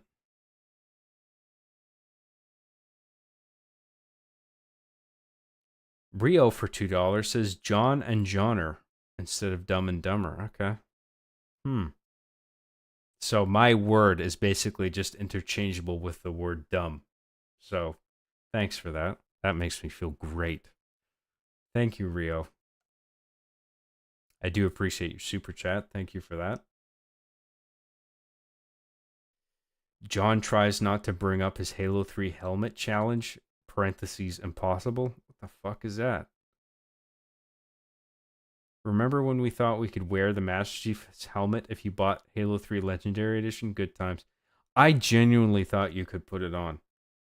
And then I got the special edition and I saw how small it was. And I was like, what the fuck, man? I thought I could fucking wear this shit. Turns out it's just basically a DVD case. It's just wide enough to have the game disc and the bonus disc in DVD cases. So there's like, it's just sort of a hollowed out rectangle, cubic rectangle to slide those in. And that's it. It's not like completely hollow like you might think.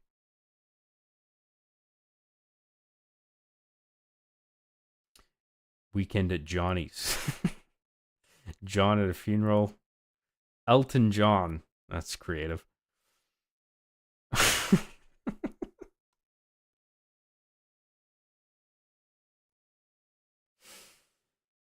John's Bizarre Adventure. Not bad. Train Spotting 2 is really good as well. I agree. I quite like Train Spotting 2. I thought it was good.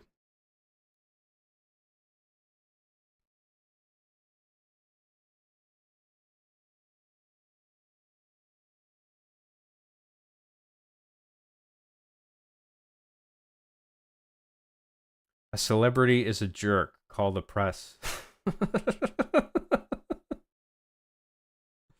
I don't know if that's Alec Baldwin or Donald Trump you're referring to. Nope, he failed basic gun safety. He is to blame. But if he is told by the armorer that there is no bullets in the weapon, then obviously during filming, he is expected to pull the trigger. So,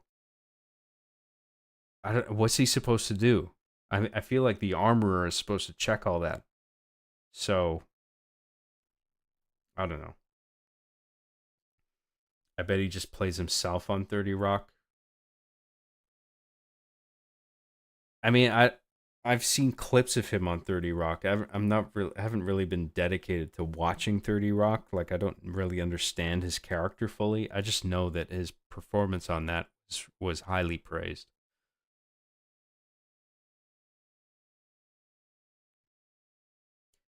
Big Trouble in Little China is pretty dope so far. Good call out, chat. Dude, that Big Trouble in Little China is a great ass movie. I mean, it's one of the most bonkers movies you'll ever see, but I think it's quite good. Bro, you want a pumpkin spice latte, bro? I want to go to fucking bed. That's what I want. John Lennon. Oh my god. You just took out the H. It's the same fucking thing. Resident John. Sure. So I am synonymous with evil now. First it was dumb, then it was evil.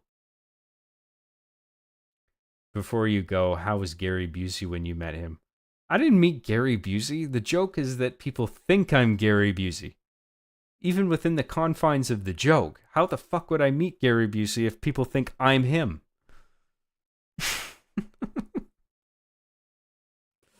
Come on, guys. Alec Baldwin always seemed really smug to me. That's about it. Yeah, that's kind of the impression I got as well. Big Trouble in Little China is one of the most 80s movies of all time. I don't know if... It doesn't feel distinctly 80s to me for some reason. It just feels like just a wild, crazy movie. Like that... I guess maybe 80s in the sense that nobody nowadays would take a risk on a film like that. Whereas in the 80s, they would. I guess that's, if anything strikes me as 80s about it, it's probably that aspect of it. John Fu Hustle? Sure. John, how is meeting yourself? What does that even mean?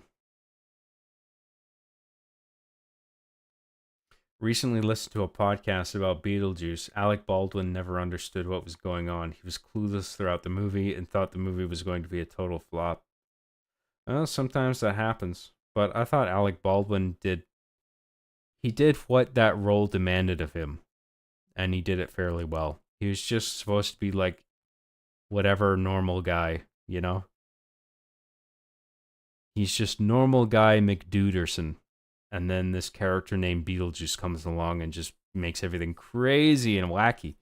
So, like, I guess it might have actually served the character that Alec Baldwin didn't even have a fucking clue what was happening. You know? Sometimes movies just work out that way.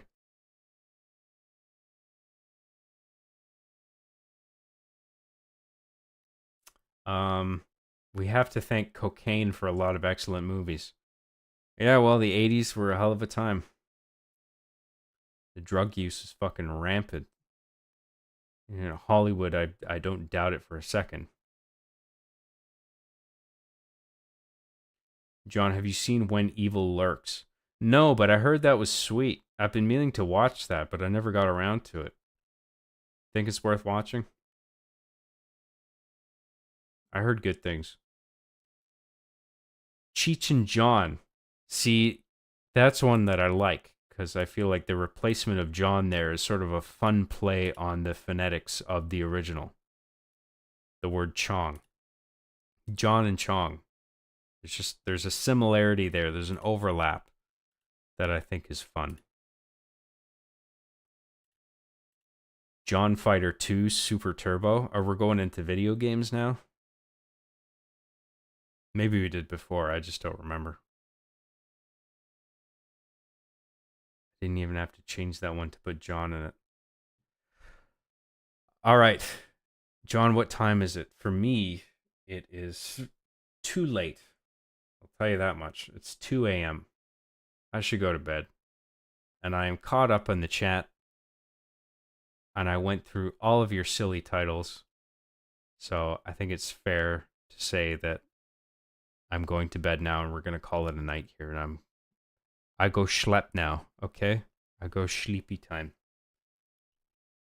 Thank you very much, everybody, for tuning in. I hope you enjoyed the show. Thanks for spending your Friday night with me. Thank you for all the super chats. I hope I didn't bore you too much. No, we didn't beat 2 betrayals, but... Oh, no, we did. We did beat 2 betrayals, and we're on keys, the mission keys. We'll do that tomorrow, okay? We should be able to... I should be available tomorrow, and we'll do it tomorrow if I'm available, okay? Chances are that's the case. I hope you enjoyed it. And thank you very much for all the super chats and everything. I'm incredibly appreciative. And you guys have been great. So, we'll pick this up later. And I will see you then. Thank you, everybody, and have a good night.